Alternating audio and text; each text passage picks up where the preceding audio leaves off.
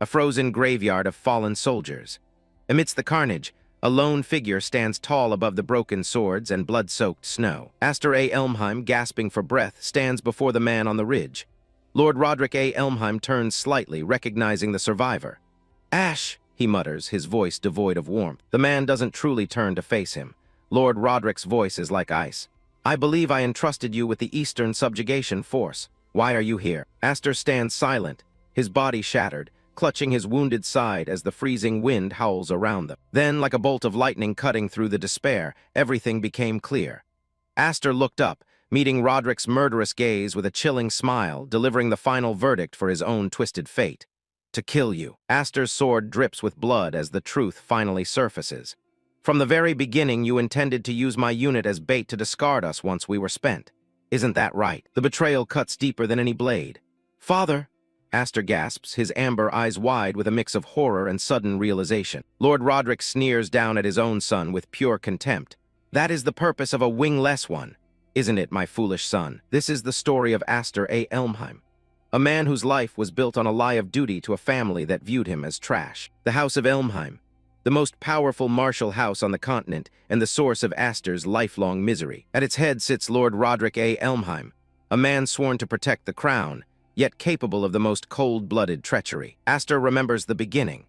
Years ago, on a whim, Roderick saved him from a deadly snowstorm, leaving him on the brink of death but choosing to let him live. To repay that life debt, Aster became the perfect soldier.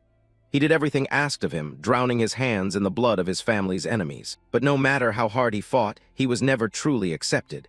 He was just a failure left to rot in the mud. His siblings and peers never let him forget his place. "Don't get cocky just because you're standing here, you wingless," they would sneer. In this world, the wing crest is everything, a physical mark on the back that proves one's magical power. The more wings, the greater the mana. But Aster was an anomaly. He was the only one in the entire ducal house born completely unable to wield magic. His birthright was stolen by a cruel fate, and his family branded him with the title, Wingless. Yet he refused to surrender. He kept taking up the sword, training until his hands bled, believing that one day, his devotion would be rewarded. Back on the battlefield, Aster realizes the reward his father truly prepared for him. He scans the trees, sensing the closing trap. The golden eyes of the wingless warrior narrow. He knows he's being watched by more than just the wind. Hidden soldiers reveal themselves from the shadows of the blizzard. Aster's heart sinks. Why? An ambush. He stares at his father, his voice trembling with a lifetime of repressed rage. "Father, I believed in you and followed you all this time, and this is your answer." Lord Roderick doesn't even flinch, his gaze as cold as the surrounding blizzard. "What expectations could a mere tool possibly have? Your role is finished. Leave." The betrayal is absolute. Discarded like trash, Aster feels his loyalty crumble, replaced by a searing, murderous rage that ignites for one final, desperate stand. Aster Elmheim lunges forward with a final, desperate roar. "Father!" he yells, pouring all his remaining strength into a strike meant for the man who betrayed him. The realization of his wasted loyalty burns hotter than the cold. Aster snarls with pure hatred, "I was the fool for believing in you." As his blade is deflected, a crushing sense of regret fills his mind.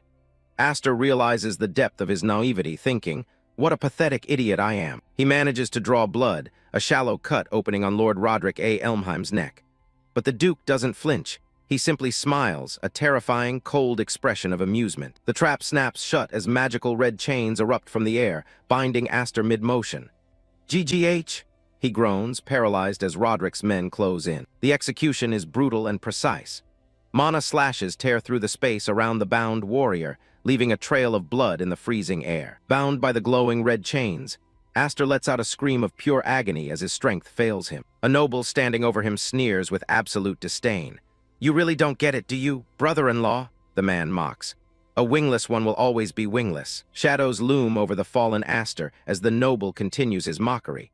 "Crawling on the ground like that suits you perfectly." Face down in the blood-stained snow, Aster's internal voice is a whisper of broken trust. "If you were just going to throw me away, then why did you ever pick me up?" Lord Roderick crouches over his discarded son, his voice like a glacier. "Don't flatter yourself. I never had any use for you." The Duke reaches down and grabs Aster by the hair, forcing him to face the cold truth of his existence. Lord Roderick's eyes glow with a sinister red light.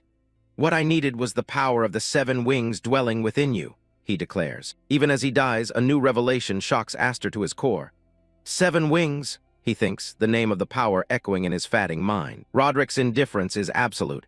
Your mother was quite useful, he says, treating her life as nothing more than a statistic. Lord Roderick turns his back on his son, walking away as Aster lies dying.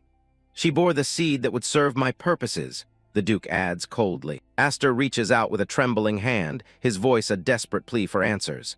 W8, what are you even talking about? The final strike is coming.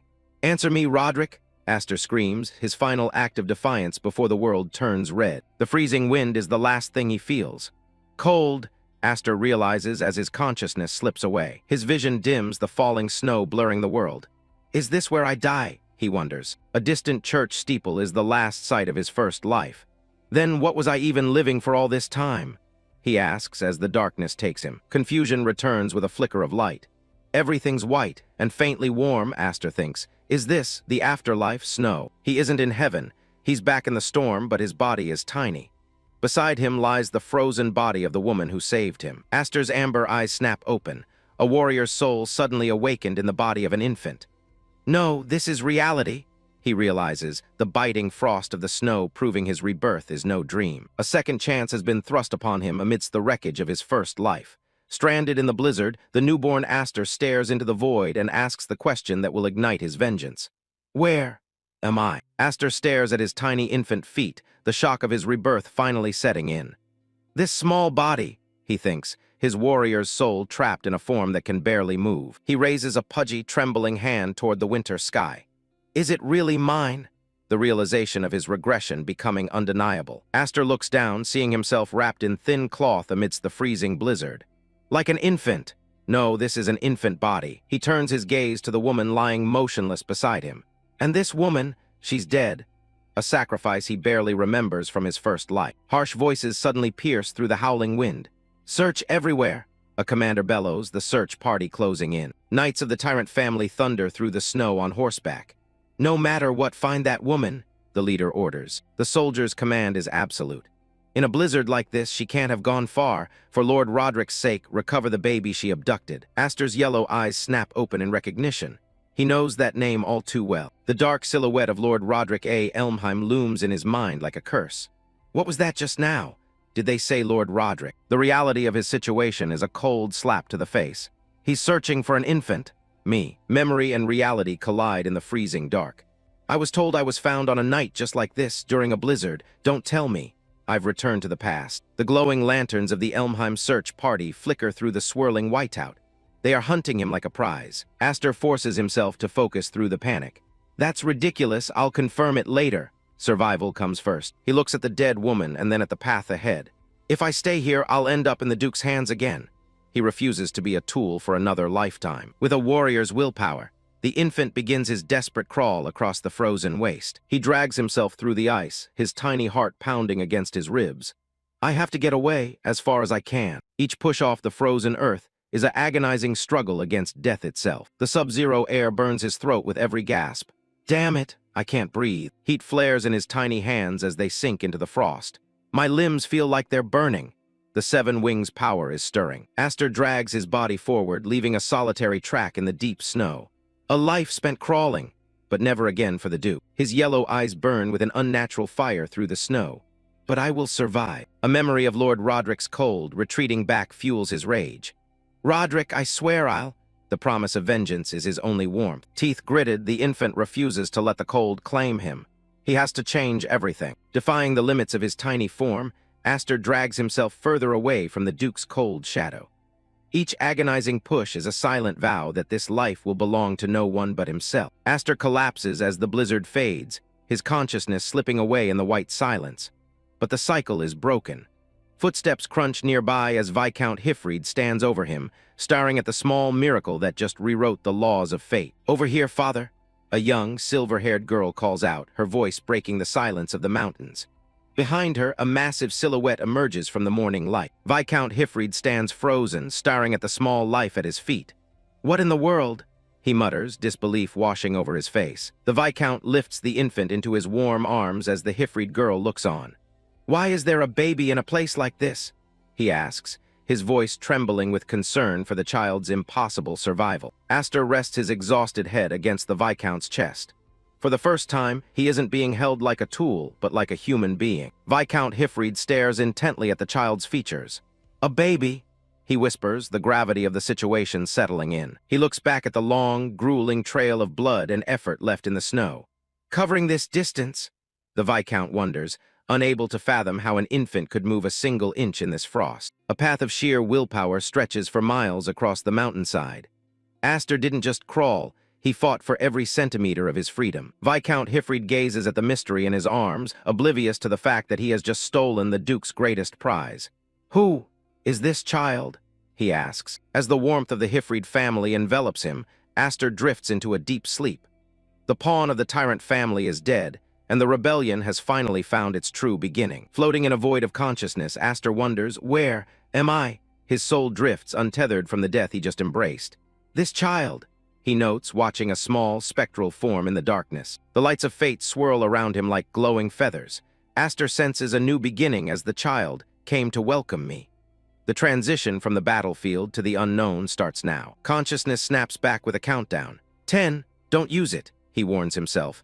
Aster groans, ugh, feeling the overwhelming weight of a body that no longer obeys a general's command. His eyes snap open to a blindingly bright reality. He is immediately swarmed. "Sister, this little one woke up," a girl shouts.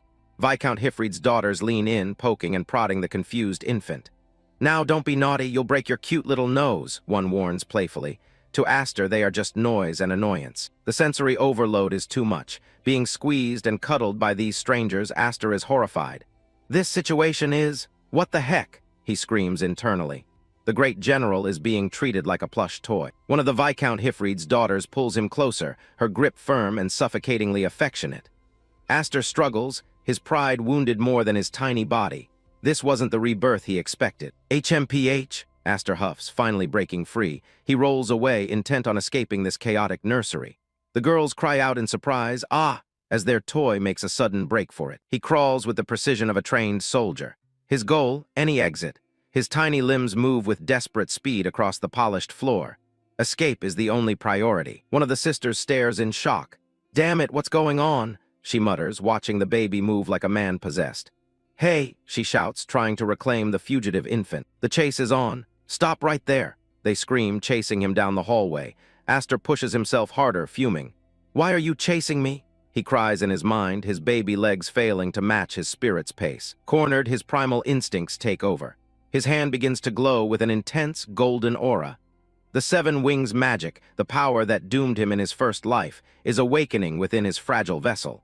Aster grits his teeth, trying to suppress the surge. His golden eye burns with power. The mark is active. The raw magic of the Elmheim bloodline is no longer a secret. It's a beacon. The eruption is violent. A pillar of golden light blasts him off the floor and into the sky. This is... magic." He realizes in terror. He is no longer crawling, he is a projectile of pure energy. He hovers for a brief, weightless moment, bathed in the glow of his own power. The world below looks small, but the reality of physics quickly returns. The mana surge is ending. Gravity claims its prize. Aster plunges toward the roof of the manor. "I can't control it, I'm falling," he screams, the wind rushing past his ears as the ground rushes to meet him. Aster shuts his eyes tight, bracing for a second death before his second life even truly began. This body can't survive a fall from this height. It's over. Impact, but no pain. Powerful arms catch him midair. "To think he'd fall from the sky this time, he's a truly mysterious child," a deep voice says. Aster opens one eye, staring up at his savior. Aster's heart stops for a different reason. He recognizes the face peering down at him. "This man is," he realizes, frozen in shock. The history books in his head are turning rapidly. The man holding him is revealed. Viscount Hifreed of the Roderick domain, a name Aster hasn't heard in years. A man who shouldn't be here. He looks at the grand estate surrounding him. No way. Could this possibly be another Elmheim house? Aster wonders. The opulence is familiar, but the atmosphere is entirely different from Roderick's cold dungeon. The portrait in the hall confirms it. Viscount Hifreed New Elmheim.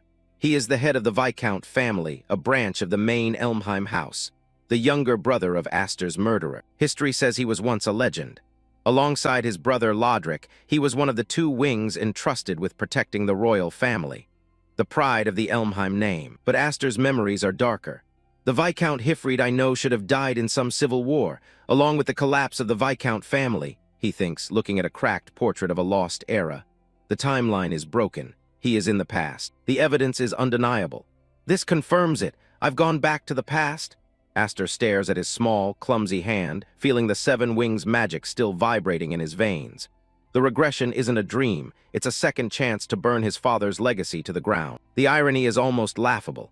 I was desperate to escape the Duke's reach, only to be caught by his own brother. I'm still in Elmheim, but the pieces on the board have changed. As Hifried carries him into the heart of the manor, Aster prepares to face the family he once thought lost to time. Viscountess Elmheim, a gentle noblewoman with a gaze full of warmth, cradles the boy. "So this child's magic went out of control and sent him flying?" she asks, her voice steady but curious. Beside her, Viscount Hifried looks on, the weight of the moment pressing down. "It seems so," he replies. "I thought he was more than just a baby." Aster remains silent, his golden eyes observing everything. The Viscountess looks down at the child with a smile that could melt the winter frost. To her, he is a miracle. To Aster, this kindness is a foreign weapon he doesn't know how to defend against. She pulls him into her chest, the scent of lavender and comfort surrounding him. "You were scared, weren't you? It's okay now," she whispers. For the first time in 2 lives, Aster feels the touch of a mother, and it's almost enough to break his resolve. Aster stares into the void of his own thoughts. He isn't just a child. He is a general who was betrayed, slaughtered, and reborn. His small fists clench as he navigates the sudden warmth of this new home. Viscount Hifreed watches them, his eyes sharp and analytical. He isn't fooled by the infant facade. He saw the light, he saw the power, and he knows what it signifies. "This child possesses tremendous power," Viscount Hifreed declares, his hand reaching out like a predator toward a prize. The air in the room grows heavy with the realization that Aster is no ordinary orphan found in the snow. He pulls back the cloth, revealing the brand of destiny.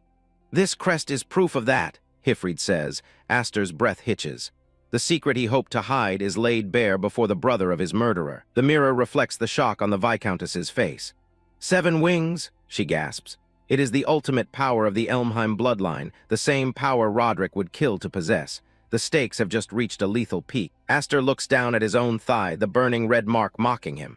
"Why is it on my body?" he wonders, his mind racing through the horrors of his previous life. He was supposed to be wingless. This is a total deviation from the history he knew. His golden eyes ignite with a terrifying brilliance. The memory of betrayal surfaces, dark and cold like the grave he was thrown into. The power is back, and this time it won't be taken. The scene shifts to a nightmare of white snow and red blood. Roderick, the Duke Elmheim, looms over Aster's dying body. "What I needed was the power of the 7 wings that you possessed," the tyrant sneers, verbatim truth. Aster was never a son, he was only a battery to be drained. Roderick walks away, leaving the child in the blizzard as if he were nothing but trash. "I see," Aster's past self whispered as his vision faded. The ultimate betrayal for a power he didn't even know he had. Back in the present, Aster's face twists with raw fury. "So he picked me up to steal these 7 wings?" He realizes. He hears the echo of his past life's torment. "What do you mean, Wingless?" He realizes he was deceived about his own nature from the very beginning. Viscountess Elmheim watches the child, her expression filled with a pity that Aster finds insufferable. She doesn't see a general, she sees a cursed boy. "So," she begins, her voice trailing off as she looks at her husband. The Viscount's face is cast in shadow, his green eyes glowing with a resolve that could change everything. "What are you going to do with this child?" The question rings through the hall. Hifreed knows that handing him over to the main family is a death sentence. Aster's mind is a tactical map. "This is bad," he thinks. If Hifreed is like his brother, he'll be sold off as a weapon or used as a puppet.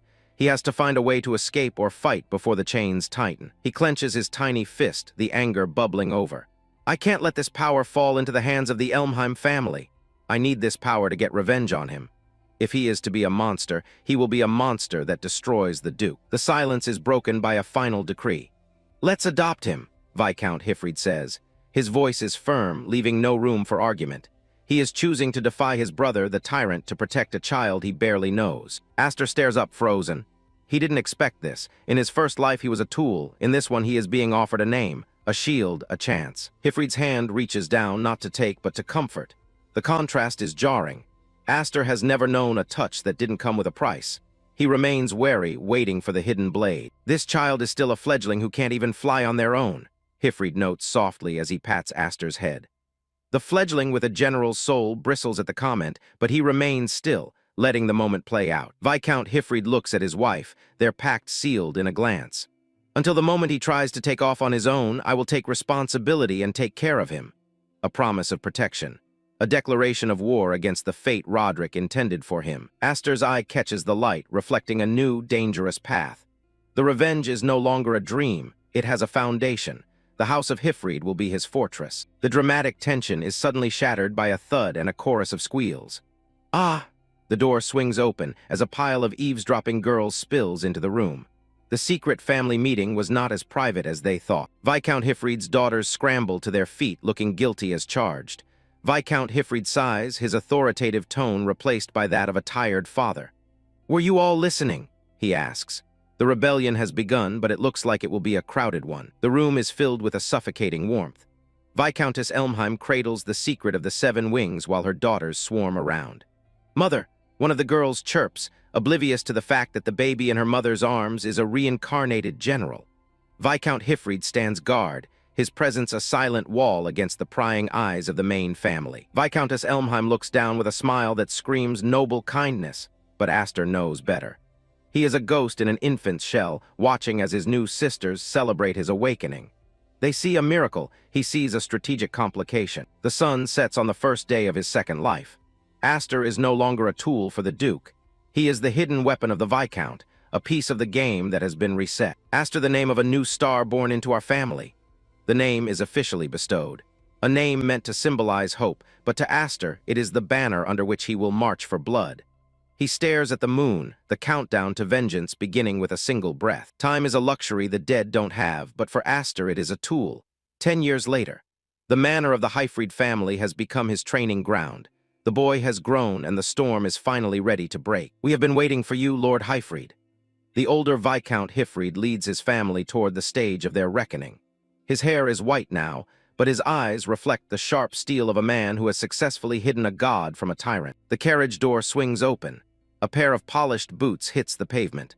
The world is about to meet the shame of the Elmheim family, and they have no idea what's coming. Aster steps into the light. The baby who once crawled through a nursery is now a young man with a gaze that cuts deeper than any blade. The rebellion is no longer a thought. It is walking on 2 legs. "Sister Ulfin, please watch your step," Aster says, his tone cold and disciplined. He offers his hand to Ulfin, the girl who once held him tight and now looks to him for strength. The transition from brother to protector is complete. "Yes, thank you, Aster," Ulfin replies, her pink hair catching the sunlight. She smiles, unaware that her brother's polite facade hides a mountain of corpses and a thirst for the Duke's head. They walk side by side, the noble outcasts. Aster's expression is a mask of stone, his golden eyes scanning the environment for threats. Every movement is calculated. Every breath is a step closer to the end. They enter the sword dance assembly, the social ritual of the martial elite, a place where names are made and broken in a single clash of steel. For Aster, it's a target-rich environment, held annually by a certain Duke family under the Elmheim umbrella, a social gathering for martial arts noble families. The arena is a monument to the tyrant family's power. It is a place of blood-soaked tradition where the weak are slaughtered for amusement. It is a place for nobles to deepen their faith and at the same time, a place for each family to show off and check the strength of. The text spells out the truth. This is a power check, a weigh-in before the slaughter. The Elmheim families are here to mark their territory. The candidates for the title of swordsman line up, their resolve visible in their stance. They are all chasing glory. Aster is chasing something far more permanent. Swordsman candidates bearing the family name are gathered in the hundreds. Aster and Ulfin walk through the sea of armored youths, the outsiders in a den of wolves. The air is thick with anticipation and malice. The whispers cut through the air like knives. The Viscount family's group has arrived. Have they come to embarrass themselves again without learning their lesson? The crowd mocks them openly. It seems they've adopted a boy from who knows where, in place of an heir who just won't be born. The betrayal of the bloodline is their favorite topic. Shadowy figures with red, glowing eyes stare from the balconies. I wonder how much more they plan to tarnish the name of the Elmheim family before they're satisfied. The hatred is visceral. They see a stain. Aster sees his first set of targets. Aster turns his head, his gaze landing on the grand gates. So, that guy is the one? He has identified his prey. The face-slapping session is about to commence. Ulfin senses the hostility and her jaw tightens. "Don't worry about it," she whispers to Aster. She is trying to protect him from the words, unaware that he has survived far worse than insults. Her hand clenches into a white-knuckled fist. Here, those who show weakness are crushed. She has spent 10 years in this environment. She knows the cost of a single flinch. Aster just stares ahead, his hand steady on his blade. Aster looks at his sister, his expression unchanged. He doesn't need her protection, but he appreciates the resolve in her eyes. The Viscount family may be outcasts, but they are not broken. Not yet. Viscount Hifreed looks at the grand arena with a grim expression. This is the current position of the Viscount family. They are the bottom of the hierarchy, the jokes of the Elmheim umbrella. He turns to Aster, testing his spirit one last time. Viscount Hifreed gestures at the opulence and the sneering crowd. "I wanted to show you this," he says. He wants Aster to feel the crushing weight of their standing, to let the family's disgrace sharpen the boy's spirit into a blade. "Are you disappointed?" Hifreed asks, searching the boy's unyielding gaze. Aster doesn't flinch. Disappointment is for those who expect mercy. He only expects a reckoning. He prepares to answer the cold reception with a winter of his own. Aster looks up at the towering manor, his golden eyes cold and unyielding. "No, father, I'm fine with it being this chilly," he says. The frigid air of the Elmheim estate is nothing compared to the ice in his soul. He has returned to the place of his death, and this time he is the one bringing the winter. Viscount Hifreed smiles, his laughter echoing against the stone walls. "That's reassuring," he replies, pride swelling in his chest. He sees the general's spirit within the boy, a blade forged in silence and ready to strike at the heart of the main family. The manor triggers a flood of dark memories. "In my previous life, I made my social debut as a disgrace to the Elmheim family," Aster recalls. He remembers the kneeling, the mocking laughter, and the feeling of being wingless trash under the boots of those who now watch him from the windows. That boy is dead. The rebel remains. This place holds bitter memories, he thinks, his silhouette framed by the looming spires of the tyrant's home. The golden aura of his hidden power begins to flare, a silent declaration of war. "But I'm different now that the 7 wings have returned." The power that Roderick stole in the past is now Aster, to use as a hammer. Aster's golden eye narrows, focusing on the target ahead. The tactical analysis is complete. The enemy is arrogant, unsuspecting, and ripe for a devastating fall. The countdown to the first face-slapping moment has reached 0. The trio, Aster, Viscount Hifreed, and Ulfin, advance like a phalanx into the den of wolves. They are the outcasts, the stain of the bloodline, but they walk with the confidence of those who already know the outcome of the battle. From the upper levels, Dolly's Elmheim and his lackeys watch with predatory hostility. They see a weak branch family begging for scraps. They have no idea that the boy in the lead is a ghost who has already conquered death once. To them, it's a social debut. To Aster, it's a recon mission. Aster keeps his face in the shadows, his presence a dark blotch against the opulence of the estate. Let them whisper. Let them laugh. The higher they climb on their pedestals of pride, the harder they will hit the ground when he pulls the rug out from under them. They reach the grand entrance. "Now then, first of all," Viscount Hifreed mutters, stepping into the lion's mouth. The air inside is toxic with the fake kindness of high society, masking the rot of the tyrant family. The game is afoot. Aster steps into the light, a dangerous smirk playing on his lips. "Let's make a glorious social debut, shall we?" he thinks. The 7 wings are ready to burn. The rebellion against the Duke doesn't start on a battlefield. It starts here in the heart of their pride. Chapter 2 ends with the stage set for a massacre of reputation. The history of the Elmheim family is written in blood and steel. This was an era where knights ruled supreme. In this world, strength wasn't just a choice. It was survival. For the Elmheims, their might was their mastery of the blade. Every swing was a testament to their dominance. Their mastery was unrivaled, a standard the rest of the world could only hope to mimic. They stood at the absolute pinnacle of swordsmanship.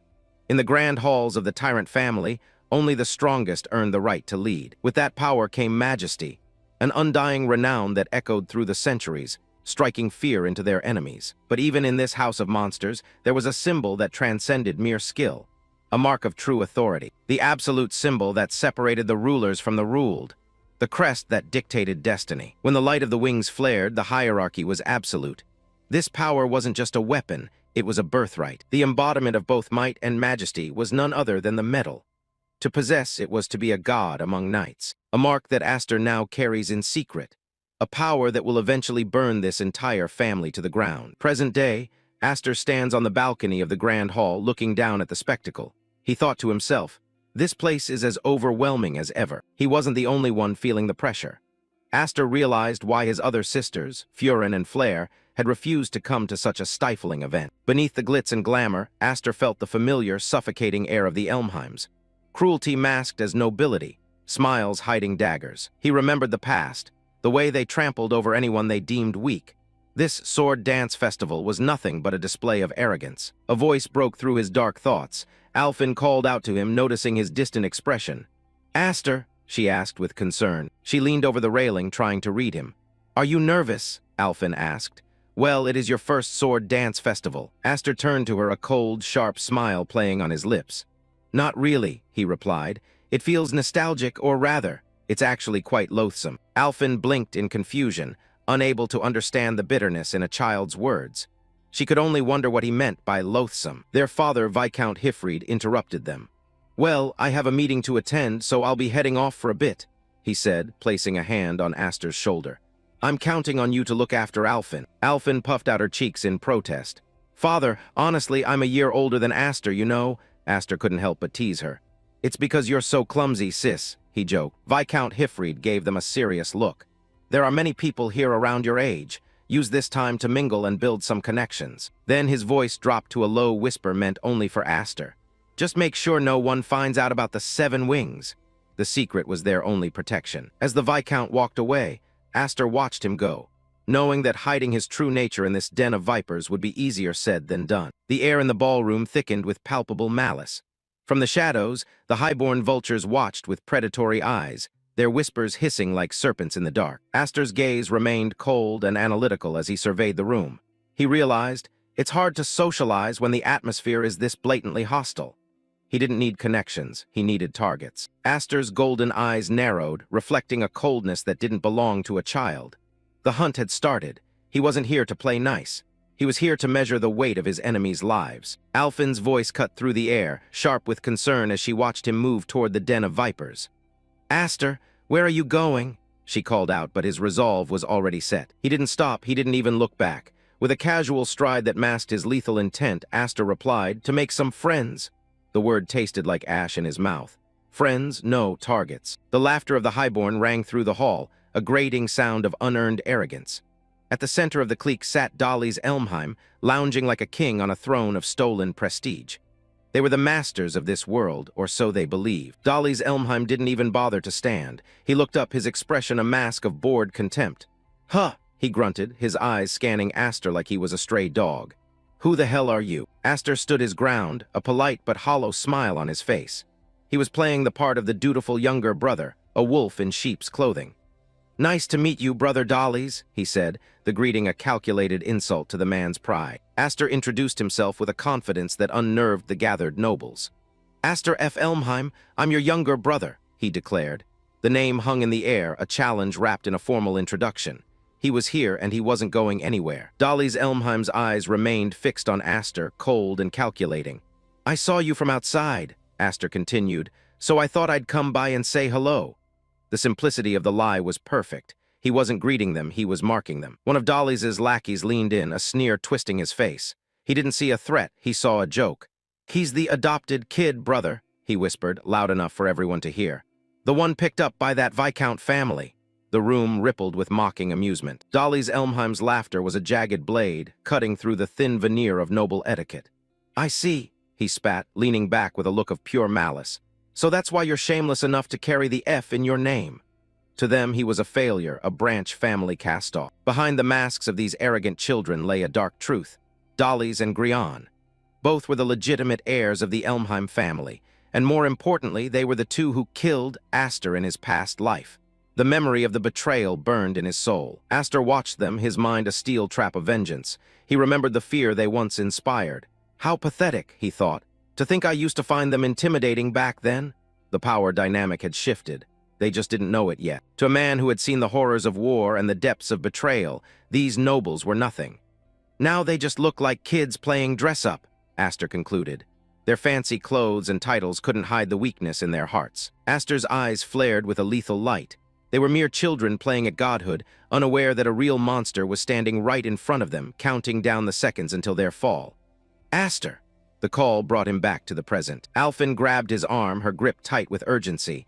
She could feel the toxicity of the group and wanted no part of it. "Come on, let's go," she urged, pulling him away from the sofa. "You've already said your hellos." She knew this interaction could only end in blood. Dolly's Elmheim wasn't about to let his prey escape so easily. "Yo, Alfin," he called out, his voice dripping with mock friendliness. "You were here too." He looked at her with the eyes of a wolf watching a lamb, enjoying the power he held over her family. Dolly's leaned forward, his grin widening as he pressed his advantage. "Don't tell me you're still hiding behind your father's back," he mocked. "Why don't you come over here and keep us company? This is an order from the main house, you know." He was using their status to crush her spirit. Alfin stopped, her back tensing as the weight of the insult hit home. She was trapped between her pride and the crushing authority of the main house. The silence in the hall was heavy, every eye on her, waiting for her to break. But Alfin didn't break. She turned back, her eyes blazing with a defiance that surprised even the nobles. "I refuse," she stated, her voice steady and loud. "There is no master-servant relationship between the main and branch families." It was a declaration of war. To prevent the tension from boiling over, Alfin grabbed Aster's arm and pulled him away to avoid those villainous faces. But he stopped her, saying, "Wait, sis." His voice acting as a calm anchor amidst the rising storm, because he wasn't done with Dolly's yet, not by a long shot. Alfin's hands began to tremble as Dolly's words rang out, his arrogance twisting into pure, unadulterated aggression as he hissed like a rattlesnake. "I'm not done talking yet." Aster's gaze turned ice-cold. He watched the physical intimidation with a detached fury. This was the true face of the Elmheims: cruelty, violence, and the utter disregard for anyone they deemed beneath them. Dolly's was digging his own grave. Dolly's leaned in close, his red eyes glowing with a sickening malice. "You know something?" he asked, his smile wider and more deranged than before. He was relishing the moment, preparing to deliver a blow that would hurt more than any physical strike. Dolly's Elmheim turned his verbal venom toward their father. "This girl's father is a knight who couldn't even protect the king," he sneered, loud enough for the entire hall to hear. He was tearing down the only hero Alfin had ever known. Dolly's voice was a whip, lashing out at Alfin's pride. "He took the fall and had his arm chopped off by his own brother," he laughed. The humiliation was absolute. Alfin's head bowed, her heart breaking under the weight of the cruel truth. Vengeance was no longer a choice, it was a necessity. Alfin's face contorted in a mix of rage and humiliation as Dolly's words cut deep. Dolly sneered, "I'm just glad I don't have the blood of a loser flowing through my veins." The cruelty was deliberate, a reminder of the Elmheim family's internal hierarchy. The insult to her father was the final straw. Alfin stepped forward, her voice trembling with fury. "Take that back," she screamed, demanding respect from a monster who didn't know the meaning of the word. Aster watched the confrontation, his silence masking a gathering storm. "I won't let you insult my father." Alfin's cry was cut short. Dolly's didn't just pour his wine, he spat it out with a look of pure, unadulterated contempt. The red liquid splashed across her, a physical manifestation of his disdain for the branch family. Dolly's leaned back, his voice dripping with venom. "Born into a family of nothing but useless women who can't even inherit a title. Your father must be so disappointed." He was tearing down her very identity, mocking her existence as a member of the Hifreed house. Dolly's smile was sadistic. He looked at Alfin as if she were dirt beneath his boots. "This isn't a ballroom, you know. Next time you should wear some rags." He was relishing her public humiliation. "So it won't matter when you get drenched." Alfin stood frozen, wine dripping from her clothes, her dignity under siege. In the background, Aster's presence grew heavier. The time for observation was over. Aster observed the scene with a cold, detached gaze. He thought to himself, "I was actually worried before I got here." He had spent 10 years preparing for this reunion, wondering how he would react to his murderers. The thought continued as he looked at the laughing heirs of the Elmheim main house. "Worried that I wouldn't feel any anger, even after seeing your faces again." The fire within him wasn't dead. It was just refined into a lethal weapon. Looking at his sister's tear-stained face, a dark satisfaction settled in Aster's mind. But what a relief! The anger was there, the hatred was real, and it was exactly what he needed to fuel his revenge. Aster broke the silence, his voice a sharp blade cutting through the noble's laughter. "Hey, Dolly's," he called out. In his hand, a wine bottle glinted under the chandelier light, a silent threat that Dolly's was too arrogant to recognize. Dolly's looked up, surprised by the sudden intervention. He was used to being the one in control, never expecting a branch family kid to dare challenge him. Aster stood before him, the bottle held with a chilling casualness. Aster didn't hold back. "It's good to see you're both still pieces of sh*T. The fake, noble mask was discarded. The direct insult hung in the air, a declaration of war against the legitimate heirs of the tyrant family. The bottle shattered, or rather, the contents were violently emptied over Dolly's head. "WH?" Dolly sputtered, his carefully groomed appearance ruined in an instant. The hunter had become the prey, humiliated in front of his own lackeys. Aster stood over the drenched air, his expression one of bored contempt. One of the other nobles cried out in disbelief, "Brother!" Dolly's was speechless, his unearned pride shattered by a single, bold act of rebellion. Aster casually wiped a drop of the liquid from his lip. "Oh, it's just grape juice," he mused, his voice devoid of any warmth. He was mocking Dolly's own behavior from moments before, turning the humiliation back on its source. Aster flashed a dark, predatory grin at the air he once found intimidating. "Fits a bratty noble like you perfectly, don't you think?" The strategic shift was complete. Aster was no longer hiding. He was striking at the heart of their arrogance. The scene shifted back in time. 3 years ago, a massive eruption of golden energy tore through the training grounds. A desperate voice shouted, "Hold it back, Aster!" The raw power of a tyrant was manifesting in a young boy's body. The explosion had consequences. Aster's sisters were caught in the aftermath, terrified and crying. One of them screamed in pain and fear, "Are you trying to kill my sisters?" The weight of his power was a curse he couldn't yet control. Aster's younger self stood frozen, witnessing the destruction he had caused. A voice urged him, "Get a grip." He was a child with the power to destroy everything he loved, a burden that would define his new life. The golden wings of the crest flared behind him, a symbol of ultimate power and ultimate danger. Aster realized the truth of his condition. "This is the 7 wings. I never imagined it held such an incredibly dangerous power." It was a legacy of blood and fire. Viscount Hifreed stood amidst the wreckage, his expression grim as he looked at the boy. He questioned the nature of the power they were harboring. "Can it truly be controlled? By me?" The stakes were higher than he ever imagined. Young Aster's eyes glowed with an ancient, terrifying intensity. "And by you as well," the thought echoed. The 7 wings weren't just a gift. They were a countdown to a destiny that would reshape the Elmheim family. Back in the present, the calm of the noble conference was shattered. A guard burst through the doors, breathless and panicked. "Master, this is terrible," he shouted, his arrival signaling a disaster that could no longer be ignored. Lord Roderick Elmheim sat majestically at the meeting table, his authority absolute, when a viscount suddenly spoke up. "What is it? We are in the middle of a conference," he barked, his sharp gaze pinning the messenger to the spot as the guard, barely able to speak, stammered, that is." The guard finally spat out the impossible truth. "The main family and the branch family of Elmheim. Both of their sons are in a duel." The room went cold. The rebellion had officially moved from the shadows to center stage, leaving the lords in a state of pure shock. The news hit like a physical blow. "What?"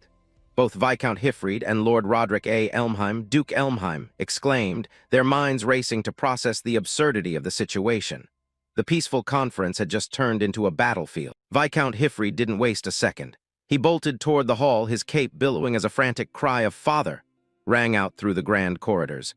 He knew Aster's secret, and he knew what was at stake. He nearly collided with Alfin, who was running toward him with a face full of terror. "Alfin, what on earth happened?" he demanded, his voice tight with a father's desperation. The calm he had urged on Aster was already shattered. Behind them, the bearded Viscount appeared, seemingly thrilled by the spectacle, while other nobles watched with predatory curiosity as whispered questions of "Look, is that?" filled the air. The view from the balcony revealed the arena below. A brotherly quarrel in the prestigious House Elmheim. "This isn't something you get to see often," the observers noted, relishing the unexpected entertainment. The opulence of the hall now served as a backdrop for violence. Viscount Hifried and Alfin watched from the railing with bated breath. They knew that the world was about to see what Aster had been hiding for 10 years. Depending on the outcome, the tension was thick enough to choke on. The surrounding nobles were on edge.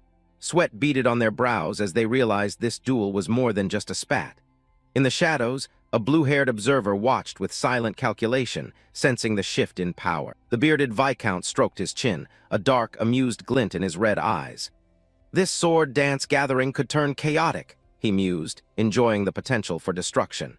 To him, the lives of his children were mere variables in a grander game. Down in the arena, Dolly's Elmheim raised his blade, the four-wing crest on his hand glowing with a menacing red light. "Picking a fight with our ducal house? What a fool," he sneered. "In the end, you are just a mongrel born in the wild. Do you not even understand the difference in power?" The crowd was in awe as red aura flared from Dolly's hand. "That's a four-wing crest," someone shouted. As expected, a ducal heir is on a different level. They only saw the symbol, unaware of the monster standing before it. Dolly's leaned in, his eyes wide with a manic arrogance. "Come on, show us yours, your wing crest." He was desperate to prove his superiority, to crush the branch family cur under the weight of his birthright. "Or are you too embarrassed to show it in public after seeing mine?" Dolly's mocked. Aster stood calmly, his back to the audience. He thought to himself, yeah, flaunting a mere pattern with pride like that. Aster's golden eyes held nothing but cold contempt. "It's a shameful thing I don't think I could ever do," he concluded. To a man who possessed the 7 wings, Dolly's display was like a child bragging about a toy. Dolly's expression shifted from arrogance to a twitching rage. Indifference was the one thing he couldn't handle. The silence from Aster was louder than any insult. Aster set the stakes with a lethal calm. "More importantly, if I win, you apologize to my sister. Sounds good, right?"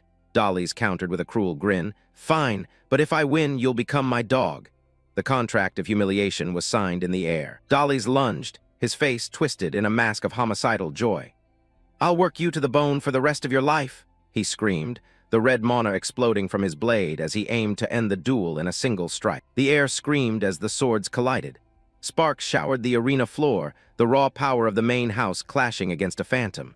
Dolly's manic grin met Aster's unshakable focus. Dolly's recent strike pushed him back, sending the dust behind him swirling into the air, yet he wasn't just fighting. He was dancing through a storm of steel. Through that last defense, he could feel that the power of Dolly's attack was truly extraordinary, its sheer force making his arms tremble. Dolly's surged forward, red mana swirling into a vortex. "This is the power of the 4-wing crest," he roared, believing his lineage alone would carry the day. He mistook the lack of a visible crest for a lack of power. The exchange was a blur of steel and light. Dolly's swung with the strength of his crest, but Aster parried every blow, the sound of clashing metal echoing through the hall like a funeral bell. High above, Alphen gripped the railing, her face pale. "Aster!" she screamed, her voice lost in the roar of the combat. She saw the danger, but she didn't yet see the predator. The bearded Viscount watched with a critic's eye. "Dolly's boy's swordsmanship is still immature," he observed, his voice devoid of paternal warmth. He was more interested in the technique than the life of his son. The bearded Viscount watched with a critic's eye. "No matter how clumsy one's blade may be, the overwhelming magical power compensates for it," he mused. "That is the advantage of those who bear a wing crest." He knew this raw, unearned force was the very foundation of their absolute tyranny. The scale of power was being laid bare, a hierarchy etched in fire. If the magic housed in one wing is like the flame of a candle, then the magic concealed within 4 wings is truly. Dolly's was finally ready to ignite the inferno, unaware of the sun Aster held in reserve. The arena floor shattered as red mana erupted in a violent burst.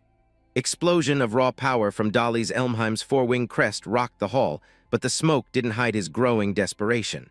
To the crowd, it looked like a killing blow. To Aster, it was child's play. Dolly's sneered through the haze, his face twisted in a manic grin of unearned arrogance. "Where did all that bravado from earlier go?" he mocked, believing his heritage alone was finally crushing the branch family cur. He didn't realize he was shouting at a ghost of a general. The blades screeched against each other, a high-pitched wail of clashing steel.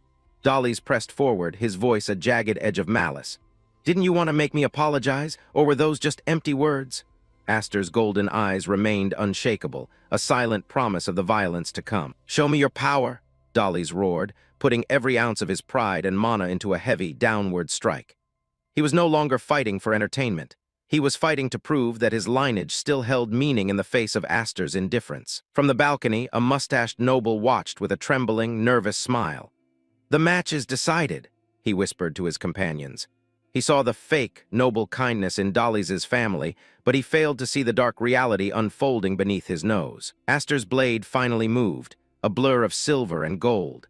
A thin line of light cut through the red mana, parrying Dolly's heavy strike with a precision that defied the laws of physics. The counterattack was starting before Dolly's even realized his blow had failed. The impact was a clash of titans that shook the very foundations of the hall. Golden mana met red in a blinding explosion of force. To the horror of the spectators, it wasn't the ducal heir who was winning the test of strength. Aster was pushing forward, his resolve like iron. Dolly's arrogance was instantly replaced by a pure, shivering terror. "What?"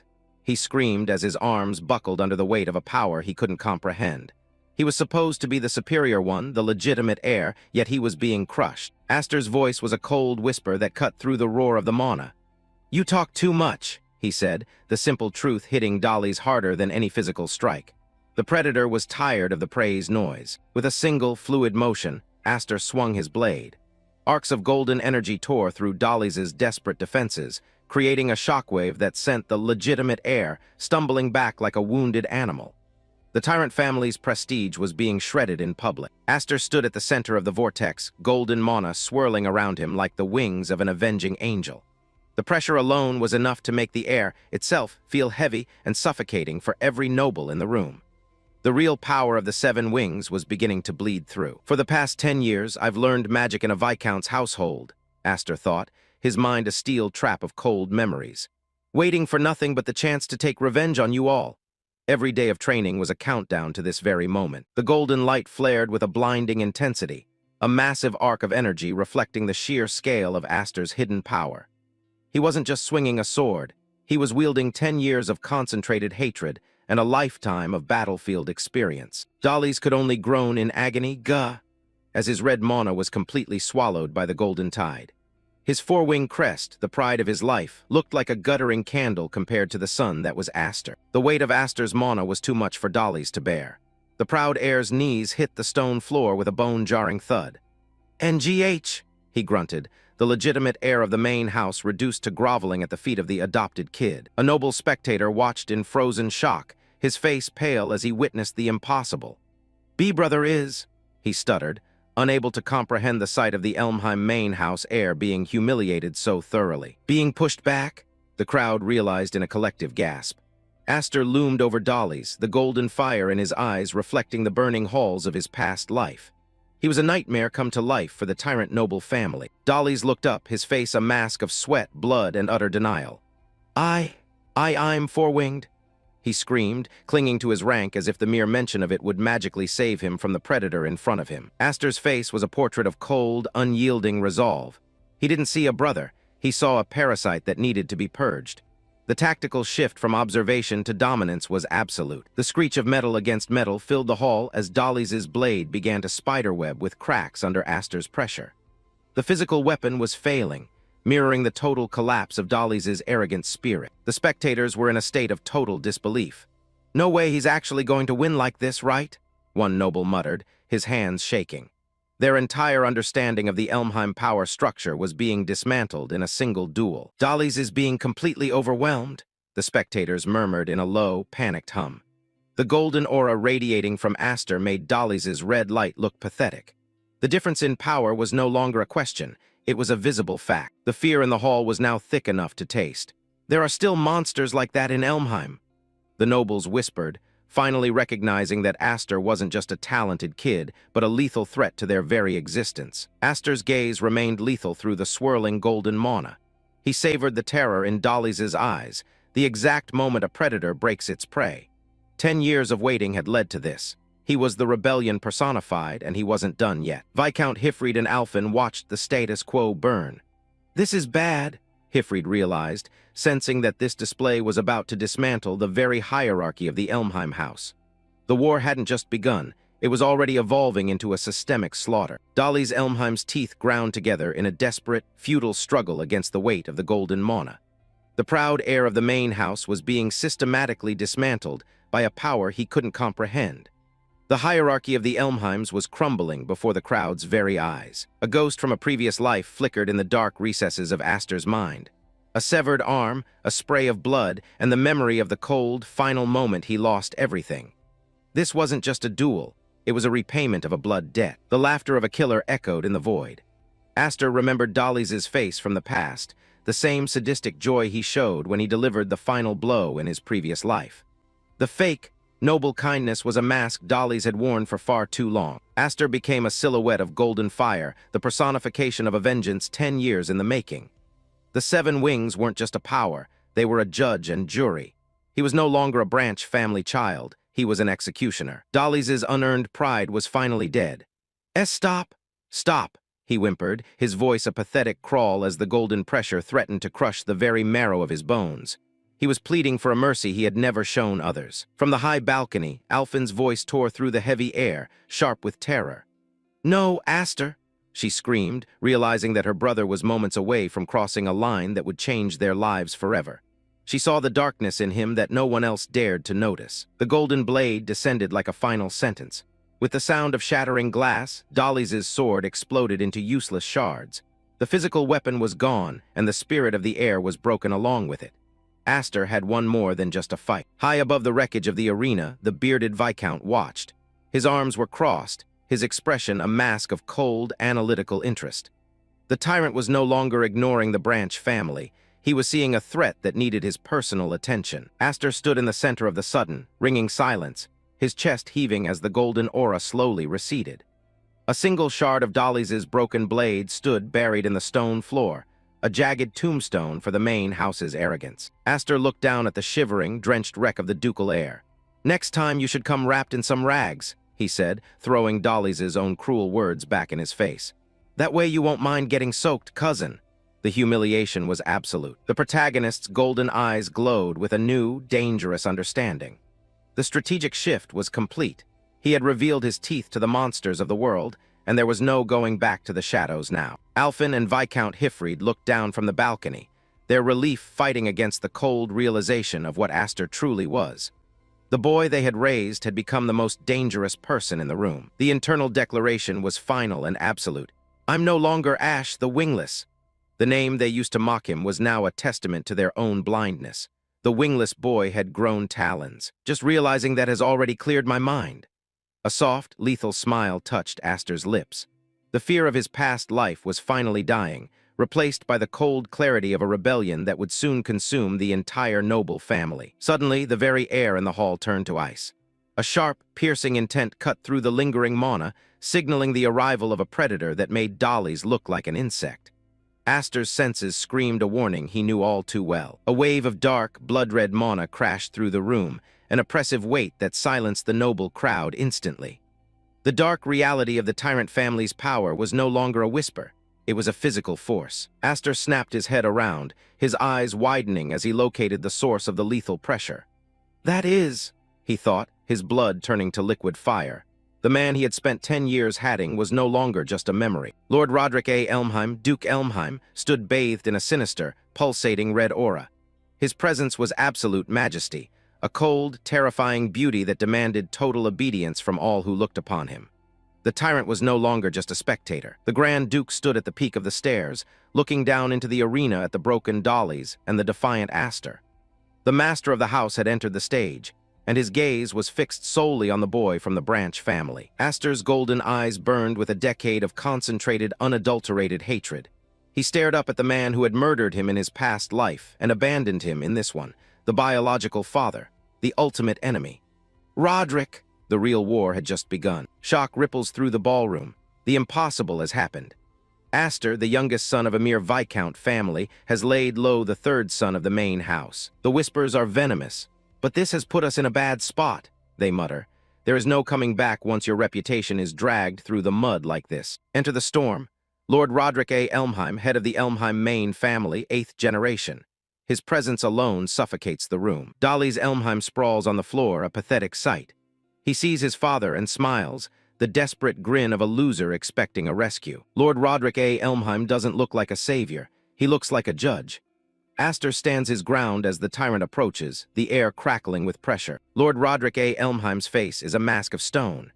No fatherly warmth, only the cold evaluation of a man who despises weakness. Lord Roderick Elmheim, the man who rules with an iron fist and treats his own blood like tools. Dolly's Elmheim crawls forward, his arrogance replaced by a frantic need for mercy. He doesn't realize the beast he's approaching. "Father," Dolly's Elmheim cries out, clutching Lord Roderick Elmheim's leg. He's begging for a protection he hasn't earned. Pointing a trembling finger, Dolly's Elmheim spews his final insults. "He's the one. This is the bastard who dared to defy the main family despite being a filthy half-breed." Lord Roderick Elmheim's eyes flare with a murderous red. "Please, use your power to show this guy his place." Dolly's Elmheim's plea is met with a chilling silence. Crack, silence is broken by the sound of bone shattering. Lord Roderick Elmheim's foot descends without mercy on his own son's hand. Dolly's Elmheim's scream is cut short by sheer agony. His hand is crushed beneath his father's heel. The cruelty is absolute. The onlookers freeze in terror. This is the true nature of the tyrant family. Even their own blood is sacrificed if they show weakness. Lord Roderick A. Elmheim's thoughts are cold as ice. Why is a loser grinning? Dolly's Elmheim hasn't just lost, he's dragged the family name through the dirt. To those who cannot even avenge themselves, Lord Roderick A. Elmheim stands over his broken son. In this house, weakness is the only unforgivable sin. Roderick, stop, don't do it! The bearded Viscount yells, but the Duke's rage is already in motion. The ballroom holds its breath. You have no right to hold a sword. Lord Roderick A. Elmheim raises his hand. He is prepared to cast his own blood aside without a second thought. The tension in the hall reaches a breaking point. A tyrant's judgment is final, and the execution is imminent. Dolly's Elmheim's world is ending in terror. Lord Roderick A. Elmheim's eyes are devoid of anything but cold contempt. What the hell do you think you're doing? Roderick's voice rang out with absolute authority as Aster cut across the Duke's blade. Standing directly in front of the edge, steadfast, and without a flicker of fear, Aster replied without flinching. Cousin Dolly's Elmheim still hasn't apologized to Sister Ulfin. Could you wait until after he does that to punish him? Uncle.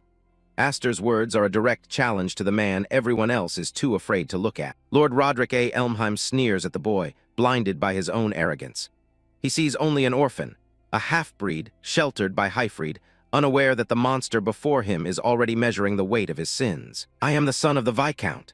Aster's declaration rings clear, his gaze cold and unyielding. He carries the true pride of a knight and the honor of his house, a challenge that leaves the Duke no choice but to respond with his own brand of cold authority. Lord Roderick A. Elmheim watches with a cold stare as the nobles on the balcony look on in silence. The atmosphere in the hall is suffocatingly heavy. Lord Roderick A. Elmheim draws his blade, his voice dripping with venom. Then, as a member of the Viscount's house, you have needlessly tarnished the reputation of the main family. He speaks of the pride of the king's sword and his position as the pinnacle of 12,000 knights under his banner. High above, the high-ranking nobles of the tyrant family watch the scene unfold. A muscular man with a dark beard observes the confrontation with a neutral, yet intense expression. Beside him, a stout noble in formal attire leans against the railing. He remarks, "Surely you understand that this is not a matter that can be settled as a mere childhood squabble." The weight of the situation is clear to everyone in the hall. On the other side, a slim noble with long, light blue hair watches with an amused smirk. The internal politics of the Elmheim family seem to be nothing more than entertainment for him. Viscount Hifried began reaching for his sword hilt as the man recounted a grim past, sneering, "Your father paid with an arm for his defiance," proving that the main house's cruelty knew no bounds. Aster remains unmoved, his orange eyes glowing with a quiet intensity. As the Duke's blade hovers near, Roderick demands, "What exactly are you prepared to sacrifice?" Aster speaks, his voice steady despite the overwhelming pressure of the Duke's presence. "With all due respect, Uncle," he begins, refusing to back down from the tyrant. Aster stands tall as Dolly's Elmheim remains broken on the floor behind him. "This wasn't some sibling spat, but a legitimate duel. I simply answered insults against the house of the Viscount with my blade," Aster declares. Lord Roderick A. Elmheim's eyes flare with a murderous red glow. The boy's defiance is a direct insult to his absolute authority as head of the family. Aster throws the Duke's own philosophy back in his face. "Those who cannot avenge themselves have no right to hold a sword. Those were your words, were they not, Uncle?" Aster's eyes burn with the 7 wings power as he adds, "I have no intention of throwing away so much as a single finger." Ulfin watches the standoff from the balcony, her face pale with worry. Beside her, the bearded noble remains silent, feeling the tension below reach a breaking point. The slim, blue-haired noble laughs openly at the absurdity of the situation. "He's only 10. You've got to be joking," he scoffs, unable to believe a mere child is challenging the Duke. Lord Roderick A. Elmheim falls silent, his red eyes narrowing. The air around him becomes heavy with a suffocating killing intent. "I see," Lord Roderick A. Elmheim mutters, his hand tightening on the hilt of his sword. He prepares to strike down the boy who dares to lecture him on his own words. Lord Roderick A. Elmheim takes a step forward, his pressure crushing the ground. "In that case, take your stance," he commands with cold finality. Aster gasps as the Duke's pressure explodes. He barely has time to react as the killing blow is unleashed upon him. The Duke's blade moves in a blur of motion. Aster's eyes wide as death approaches him in the blink of an eye. A violent explosion of mana and steel rocks the hall. The impact shatters the floor and sends debris flying everywhere, blinding the spectators. Ulfin screams, covering her mouth as she watches the dust cloud. Tears well up in her eyes, fearing the worst has happened to her brother. Through the chaos, a familiar voice roars in pure fury. Viscount Hifreed has jumped into the fray, his eyes burning with intense blue energy. "Roderick!" he bellows. Viscount Hifreed descends like a lightning bolt, his sword drawn to intercept the Duke's strike and protect his adoptive son. The brothers-in-arms clash in a blinding spark of metal. Viscount Hifreed's blade meets Lord Roderick A. Elmheim's head-on, stopping the killing blow inches from Aster. Viscount Hifreed stands as an unbreakable wall between his son and the tyrant, his cape fluttering in the lingering shockwave of their collision. In this single act of defiance, the bond of loyalty to the main family is severed forever. Turning his back on the Duke's lethal aura, Viscount Hifreed rushes to Aster's side. "Are you all right, Aster?" His desperate cry pierces through the settling debris, just as the violent roar of the clash begins to fade into a haunting silence. The dust settles. The clash of titans leaves only cracked stone and a haunting silence in the great hall. Lord Roderick A. Elmheim's eyes widen. He didn't expect the loyal Hifreed to actually draw steel against his own Duke. Aster stands his ground, bloodied but unbowed. The air around him still crackles with a raw, unstable power. His eye burns with the cold fury of the seven wings. He doesn't need words. His gaze is a promise of future retribution. The Duke's surprise is fleeting, replaced by his usual cold, calculating mask. He has seen enough of this branch family's insolence. Without another word, Lord Roderick A. Elmheim turns his back. The duel is over, but the lines of a much greater war have been drawn. The tyrant walks away from the rubble of his pride. Behind him, Dolly's Elmheim remains a pathetic heap on the floor, a reminder of the main family's failure. Every step Lord Roderick A. Elmheim takes echoes through the silent hall. Viscount Hifreed watches him go, his hand still tight on his sword hilt. The weight of the encounter finally hits. Viscount Hifreed catches his son, his heart heavy with the price Aster had to pay for this victory. "Aster!" he cries out in concern. Aster looks up through the blood and grime, a chillingly calm smile on his face. "I protected her, father, the promise, and everything else." Viscount Hifreed's expression softens, the pride of a father eclipsing the duty of a noble. "Yes, you were magnificent." The predator retreats. Lord Roderick A. Elmheim exits the stage, leaving high society to whisper about the boy who dared to defy a tyrant. The vultures on the balcony begin to chirp. "You certainly resorted to a rather childish move, Roderick," the mustachioed noble mocks, sensing a shift in power. "But if I had let that boy have his way, the main family's reputation would be in tatters." The bearded Viscount mocked Roderick's actions, adding, "Well, I suppose it was a fair compromise, wasn't it?" The narrative legend begins here. Faced with the great Duke Roderick himself, Aster made a bold stand and survived. A rising star born from blood and defiance. The gossips are already at work. For that boy, it was the most spectacular debut into high society imaginable. Although I was kept on the edge of my seat, fearing that the House of Elmheim might split right in two. Lord Roderick A. Elmheim's final warning hangs in the air like a curse. An era of upheaval will soon be upon us. A storm so great, it may very well divide the world into two or three. The moment of tension breaks as Ulfin rushes to them, her worry mirroring the chaos they just narrowly survived. The family is safe for now. 10 years passed in the blink of an eye since the day he was rescued from the snowfield. The sky was clear, but the legacy of that day remained etched into the very training grounds where Aster honed his skills. The trainees watch with bated breath. They've heard the legends of the boy who faced a duke, but seeing the reality is a different story. "Ah," a knight grunts as he's sent sprawling. Aster's movement is a blur, his technique a perfected instrument of war. "Impressive." The veteran trainee can only smile in disbelief. The boy's potential has truly blossomed into something terrifying. Young Master Aster. Now 10 years older, the child who faced a duke has grown into a warrior of lethal, focused grace. His orange eyes still burn with the same intensity. Quite the skill, and he's only 10? That's terrifying. The knights can't stop talking. Ever since returning from the sword dance assembly, he's thrown himself even more into training. Must have been quite the inspiration. The legend only grows with every swing of his blade. Plus, he apparently crushed Lord Roderick's third son. The debts of the past are being prepared for payment in full. Aster A. Elmheim trains under the blistering sun. The branch family knights watch, feeling a sense of justice long overdue. One remarks, "The main family's been making us choke down bitter pills for so long. What a refreshing story." Aster A. Elmheim swings his wooden blade with lethal intent. He remembers the assembly where he first defied the tyrant. He muses, "At the sword dance assembly, I showed off my strength and presence well enough." Every strike is a message to those who once looked down on them. Aster A. Elmheim thinks, This should quiet the voices mocking the Viscount house as the Elmheim family's disgrace. But for Aster A. Elmheim, quiet isn't enough. He wants power. But my real target is still Elmheim itself. If I could push it, test how far my power can go, he tells himself. His yellow eyes burn with a hunger for more than just training. Aster A. Elmheim realizes, I wanted to test more right there. Memories of that day still haunt him. The pressure, the danger. It was a glimpse of the peak he must climb to achieve his vengeance. Aster A. Elmheim knows the distance he must cover. At my current level, I can't beat Roderick, he admits to himself with frustrating clarity. He pushes his body to the limit. In this world, rank is everything, and he knows it. Aster A. Elmheim thinks, after all, the wing crest is just an indicator of one's rank in latent magic power. But his crest is special, and that is his burden. Yet I still can't draw out the power of 7 wings, Aster A. Elmheim notes. Potential is useless without control. Aster A. Elmheim reflects, born with it or not, if you can't wield your magic, it's wasted potential. If only I could test 7 wings to its limits without worrying about it rampaging. The tip of his training sword touches the sky.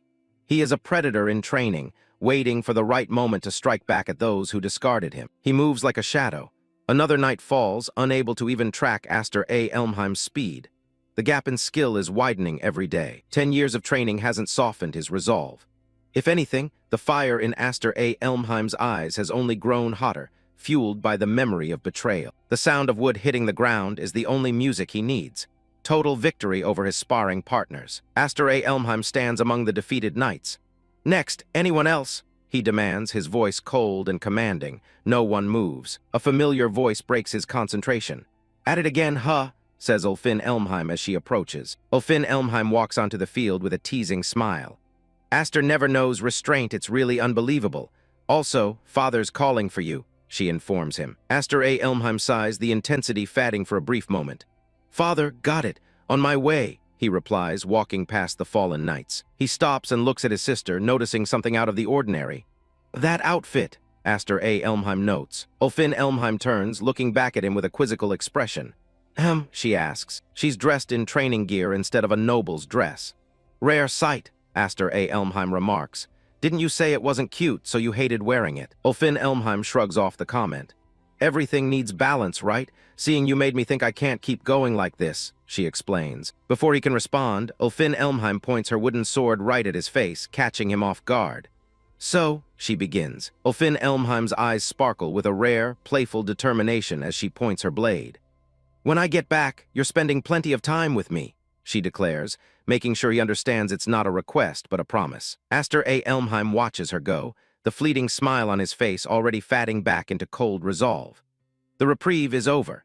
His sister's laughter still lingers in the air, but the weight of his father's summons already pulls him toward the heavy doors of the office. The training session ended with a hollow laugh as Aster teased his sister's seriousness while the knights lay defeated on the field, joking, "Go easy on me." Though both knew that in the tyrant family, there was no such thing as mercy. A sharp knock echoes through the hallway.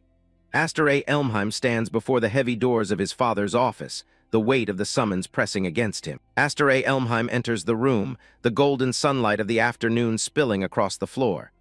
"Excuse me," he says, finding Viscount Hifried already waiting for him. Aster A. Elmheim approaches the desk with a quiet discipline. "Dad, what do you need?" he asks. Viscount Hifried doesn't look up immediately. "Sit down," he commands, his voice firm but weary. Aster A. Elmheim takes his seat. He has learned to read the silence of this house, a silence that often precedes a storm or a heavy burden. Viscount Hifried breaks the quiet, his eyes fixed on some distant memory. "It's been about 10 years since we welcomed you into the family," he reflects. 10 years of survival, 10 years of hidden strength. "I thought I'd wait until you were a bit more grown," Viscount Hifried continues. He reaches for a small, ornate box on the table, his movements deliberate. The box opens to reveal a ring set with a brilliant blood-red ruby. Aster A. Elmheim stares at it, his pulse quickening. "This is," he whispers. "Proof of the next head," Viscount Hifried declares. He looks directly at his adoptive son. Aster A. Elmheim can only breathe out a shocked "I," as the magnitude of the offer sinks in. Viscount Hifried doesn't blink. "Aster, I want you to succeed the Viscount house." The words hang in the air, a final decree that leaves no room for hesitation. Aster A. Elmheim remains silent, his golden eyes wide. "You know as well, the Viscount house is in a precarious position," Viscount Hifried explains. They sit across from each other, two men bonded by a name that the rest of the family views with contempt. The sun sets over the territory of the Viscount house. But like it or not, we're a branch bearing the Elmheim name, lords entrusted with our own territory. Much to protect, Viscount Hifried reminds him. Responsibility is the chain that binds them both. The shadows of those who came before them loom large in the office. Viscount Hifried stares at the silhouettes of the ancestors. "We can't leave the next head's seat empty forever," he says. The time for a placeholder is over. Aster Elmheim's mind immediately turns to the complicated web of their family. "Are the sisters okay with this?" he asks. He knows all too well the envy and hatred that blood can brew. Viscount Hifried closes his eyes for a moment. "Knight Academy. When I go there, I'll meet with the sisters, so I'll tell everyone properly then," he answers. He is a man who deals with his problems head-on. The faces of his other sisters, Marfa and Kudo, flash in Aster Elmheim's mind. Sisters Marfa and Kudo too, he thinks. The reception will be anything but warm. Aster Elmheim's mouth twists into a bitter line. They'd hardly be thrilled, especially Sister Kudo. She'll be furious for sure, he realizes. The fake, noble kindness of their world is about to shatter. Viscount Hifried lets out a heavy sigh, his face etched with the pain of a broken family. "She hates me just for being born a boy, lucky enough to have 7 wings, Aster Elmheim thinks, feeling the sting of an unearned resentment. Aster Elmheim's hands clench at his sides. I can't accept this, he thinks, the memory of his own lack of control burning fresh in his mind. He is not ready to lead, not yet. He turns his back on the proof of succession. I can't even control my own magic, nearly killed my own sister. I'm too immature, Aster Elmheim admits to himself. The power of 7 wings is a curse to one who cannot master it. The room is silent. As the narrative states, nothing can convince an angry sister. But Viscount Hifried has a different plan in mind. He has seen the warrior within the boy. A small, knowing smile tugs at Viscount Hifried's lips. He sees more than Aster Elmheim is willing to admit. You've always made me doubt whether you're really a kid, the Viscount notes. He knows he's talking to a soul that has seen war. Viscount Hifried leans back in his ornate chair, the ring forgotten for a moment. I thought this ring was a reward for the sword dance assembly, he says. But he knows Aster Elmheim seeks a different kind of strength. Viscount Hifried sets aside the ring of succession and pulls a long, weathered wooden case onto the desk. I thought the ring was a fitting reward for the sword dance assembly, he says, his gaze sharpening with hidden significance. But I suspect you've been looking for something far more substantial. The case sits between them, vibrating with a heavy, dormant energy that Aster Elmheim can feel in his very marrow. Viscount Hifried places his hand on the lid, ready to unveil a secret more vital than any title. It seems you'd prefer this instead, he says, as he prepares to show Aster the key to taming his rampaging 7 wings. Revenge mode active. The rebellion begins. Aster Elmheim's eyes widen as the lid of the wooden case is finally lifted. That's, he gasps, feeling an immediate, ancient pressure radiating from within. This is not just a weapon, it is a legacy of blood and iron. Lying before him is the legendary magic sword, Graham. Viscount Hifreed reveals its true nature. The magic-devouring blade, specifically designed to control the chaotic, overwhelming strength of the 7 wings' power. This is the key to Aster Elmheim's survival and the ultimate tool for his vengeance. Deep within the secluded woods, Viscount Hifreed leads Aster Elmheim to a clearing. The location is perfect. Hifreed stops and declares, good, this place should do. Confusion flickers in Aster Elmheim's eyes. Why here? Father, if you're just showing me a sword, wouldn't the training hall have been fine? Viscount Hifreed's answer is grim. No, this is just a precaution. Viscount Hifreed recalls the destruction Aster Elmheim left in his wake during training. Walls shattered, floors cracked. You tend to break things quite often after all, he notes, knowing the training hall wouldn't survive what comes next. Viscount Hifreed presents the heirloom, its hilt gleaming with a dark, ancient power. This magic sword, Graham, is a famous blade passed down only to the eldest son of the Elmheim family. I had it brought from the main house for your sake. A sharp click echoes through the forest as Viscount Hifreed begins to unsheathe the weapon. The air grows heavy with anticipation.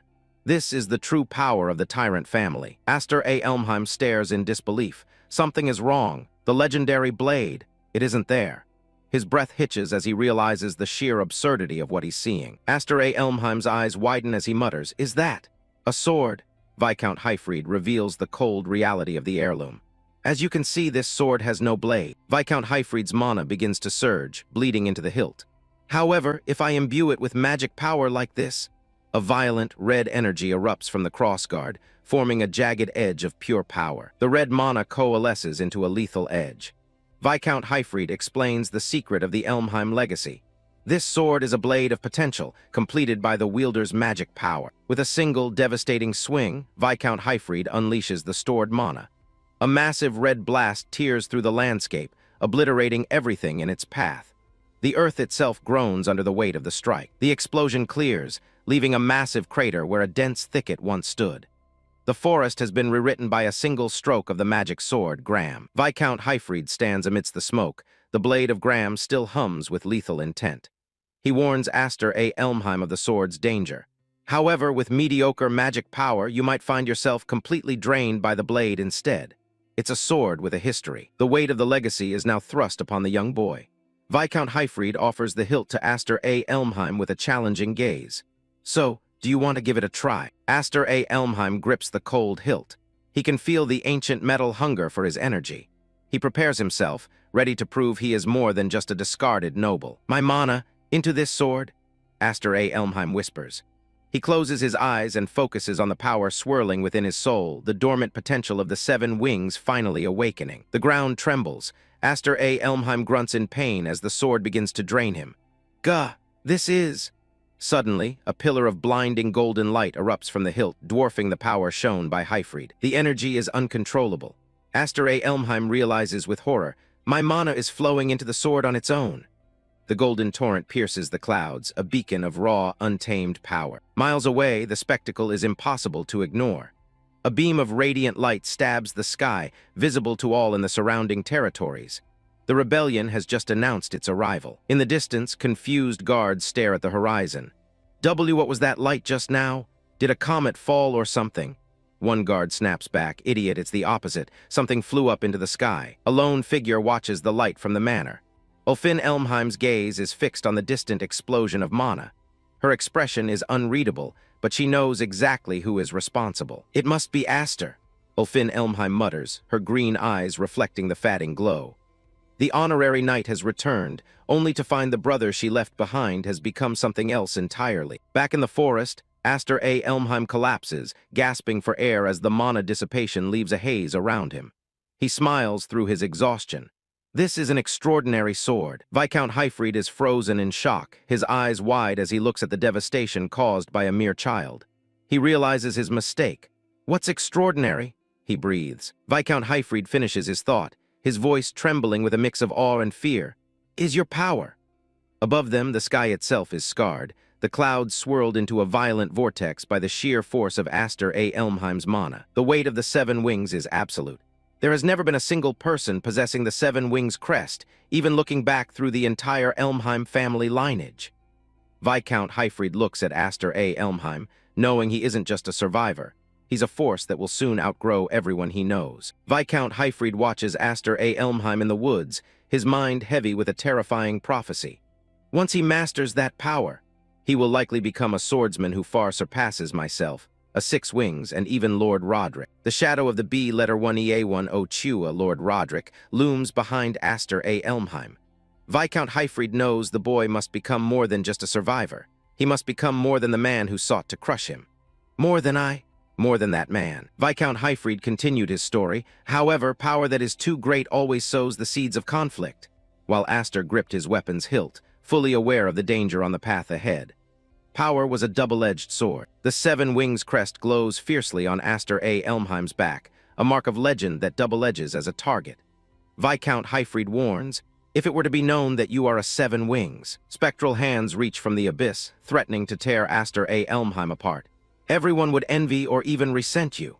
In the world of nobles, excellence is a death sentence. A hand grips a blade, ready to strike from the shadows. The warning is clear. Some will plot to exploit you, and others will surely try to eliminate you as a nuisance. Viscount Hifreed extends a hand to Aster Elmheim, offering the only way to survive the coming storm. So, to ensure you don't regret your own powerlessness when that time comes, the Viscount looks at his son with grim determination. Strength is no longer a choice, it is a necessity. Become strong while you still can, Aster. Aster Elmheim takes the hand, a vow sealed in the silence of the woods. That's right, I will no longer live a miserable life like I did in my previous one. The past is dead, The future is fire. Determination burns in Aster Elmheim's eyes. He will not be a pawn in this Game of Thrones. Thank you, father. I will definitely master both the 7 wings and this sword. 3 days pass. The Hifreed manor is abuzz with activity as Viscount Hifreed, Viscountess Elmheim, and the young girls gather at the grand staircase. Welcome home. The doors swing open to reveal the return of the prodigal daughter. Alongside the calm Malfa stands a fiery young woman. Both of you, the unworthy Kudryavka, I have returned. Kudryavka, the energetic night sister, prepares to unleash her excitement on the household. She's back from the academy, and her arrival is anything but quiet. With a wide grin and open arms, Kudryavka calls for affection. Now, my lovely little sisters, give your beloved big sister a reunion hug. The younger girls completely ignore her grand gesture, rushing past to embrace the white-haired Malfa instead. Welcome home, Sister Malfa. Kudryavka is left hugging the air. Rejection hits Kudryavka like a physical blow. She stands alone in the middle of the hall, bewildered. What about a hug for Sister Kudo? The reason for the cold shoulder is revealed. But Sister Kudo, you always mess up my hair immediately. In the face of knightly training, domestic elegance must be protected. Kudryavka crosses her arms, feigning a modest knightly persona. In no way. I who have perfectly mastered the way of chivalry would never behave so immodestly. She looks over at the young Alfin. The mask of chivalry slips. Kudryavka watches the young red-haired girl with a predatory sibling glee. The reunion isn't over yet. Before she can escape, Kudryavka pounces on her youngest sister. Alfin, have you been a good girl? The peaceful return has turned into a wrestling match. Alfin struggles to breathe in the suffocating hug. Why are you coming over here? The knightly chivalry seems to have been forgotten in an instant. Malfa looks around the hall, noticing a missing presence. Where's Aster? The question hangs in the air, shifting the focus to the boy who isn't there. Viscount Hifried and Viscountess Elmheim look away, their expressions a mix of pride and concern. If you're looking for him? They know the forest is currently a battlefield of mana. Kudryavka's playful smile vanishes in an instant. Her knightly instincts scream as she senses a monstrous surge of power erupting from the woods. The very air around the manor feels electrified by the impending storm. In the distance, a violent pillar of red mana tears into the sky, shaking the foundation of the estate. While the family watches in shock, deep in the forest, Aster Elmheim is drowning in the raw, terrifying intensity of his own power. Aster Elmheim pushes his body to the limit in the secluded forest, the red mana of the 7 wings crest flaring wildly around him as he struggles for breath. Sweat pours down Aster Elmheim's face as he grits his teeth against the overwhelming pressure. He can feel his control slipping. Damn! It's no good. The magic sword Graham hums with unstable power in Aster Elmheim's grip. He realizes the terrifying cost of his potential. I can create a sword with my magic, but I'm already at my limit just trying to keep it under control. Aster Elmheim stands in the center of a scarred clearing, the earth itself broken by his training. His thoughts drift to the standard he must meet. What should I do to become like father? A familiar voice cuts through the silence of the woods. Kudryavka has arrived, watching from the shadows with a sharp gaze.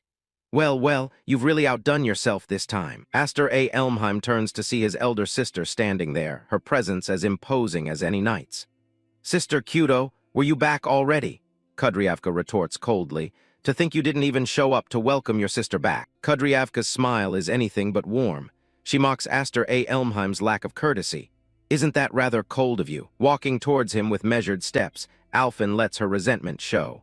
Or is it because you think you're special and don't even bother to notice us? Kudryavka mentions the prestige Aster Elmheim has inadvertently gained. I heard all about what happened at the Sword Dance Assembly.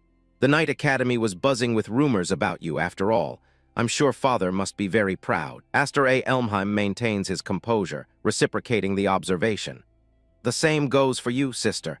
I heard that even as a trainee, you've already been active in numerous missions. The honorary knight medal gleams on Kudryavka's uniform, a testament to her lethal skill. Aster Elmheim notes, and that Sister Kudo was the only knight to be awarded the honorary knight medal this year. Kudryavka's tone is sharp, her ambition clear as she looks at the hilt in Aster Elmheim's hand.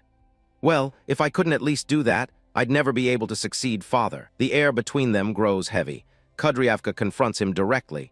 I heard you turned down the offer to be the successor. Did you do it for my sake? Aster Elmheim is momentarily stunned by her knowledge. So father told her.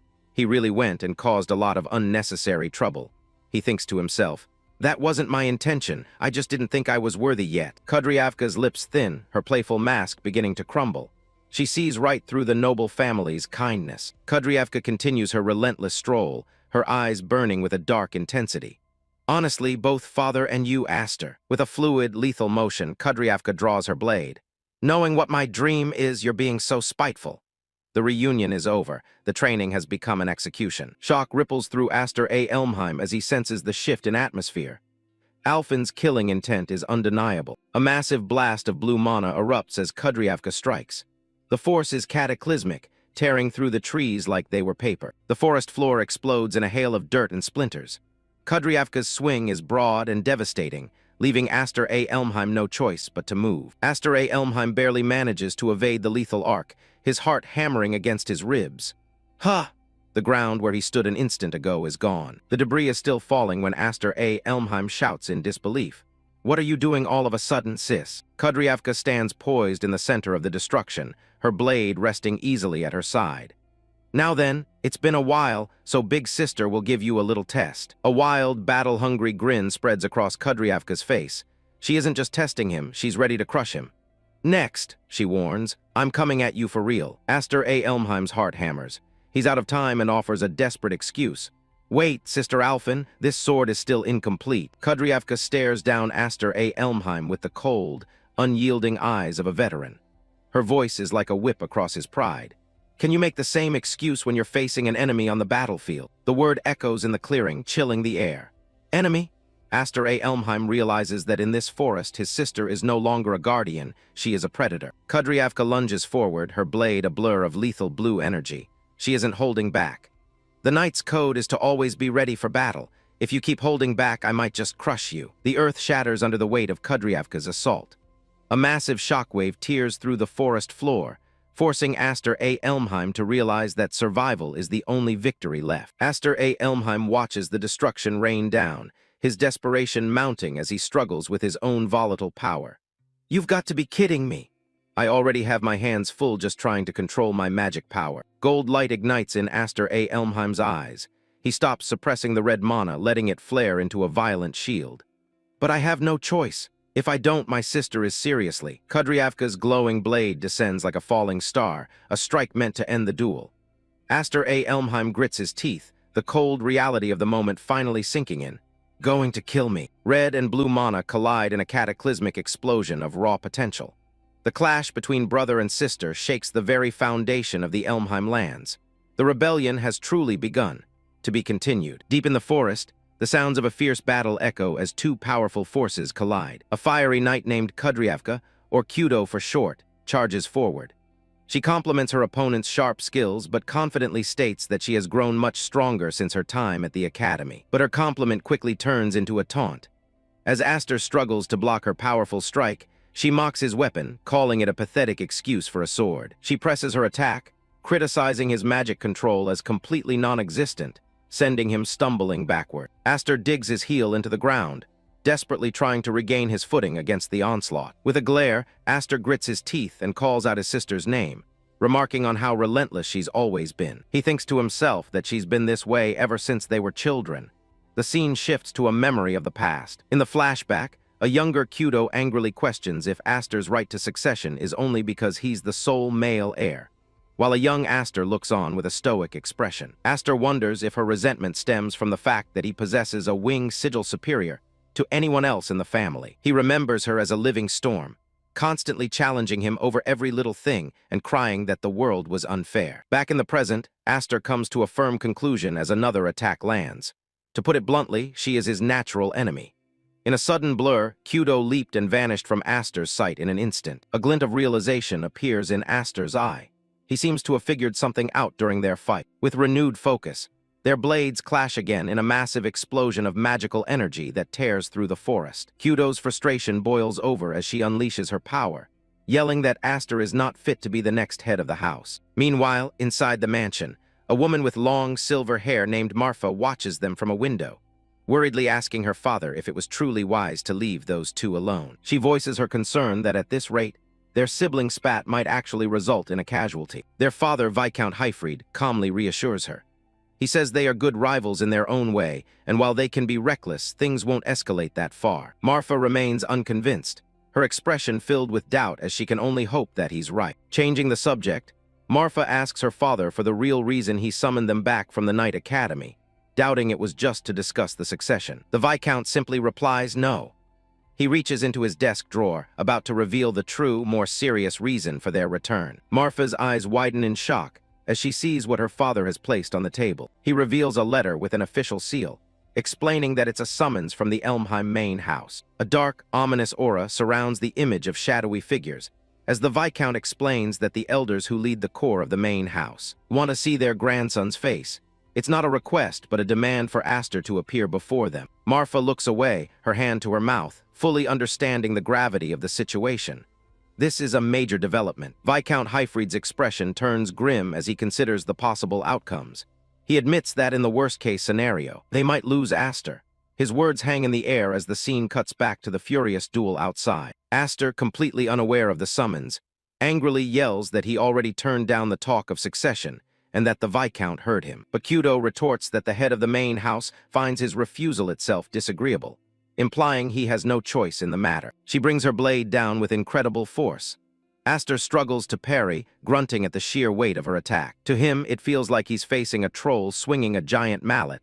Her physical power is monstrous. His hands tremble, and his sword glows with unstable red energy as he struggles to maintain control. He's pushed back, barely defending against her relentless assault. Desperate, Aster tries to get a word in, telling her to stop and listen to him for a moment. Bakudo cuts him off with a cold stare, accusing him of trying to run away from the fight. Before he can respond, she unleashes another devastating wave of energy, blasting him away. Aster is thrown backward, coughing up blood. He can't believe her brute strength. Bakudo begins her lecture, slamming her sword into the ground.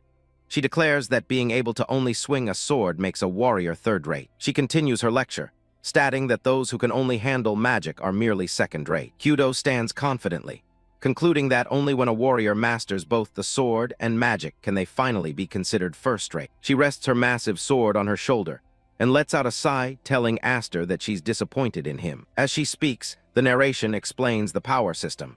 The difference in wing sigils is directly related to the amount of mana a person can handle. It's said that a difference of just a single wing equates to a threefold gap in overall power. Bakudo lays out the facts.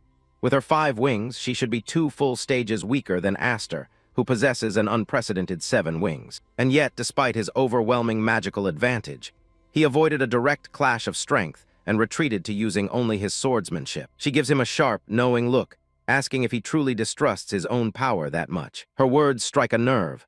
She asks if he's perhaps afraid of going berserk again, just like he did 3 years ago. Aster freezes. Her question echoes in his mind. He never thought of it that way.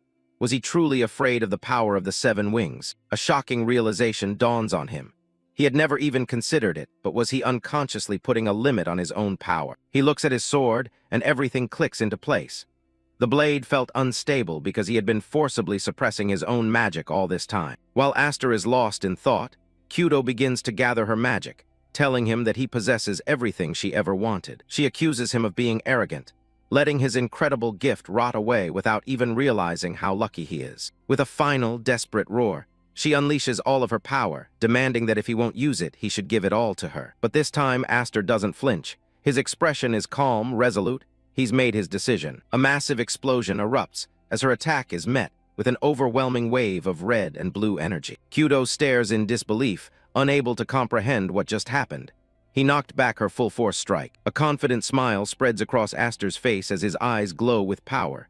He thanks his sister, telling her that his eyes are finally open. He charges forward with just the hilt of his sword, and Bakudo can only watch in shock, wondering why he isn't even manifesting a blade. Gritting her teeth, Bakudo tries to rally her remaining energy, refusing to believe she's already run out of mana. But it's too late. Aster raises his sword, now burning with immense power. He can feel it, the unprecedented, inexhaustible magic of the 7 wings finally unleashed. He knows he can't fully master this overwhelming power right now, but for this one moment, he'll pour every last drop of it into a single point of impact. Bakudo smirks, impressed that he's managed to come up with a plan, though she still dismisses him as a half-wit. But Aster's resolve is firm. He thinks to himself that he has no intention of wasting this second life he's been given. It's not about the power, the sword, or even the family name. He won't waste this chance because all of these things, a loving family, incredible power, were things he could never obtain in his previous life, no matter how hard he fought. Kyudo catches his murmurings, confused by his mention of a second life. With his mind made up, Aster unleashes a torrent of crimson energy. He swings his sword, a blade of pure power extending from the hilt. The attack hurtles towards Kyudo, who can only stammer in disbelief. But it was a feint. In the blink of an eye, he vanishes and reappears right in front of her, ready to strike. His hand is pressed to his chest, channeling the very core of his power. His decision is final, no more holding back. For the first time, Kyudo feels true fear. Her eyes widen as she finally realizes the terrifying gap between them. With a final, devastating swing, Aster brings his full power down, ending the duel in a single, overwhelming blow. Kudryavka's eyes shot open. She was alive, but the last thing she remembered was the heat of battle. Sunlight streamed into the room, a place that felt all too familiar.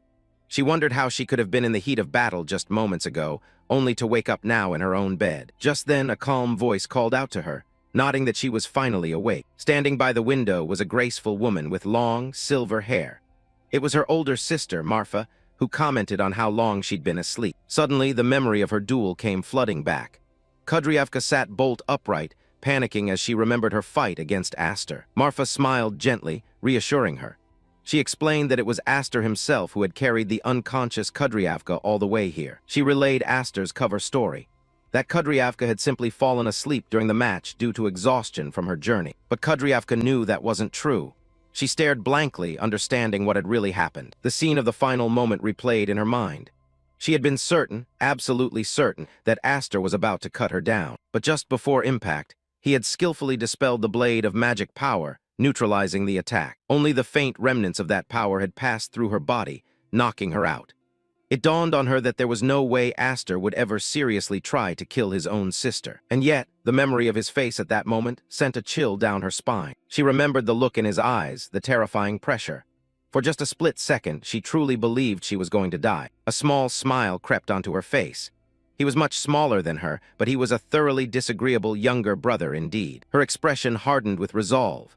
She grabbed her sword, demanding to know if Aster was going to try and pull the same trick again. Wielding her massive blade, she declared that she refused to accept the result of their match.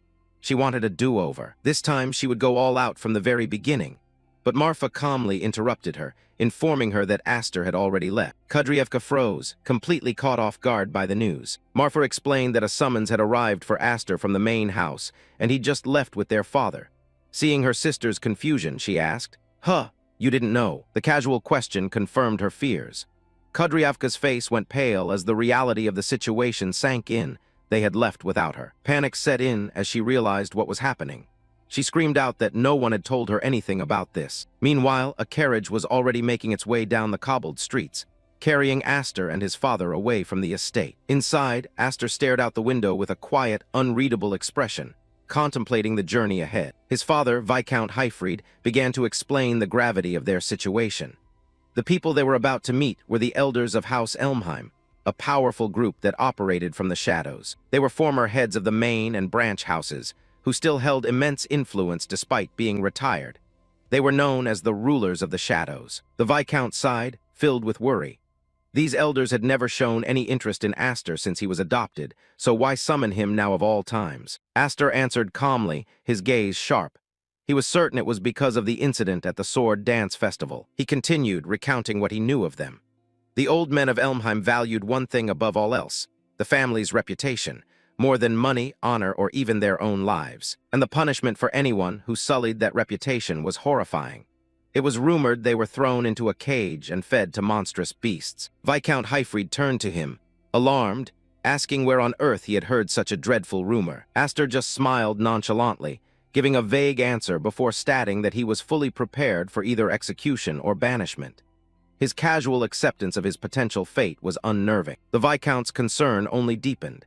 He questioned Aster's decision to travel without any escorts, highlighting the immense danger they were heading into. But Aster simply brushed it off, saying it was fine.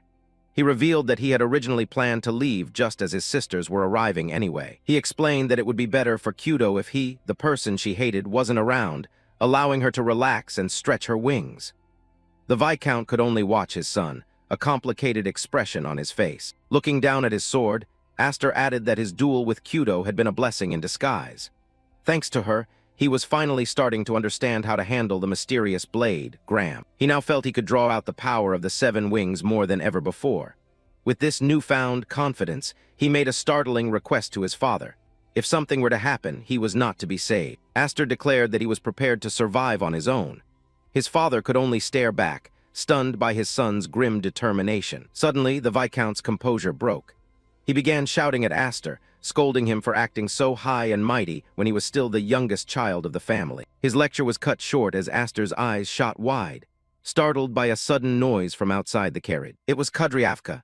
She was running at full speed alongside the moving carriage, banging on the window and demanding to know why she was here. Viscount Hifreed stared in disbelief, asking if she had truly run all this way on foot, clinging to the side of the carriage as it sped along. Still gasping for breath, Kudryavka snapped back, asking her father if it wasn't far too heartless to leave without saying a single word to his own daughter. She clambered inside, mentioning the summons from the Grand Elders, an honor that even she and Marfa had never received. Her father tried to protest, saying she couldn't just come along, but Kudryavka sat right down beside a stunned Aster, claiming she understood perfectly that their father had tasked them with looking after things in his absence. Her expression then turned serious. She reasoned that this summons must be a crisis, something that required them to be extremely cautious. She revealed what Marfa had told her before she left, that there was a very real chance that Aster might not come back from this trip. Aster tried to laugh it off, saying it was an exaggeration. He was just going to meet and talk with them. Though he admitted whether he could return safely asterisk after the talk was a different story. Kudryavka's patience snapped. She got right in his face and declared bluntly, "Listen, Aster, I hate you very much." She began listing all the reasons. Because he was a man, because he had the 7 wings, and because he always received special treatment. Aster just listened, his expression unchanged. She hated that he was stronger than her, and she hated how he acted like a mature adult despite being her younger brother. She claimed to hate everything about him. Then her voice softened, and her expression changed completely.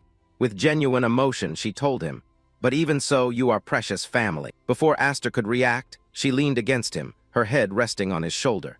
She reminded him that no matter how strong he became, he would always be her little brother. Having finally said what she truly felt, she sat up and gave him an order.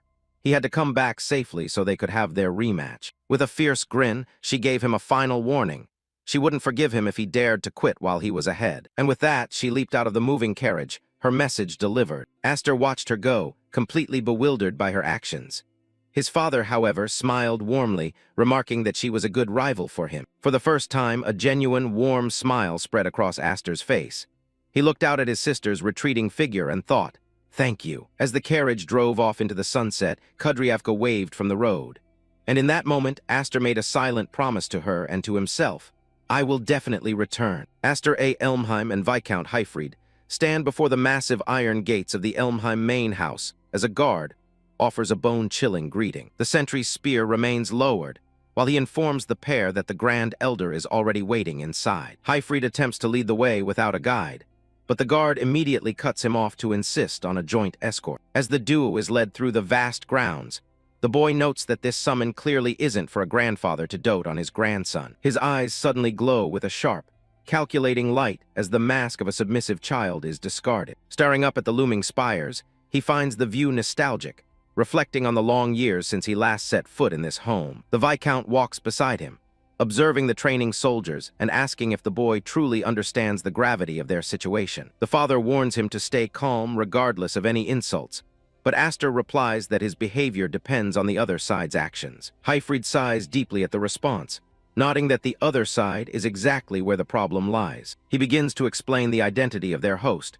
but the boy is already sensing a powerful, suffocating presence. Mention of Dolly's follows, nodding he is nowhere to be seen, likely because a return is difficult after having his dominant hand crushed. The Viscount looks down at him, checking to see if his foster son is even listening to the warnings. They reach the inner sanctum where the father surrenders his sword, while the boy flashes a shallow, fake smile at the guards. Internally, the young rebel decides he will remain as silent as a clam today, simply because his sister asked him to return safely. The heavy doors groan open, finally revealing the path that leads straight to the elders. A loud voice echoes through the hall, announcing the official arrival of Lord Hifried and his son. The two walk down the long red carpet as a voice calls out from the shadows, nodding it has been 10 years since their last visit. A close-up reveals a weathered, bearded face, as Zenith A. Elmheim acknowledges his grandson with a cold, dismissive tone. Hifreed immediately drops to one knee in a show of formal respect to greet the sixth head. In the vast, oppressive hall,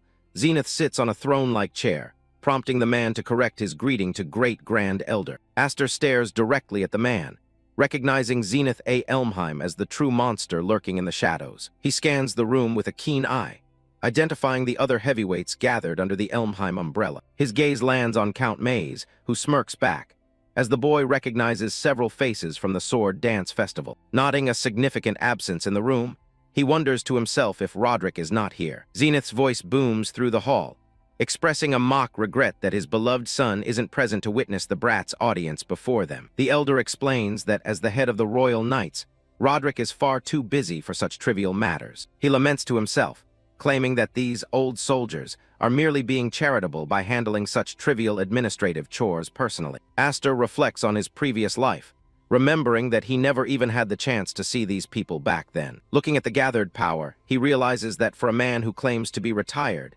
Zenith still holds an immense amount of influence. Hifried demands to know the truth behind what is being dismissed as trivial matters, seeking the real motive for this sudden summons. The tyrant lets out a dry, mocking laugh, asking if the Viscount hasn't already guessed the reason for the summons. He mentions that word reached the house about Hifreed's pet dog making a mess at the Sword Dance Festival. The boy's expression hardens at the insult, knowing that this confrontation was always inevitable. Hifreed quickly defends his foster son, stating that Roderick had already settled the matter and closed the case. An executive scoffs, calling it a mere performance for the public that failed to clean the tarnished Elmheim reputation. The elders begin to mutter amongst themselves, declaring the adoption of a child with such obscure origins a mistake from the start, as voices rise to demand Aster's banishment and warn that Hifreed will not escape retribution either. The boy snaps, standing up abruptly and shouting that he did everything himself. He defends Hifreed with all his might, screaming that his father had nothing to do with his actions. The Viscount remains silent,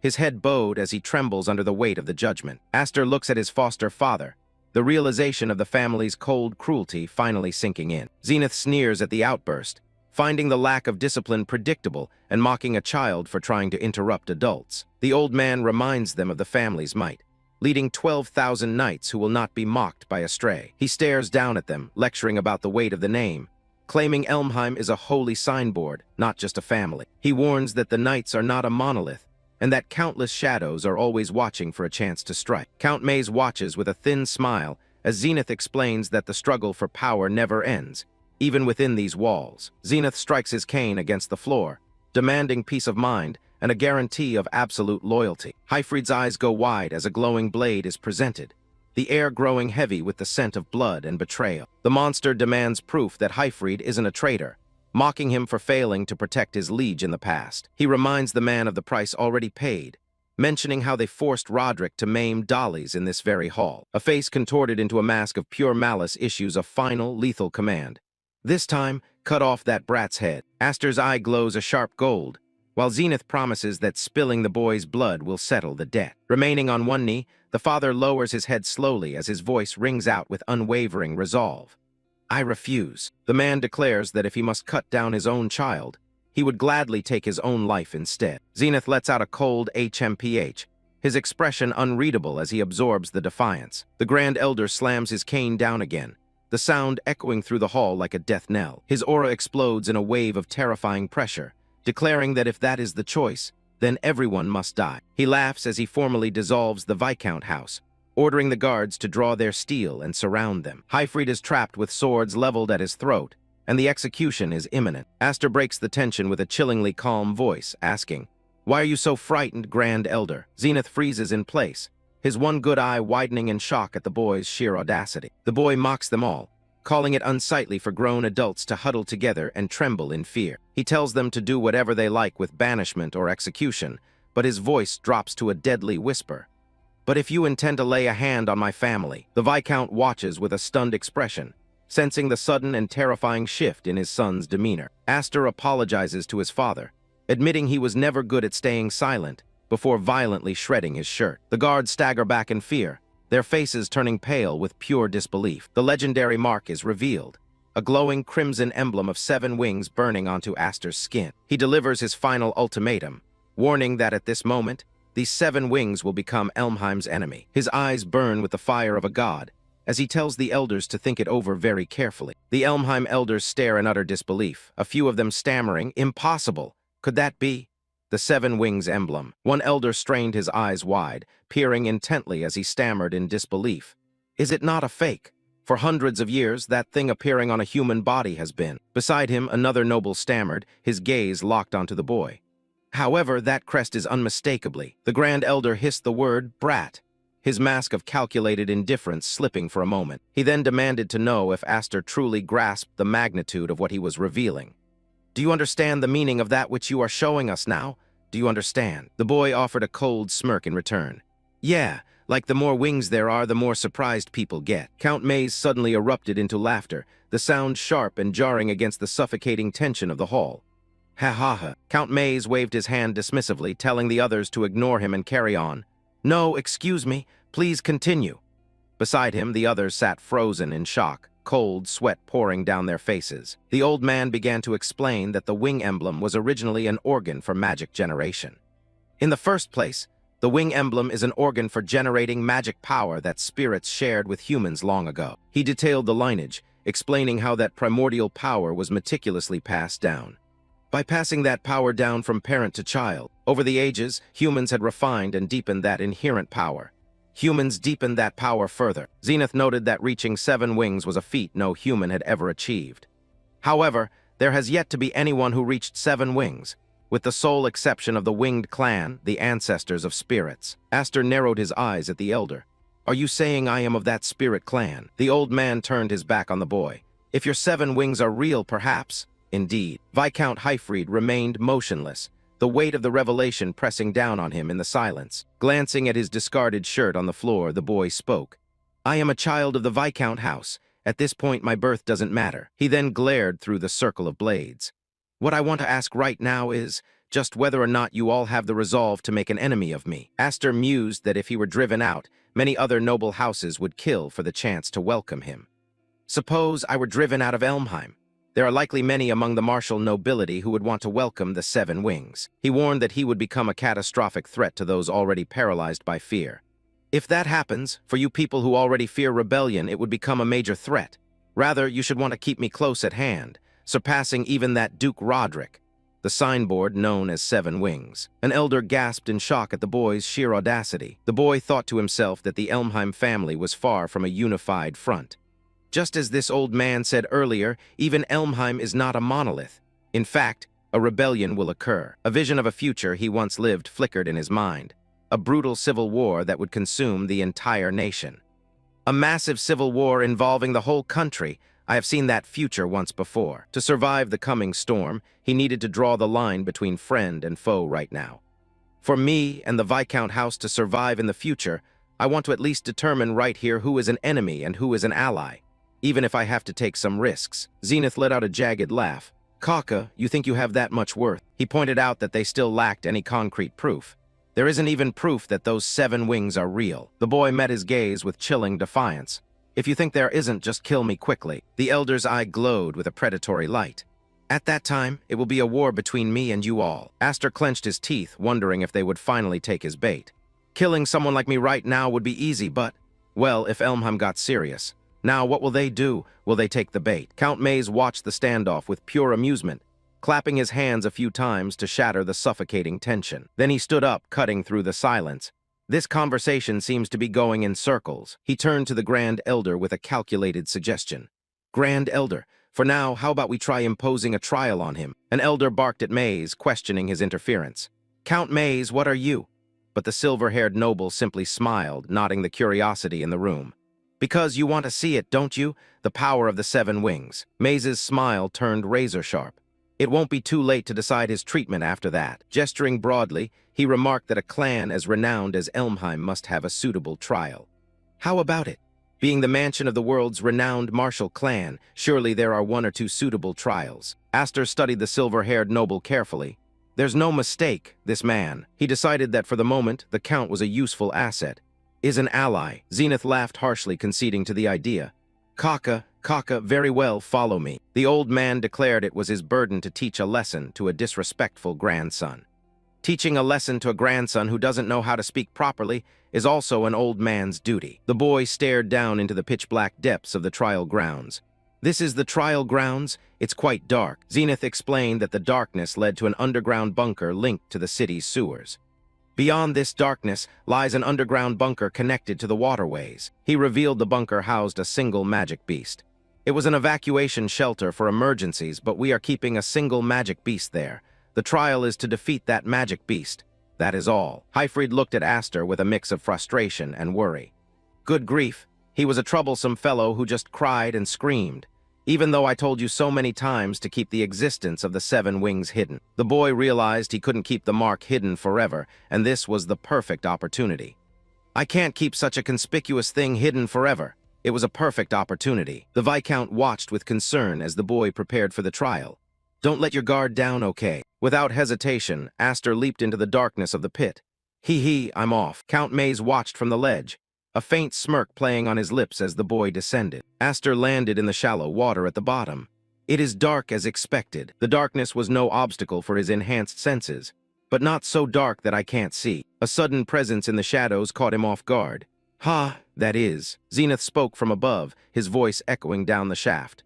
I even gave that a chance to clear his name, though. Before him lay the severed head of Dolly's, while from above, the old man Zenith continued to recount the young lord's pathetic demise, hopping to shatter the boy's resolve.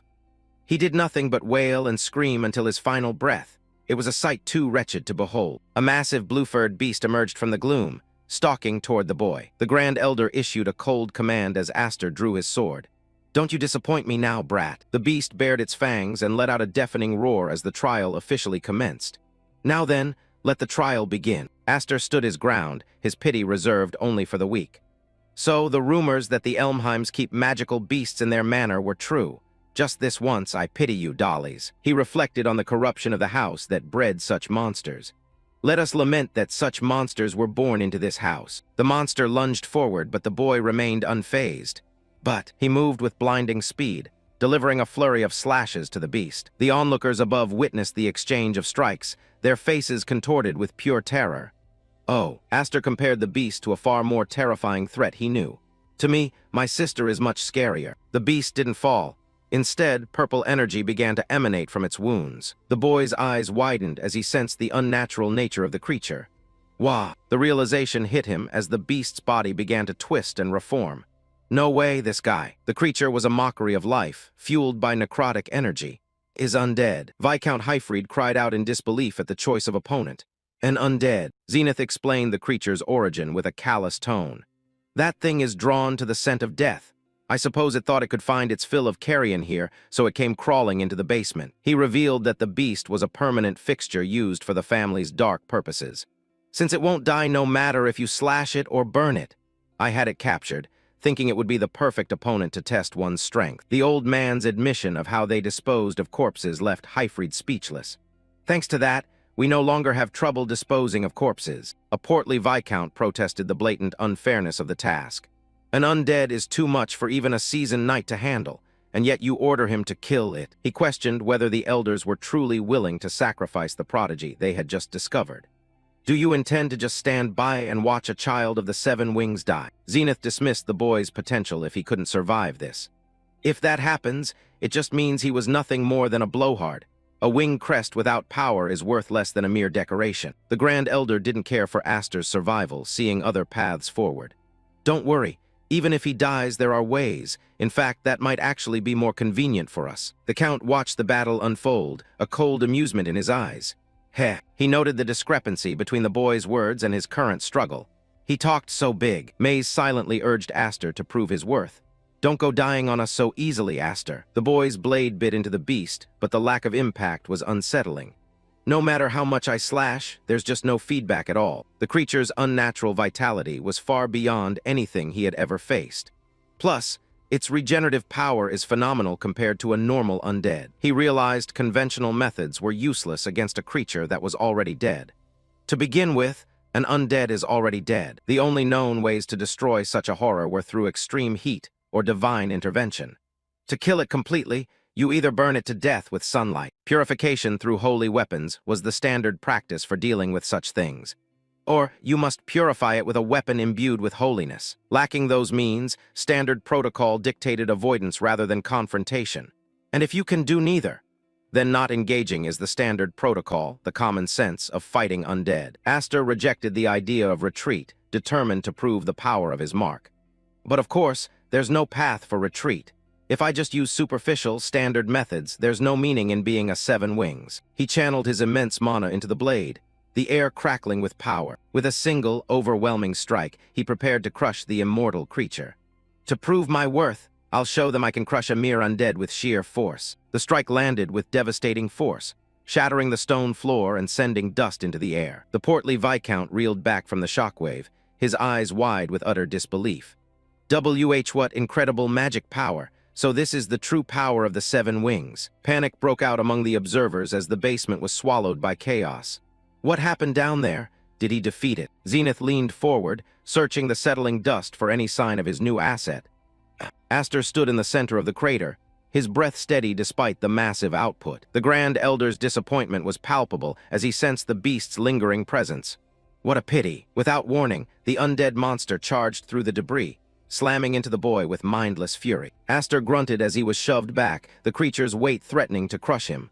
Gah! The beast loomed over him, its purple necrotic energy surging as it prepared to tear him apart. Hifreed's heart hammered in his chest as he screamed out for his son. Aster! Count Maze placed a restraining hand on the Viscount, his voice cold and devoid of empathy. Don't do something as gauche as trying to save him, all right? Lord Hifried. The Viscount turned on the Count, his voice trembling with fear and fury. You're telling me to just stand by and watch him die? Maze offered a patronizing smile, his confidence in the boy's potential unshaken. Now, calm down. The Count gestured toward the pit, where the real battle was only just beginning. Look, the boy's lips curled into a predatory grin as he faced the monstrosity. Maze noted with satisfaction. It seems he still has a trump card. I'm glad it seems to be working properly. He analyzed the beast's condition, nodding his brute force approach was finally taking a toll. It's gotten quite a bit slimmer than before. Aster ignited his mana once more, his weapon pulsing with a fierce crimson radiance. He drove his blade into the creature's maw, meeting the undead's roar with a strike of pure destruction. Dark energy erupted from the beast's head as the attack tore through its necrotic core. Aster's voice rang out with absolute conviction as he prepared to grind the monster into dust. In that case, I'll just keep doing the same thing until you die. The basement was filled with the rhythmic flash of steel as the boy methodically dismantled the beast. Hifreed watched the savage display, haunted by a memory of a power he had seen long ago.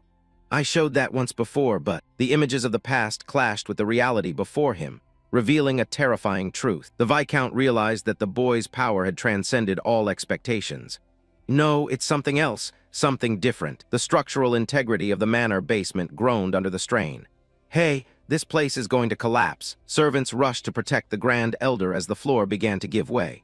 Great Elder, this way. Zenith stared into the swirling red vortex, witnessing the true awakening of a legend. Oh, so this is. Down below, Aster stands at the eye of the storm, as the true power of the mark is finally unveiled to the world. The power of the 7 wings. The dust finally starts to settle, leaving the Elmheim elders in complete shock.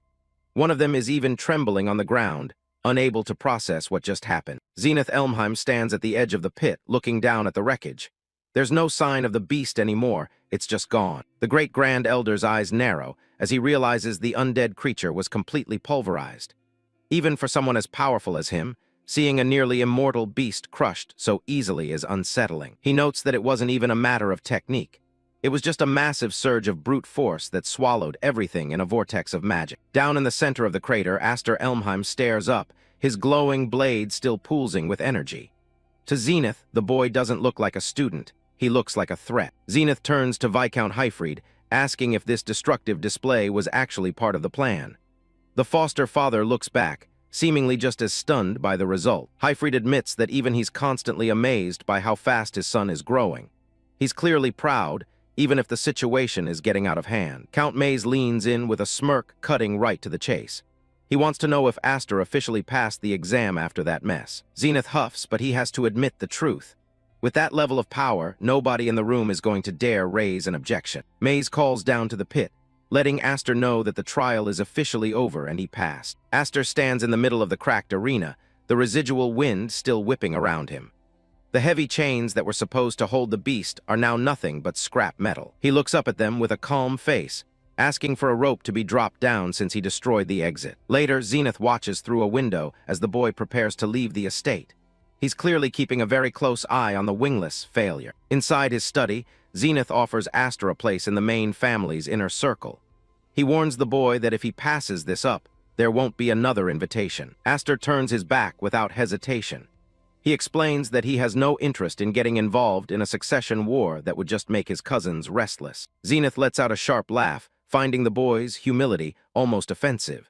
He can tell Aster is hiding his true intentions behind a polite mask. He leans forward, his gaze piercing. He tells Aster that he can see the raw ambition burning in his eyes, no matter how hard he tries to hide it. The elder doesn't hold back, flat out accusing Aster of planning to turn his blade against the Elmheim family one day. He asks point-blank if Roderick's head is what he's really after. Aster freezes for a second, caught off guard by the old man's bluntness. Zenith tells him not to be so guarded, claiming he isn't interested in probing for motives right now. He seems strangely relaxed about the whole thing. Aster is genuinely confused by the reaction. He asks why a rebel like him wouldn't be considered an immediate enemy to the head of the house. Zenith explains that the Elmheim family isn't a unified front. Even at the top, there's internal conflict and shifting alliances. He admits that Roderick has become a bit too arrogant for his liking. If Aster's existence serves as a deterrent to the man, then the elder is happy to let him run free. But it comes with a lethal warning. He makes it clear that if Aster ever bares his fangs at him, the conversation will end very differently. Aster steps out of the room, thinking that the monster geezer of Elmheim is just as dangerous as the rumors say.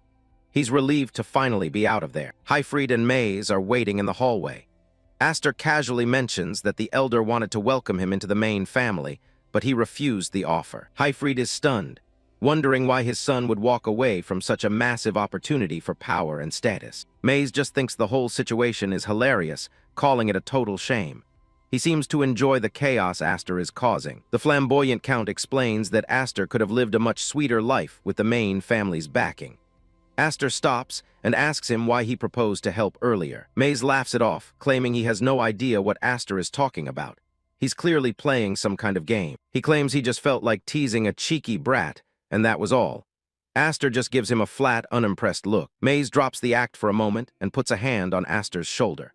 He declares that from this day forward, Aster is officially a child of the Seven Wings in both name and reality. All around them, the other nobles and attendants are staring. They can sense the shift in the air, and they know Aster is the center of it. The onlookers are already whispering. Some want to use him, others want him dead, but everyone agrees that he's a piece on the board they can't ignore. Maze warns him that the wing crest on his back carries tremendous prestige. From now on, the number of people coming after him is only going to increase. Aster looks him right in the eyes, asking if Maze is planning to be one of those people coming after him. Maze meets his gaze with a calm, unreadable expression. He's clearly more than just a playful noble. He reveals that he's actually a director for the Knight Academy. Staking a claim on promising young talents early is just part of his job. He points out that the old man in the room is doing the exact same thing. Everyone is trying to get a piece of Aster's future. Maze waves goodbye, telling Aster he's looking forward to seeing him enroll at their academy. He walks away with a confident stride. Aster watches him go, thinking that the man is incredibly hard to read. He wonders if it's too early to consider someone like that an ally. Hifried places a reassuring hand on Aster's shoulder, ready to head back now that the intense day is finally over. Viscount Hifried tells Aster that he needs to tell his sisters all about his grand performance during the trial today. He seems a bit more relaxed now that the danger is over. Aster Elmheim laughs and adjusts his collar, joking that his mother is definitely going to faint when she sees the state of his clothes and all his new injuries. Meanwhile, deep within the main house, a knight in full plate armor kneels before the Kingdom Knight General Commander. He reports that Master Dariz didn't survive the trial Lord Zenith summoned him for the other day. Roderick A. Elmheim listens to the report with a cold, detached expression. He immediately asks what happened to Hifried's son, who was also summoned. The knight confirms the boy survived, and Roderick thinks to himself that Hifried doesn't seem to care about his own child's life at all. He finds the man's lack of concern interesting. He clasps his hands together as the weight of the news sinks in. It's clear now that the rumors were true. The power of the 7 wings really does dwell within the boy. The subordinate waits in silence, sensing the gravity of the situation. The atmosphere in the massive hall is thick with tension. There's a growing fear that at this rate, the long-maintained power balance within the Elmheim family could completely collapse. One branch member with that much power could change everything. The knight asks if they should take immediate action to handle the situation before it gets any further out of control. Roderick dismisses the concern, telling his man to just leave the boy be for the time being. He doesn't see a need for a preemptive strike. He leans back on his throne, surrounded by the family's trophies. If the Elmheim name could crumble from an obstacle like this, he believes it would have fallen a long time ago. He adds that there's no reason to rush things. In his mind, the 7 wings will eventually belong to him anyway, one way or another. Until that day comes, Roderick is content to let the boy run free. He wants to see just how much the baby he let escape can actually struggle. He stands over a map, plotting his next move while deciding to enjoy the show for a while longer. He's treating Aster's survival like a minor form of entertainment. His red eyes glow with a predator's intensity as he whispers the name of the child of the 7 wings. He's already decided how this story will end. 4 years pass by in a flash. The Dorusel Knight Academy is finally holding its entrance exams, and the gates are swarming with hopeful applicants. The staff at the registration desk are working overtime, processing a mountain of paperwork. They're constantly shouting for the applicants to move forward as soon as they're done. A young man walks through the crowd, drawing hushed whispers and surprised looks from the people around him. Word of his arrival is already spreading. Some of the other students are skeptical, claiming they heard rumors that he was a lot bulkier and more imposing than he looks in person. The academy makes every applicant sign a waiver, stating they won't take responsibility for any injuries or accidents that happened during the grueling exam. The examiner at the desk demands to see a wing crest. He makes it clear that they can't let anyone through who doesn't possess magic. The official looks at the name on the form, Aster Elmheim. The Elmheim surname immediately causes him to stop and take a second look. He looks up at Aster with a skeptical, almost annoyed expression, waiting for proof of his lineage. Aster is a lot taller and more muscular now, standing with a confident posture. He casually mentions that his wing crest is in a hard-to-show place, and he'd rather not reveal it here. He flashes a smug grin at the examiner, asking if he can't just use his face as a pass, since everyone seems to recognize him anyway. The massive academy grounds are packed with thousands of young men and women, all vying for a spot among the kingdom's elite knights. As Aster walks through the courtyard, some of the other examinees start heckling him, trying to provoke a reaction from the famous newcomer. A guy with long hair and a smug attitude stands in his way. This is Vigor Smates, and he's clearly decided that Aster is his target for today. Vigor looks him up and down, mocking his country noble house. He asks if Aster didn't come to the wrong place, suggesting the elite academy is out of his league. He gestures toward the academy's grand entrance, bragging about how this place is only for the absolute elite among knights. Aster just tells him there's no problem then, which only makes Vigor more irritated. The bully was clearly expecting him to be intimidated. Vigor starts yelling at the surrounding crowd about how they've all gone through strict and grueling work to get here. He thinks Aster is just dreaming of a glorious path he hasn't earned. He points a mocking finger at the small sword on Aster's hip, calling it child-sized. He tells him that this isn't a place for a fledgling swordsman who can't even carry a real weapon. Vigor continues his rant, telling Aster to pack up and go home if he's just here to sightsee. He's putting on a real performance for the other students. The other applicants just watch from a distance. They've seen Vigor bully the new guys every year, and they know he never gets tired of trying to assert his dominance. A few of the more observant students recognize the name. They whisper among themselves, wondering if he's really the Elmheim from the rumors they've heard so much about. Aster stays calm, barely reacting to the insults as he prepares for the start of the exam. He's clearly heard it all before. Suddenly, a new voice cuts through the courtyard, calling out to Cousin Aster. A young man with orange hair approaches with a very different energy. Aster turns around, his eyes sharpening as he recognizes the newcomer. The atmosphere shifts instantly from simple bullying to something much more dangerous. The newcomer is Grian Elmheim, and he's wearing a wide, polite-looking smile that doesn't reach his eyes. He welcomes Aster with a fake warmth. Grian mentions that since nobody really knows the details of Aster's birth, he's taken the liberty of calling him cousin. He seems to be relishing the chance to mock Aster's ambiguous origins. Aster doesn't back down for a second. He just looks Grian in the eye and mentions that it's a real shame about what happened to Dariz, immediately killing the polite move. Grian Elmheim shrugs off the mention of Darius, claiming that a disgrace like him deserved to die. He admits with a casual smile that he actually feels refreshed now that his relative is gone. He continues his cold assessment, explaining that even though Darius was only a year older, he was always bossy and threw his weight around. To Grian, Darius was nothing more than a constant nuisance. Grian warns Aster not to underestimate the power and ruthlessness of the people from the main house. He doesn't care about the rumors of the Seven Wings. He believes the main family still holds the upper hand. As he walks past, Grian whispers a final, chilling reminder that there's no one left to protect Aster here. He maintains a smug, superior expression as he heads toward the exam hall. The other examinees watch the exchange in stunned silence, realizing they're caught between two powerful members of the Elmheim family.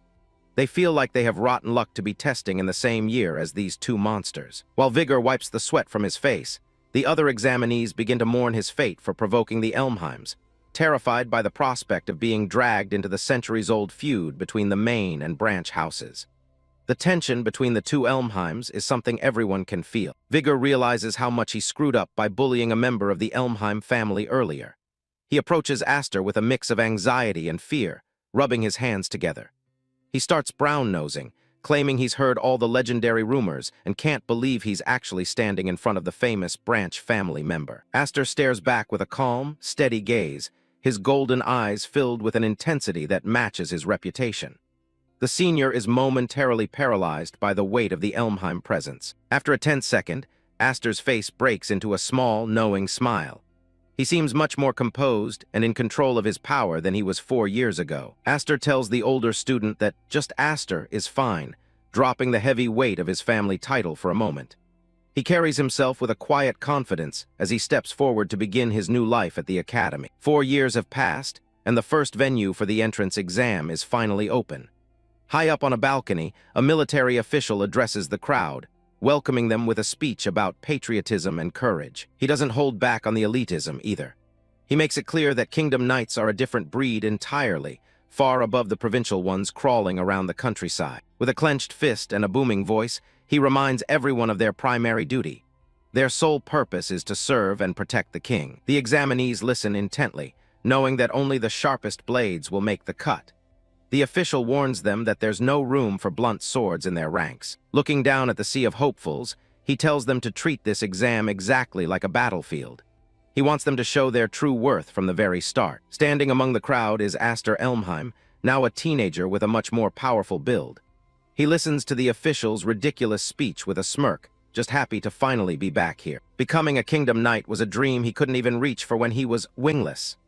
Now, he's looking at a world of strength that was previously closed off to him. At the very top of that world sits Roderick A. Elmheim, the Kingdom Knight General Commander. He's the man Aster is truly gunning for. Aster stares down the silhouettes of the knights currently in power, his eyes fixed on the man at the top. He internally tells Roderick to just wait a little longer. His golden eyes glow with an intense determination. To get his revenge, he first has to dominate this selection exam. The time for waiting is over. He steals his resolve, ready to catch up to his enemies in no time. The official gives the signal, and the trial begins instantly.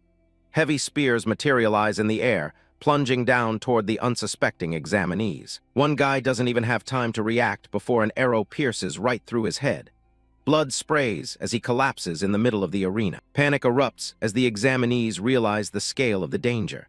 The proctor announces that the first trial is the trial of the Arrow Tower. It's a complete bloodbath from above. A massive rain of arrows fills the sky, and the rule is simple: be the last one standing to win. People are getting skewered left and right, screaming in confusion. They have no idea how to handle a literal storm of projectiles. Someone yells to run, realizing they'll all be killed if they just stay out in the open. The arena has turned into a chaotic struggle for survival. A few smarter ones try to group up and watch each other's backs. They form defensive circles, trying to block the arrows with their swords. From his vantage point, the proctor watches the veterans closely. They know exactly what they're doing, but even they are struggling. The proctor isn't very optimistic about their chances. He notes that the survival rate for this trial is usually only around 30%. He looks down at those who have already fallen, thinking that superficial countermeasures will quickly reach their limit. The true test of ability is about to begin. While everyone else is frantically dodging, a blonde applicant stands calmly amidst the chaos. The proctor is waiting for someone to show the kind of power that only a wing emblem can achieve. Aster stands right in the center, completely motionless with his back to the rain of arrows. He's not even trying to move, which looks like a death wish to everyone else. The surrounding examinees are baffled, wondering if he's just frozen from fear. They can't believe anyone would be that stupid. Grian Elmheim, with his orange hair and arrogant smirk, watches from the side. He's practically rooting for Aster to turn into a hedgehog and die right there. Just as the arrows are about to hit him, Aster's hand goes to his hilt. A subtle glow starts to emanate from his position. A massive burst of red mana erupts, swirling around him like a violent hurricane. He doesn't even look back as the arrows are swept away by the force. The examinees nearby are thrown into total shock. They can't believe he's actually deflecting the entire storm by himself. The red mana vortex expands, scattering every single projectile that comes close. It's a terrifying display of raw power. Aster smirks, his expression sharp and dangerous. He challenges the trial to bring everything it has directly to him. He creates a literal mana tornado, standing calmly at the eye of the storm. The projectiles are shredded by the intensity of his magic. Vigor is left gaping, unable to comprehend the level of power he's seeing. He's forced to shield himself from the debris as Aster's vortex rages on. He looks on in pure terror, realizing that not a single arrow is even reaching Aster's body. The guy he was just mocking has become a total monster. The proctor is absolutely mesmerized by the technique. He realizes Aster is using his mana to create a massive updraft that's impossible to penetrate. It's as if Aster is cloaked in a living storm. The level of mana manipulation is far beyond anything the proctor expected from an examinee. Finally, the rain of arrows comes to a sudden halt. The examinees who survived look around, confused and wondering if the nightmare is finally over. The proctor ponders the results, noting that more people survived than he anticipated. He doesn't seem too bothered by it, though. He addresses the survivors, telling them they've shown some guts. He coldly points to the corpses littering the ground as proof of their success. Those who are still standing are officially declared to have passed the first trial. Grian and the others catch their breath, still shaken by what just happened. But there's no time for anyone to rest. The proctor immediately starts leading the group toward the next trial grounds. Vigor grumble, calling the proctor a drill sergeant from hell. Aster just walks ahead, completely unfazed by the ordeal. Aster spots Vigor's mates panting heavily and can't help but mess with him. He asks if the senior is exhausted already, despite only having to endure a simple rain of arrows. Vigor Smates is sweating buckets, looking at the guy next to him with pure confusion. He can't wrap his head around why Aster is acting so completely unfazed after such a chaotic trial. Up on the balcony, the proctor watches Aster closely, his eyes narrowed in suspicion. He's genuinely impressed that the boy doesn't show a single hint of fatigue after releasing that much mana. The proctor thinks about the name, Aster of the Seven Wings, and decides he's eager to see how the kid fights in the next round. Aster just stands there, his presence alone command attention. As the examinees gather in the courtyard, Grian Elmheim, with his bright orange hair and smug expression, starts walking away with his own clique. Aster watches his cousins back, knowing there's more to this than a simple exam. A dark memory or an orders from the main house flashes through the air. Grian was told he must absolutely prevent Aster from becoming a royal knight for the sake of the family's future. Grian looks determined, even a bit stressed, as he processes his instructions. He knows he can't afford to let a failure like Aster succeed on such a public stage. The proctor's voice booms across the yard again, announcing a new rule. To keep things fair for the next trial, everyone has to hand over their personal weapons and use identical standard swords. Vigor is already complaining about the change, thinking it's a huge pain. He watches as the guards start handing out the new blades to the line of students. He tries to downplay it, though, muttering that the swords mid-ranking knights carry aren't that different from what they're used to anyway. It's clear he's just trying to act tough. Aster examines the standard blade since his personal sword has been confiscated. Vigor, standing nearby, guesses that the officials are likely on guard because of Aster's strange sword. Everyone saw what he did in the first round. Aster just stares at the plain hilt in his hand, looking totally unimpressed. He doesn't need a legendary blade to deal with the people in this courtyard. Grian doesn't miss a chance to twist the knife, mocking Aster for already being tamed like a lackey. He finds it hilarious that Aster is following the rules so obediently. Vigor is the one who gets offended first, shouting back and asking who exactly is calling them lackeys. Grian just smiles, recognizing him as the heir to the house of Baron Smythe. Grian leans in with a cold, mocking look, telling Vigor that a third-rate countryside noble needs to learn a painful lesson. He warns him not to wag his tail at the wrong person if he wants to survive. That threat works instantly, and Vigor immediately starts groveling, begging young Master Grian to listen. He desperately claims he has absolutely nothing to do with a guy like Aster. Aster just watches the pathetic display with a knowing smirk. He's not surprised by the betrayal. In fact, he probably expected it from someone like Vigor. The atmosphere in the group is beyond awkward now. Aster stands alone as the others distance themselves, clearly terrified of being associated with him. The proctor interrupts the drama to explain the rules for the second trial. It's going to be a siege battle, and everyone's looking for any advantage they can find. The examinees are split into 3 teams, assigned to battle for control over different camps scattered throughout the nearby forest. Aster finds himself on a team with Vigor and a mysterious blonde applicant. The goal is simple. A camp is considered occupied once your team's flag is raised on its flagpole. It's all about speed and coordination. Whichever team holds 2 or more camps by the time the evening bell rings will be the winner. The proctor warns that destroying or hiding the flags is strictly forbidden. However, that's where the rules end. The proctor basically gives them a license to kill, telling them to consider their standard swords as permits to slash and slaughter their enemies. Holding out the team-colored ribbons, the proctor starts announcing the member lists. Everyone is anxious to see who they'll be stuck with in the woods. Grian ends up on the red team, while Aster is assigned to the blue team. Vigor is stuck right there with the young master of the Elmheim branch house, looking like he's about to faint. Out in the forest, a smoke signal rises into the sky, marking the official start of the trial. Aster watches the signal, ready to make his move. He starts calculating their path, noting that there are 3 flags per camp.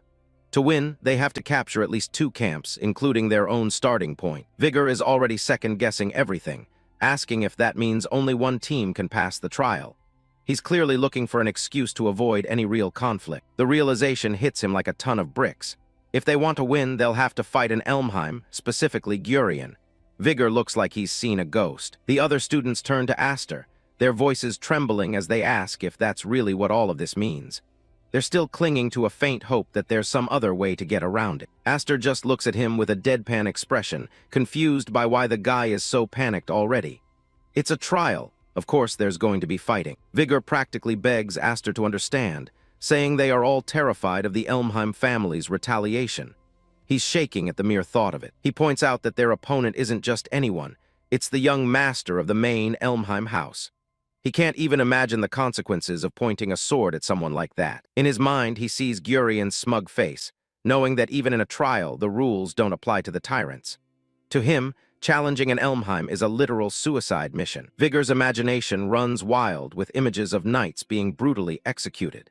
He says they'd never be able to hold their heads high as knights again if they crossed that line. He's even more worried about the worst-case scenario, that their entire families and retainers would be slaughtered in retaliation. To these students, the Elmheim name is a death sentence. Aster asks if that means they're just giving up on the trial right now. Vigor doesn't even hesitate, saying there's always next time and it's better than dying. Vigor walks away with the rest of the group, leaving Aster behind. He mutters that a guy like Aster probably wouldn't understand the feelings of weaklings like them. Left alone, Aster starts running through the forest, holding the blue team flag. He reflects on how ironic it is to end up isolated in what's supposed to be a team battle. He looks at the imaginary map, remembering the terrifying aura of Roderick Elmheim. To most knights, the Elmheim family represents a reign of terror that absolutely cannot be defied. The image of Vigor walking away flashes through his mind again. The guy was convinced that Aster couldn't possibly understand the fear of being small and powerless. Aster just smiles to himself as he picks up speed. He realizes that from an outsider's point of view, he's ultimately just another part of that same terrifying family. He reaches a fort, but everything is strangely quiet. He's surprised that he hasn't run into any combat yet, despite the smoke signal going off quite a while ago. Aster cautiously enters the fort, his golden eyes scanning the silent walls for any signs of an ambush. He's suspicious of the unnatural quiet that has settled over the entire area, wondering if the other teams are just being cautious, or if something else is going on. Emerging from the shadows, a blond guy stands there with a condescending smirk on his face. He mocks Aster for actually showing up all alone, looking completely unimpressed by the protagonist's arrival. Holding the team flag in his hand, this guy declares that everything has played out exactly as he predicted up to this point. Aster freezes, his gaze fixed on this mysterious henchman. Aster's expression hardens as he repeats the word "he" under his breath, trying to figure out who is pulling the strings. He realizes that even within this exam, he has been surrounded by enemies from the very start. The blonde guy idly plays with the yellow ribbon on his arm, looking completely bored with the trial's objectives. He remarks that he's had plenty of free time since the trial started, implying that his mission isn't about the exam at all, but only about stopping Aster. With a sudden motion, he declares himself Aster's opponent, tossing his yellow team flag aside like a worthless piece of trash. He's abandoned the duty of guarding the camp to fulfill his secret orders. Aster looks up at the flagpole, where a red flag is already waving triumphantly in the wind. The sight confirms his worst fears. His teammates have abandoned him, while the remaining opponents do everything to hold him back. All of them in this exam are actively working together to ensure the red team's victory. Turn D-stroke letter 1 ED3 and G, D-stroke letter 1 ED9, IPH letter 1 E3 and B letter 1 ED9, I rut than K I letter 1 EBF, MTRU CHU letter 1 EA9, N Ra, Doyum letter 1 EAFT N Hio, L letter 1 EA1, IS letter 1 EB5N, Sang T letter 1 EA5N Kong. Aster Bang Hong TR letter 1 B0 letter 1 EDB, Sequimo C letter 1 EE7, S letter 1 EF1 L letter 1 EB, a D letter 1 ED1 I NAI. C letter 1 ED1 G letter 1 EF and GTH letter 1 EA5 UH I letter 1 EC3 UI cute and Gia stroke letter 1 EB1 and G. Sowis letter 1 EF1 PH letter 1 E3 and B letter 1 ED9 I co PH letter 1 ED1 IH letter 1 E3 P NAI. From a distance, the heavy thud of marching footsteps echoes through the trees as a massive group of examinees from both the red and yellow teams approaches. All of them are heading straight for the blue team's camp, a clear sign that Grian has successfully intimidated almost every participant into joining a single faction. At the head of the mob, House Elmheim wears a triumphant grin, his eyes reflecting a cruel satisfaction as he looks down at Aster. He tells his cousin that he's about to witness the true Elmheim way of fighting, total domination through overwhelming force and political pressure. The Kingdom Knight selection exam moves into its second stage, a high-stakes offensive and defensive battle. Sparks fly as candidates clash for a chance at glory. 20 participants are split into 3 teams. To win, a team must occupy at least 2 bases by the end of the exam. The ultimate goal is simple but brutal. You must plant your team's flag in the enemy's base to secure victory. Aster, clashing with his opponent, pushes back as he demands answers. He wants to know why someone from another team is interfering. His opponent is Christopher Nolan, a top-tier candidate who was supposed to be leading the yellow team. So why did Nolan take down his own team's flag and start protecting the red flag? The betrayal is crystal clear as he stands his ground to face off against Aster. Nolan reveals the truth with a cold smile. He's formed an alliance with the main Elmheim house. As the legitimate son of House Nolan, Christopher is a 5-winged genius known for his exceptional court swordsmanship. From atop the wall, an examiner watches the duel with a calculating gaze. He knows all too well that these two were the only ones who passed the first round without breaking a sweat. Both Aster and Nolan are rough diamonds meant to be knights. It's almost a shame they're clashing like this now. The examiner realizes that only one of these exceptional talents can move forward, leaving the other behind. The shockwave from their blades forced Aster back, making him question the logic behind this strange alliance. Aster points out that even with an alliance, only one team can ultimately win the exam.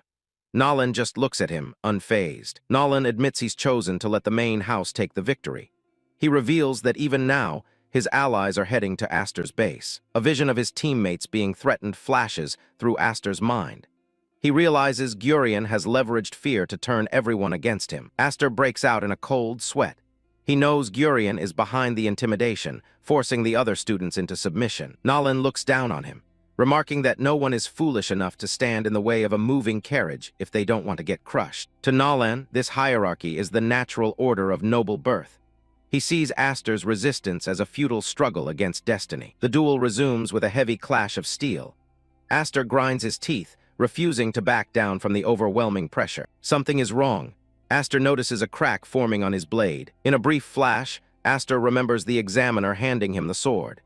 He begins to suspect that he was intentionally given a defective product. Nolan maintains his focus, declaring this to be strictly a one-on-one duel. He confesses that he never liked that Elmheim bunch to begin with. Mana flares around Nolan's blade as he prepares for a decisive strike. Aster watches intently, sensing the weapon's instability. The blade shatters.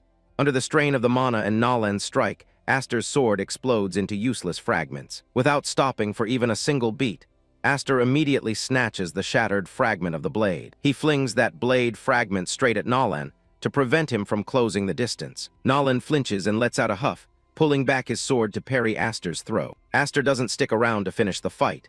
He turns and sprints away, leaving a confused Nolan behind. Aster shouts back that their duel will have to wait. He has someone much more important to deal with right now. Nolan scoffs, dismissing Aster as a disgrace to knights everywhere for running away in the middle of a battle. His eyes fall on the broken tip of his sword lying in the dirt. Something about the break doesn't seem natural. Picking up the shard, Nolan examines it closely. Even for a standard-issue weapon, the quality is embarrassingly poor. The truth hits him like a physical blow. The Elmheims played dirty to ensure that Aster couldn't outperform their own heirs. Aster sprints toward his base, calling out for vigorous mates. He needs to know if his comrades are still safe. He reaches the camp only to see the walls already occupied. The enemy is already here, and they're waiting for him. Grian sits perched on the wall like a vulture. He mocks Aster, unimpressed that Nolan couldn't even stall him for longer. Grian brags about securing their third base, claiming the entire exam is now under his total domination. Aster's voice is thick with rage as he glares up at his arrogant cousin. He's had enough of these games. Looking around at the captured banners and empty camp, Aster demands to know what happened to the rest of his team. Grian's expression turns cold. He doesn't even bother to answer, letting the silence fill the air as his trap closes in. A cold blade is suddenly pressed against Aster's back. He's been surrounded before he could even draw his own weapon. It's Vigor Smates. Looking conflicted but cornered, he tells Aster he warned him he wouldn't go along with his reckless plans from the start. Vigor Smates declares he won't follow anyone who defies the Elmheim family. He's sweating, clearly intimidated by the main house's power as he levels his sword at Aster. From atop the stone wall, the laughter of Grian Elmheim rings out. He mocks the gathered students, nodding with a smug grin that they didn't even show a hint of resistance before switching sides. Smates and the other students surround Aster with their weapons drawn.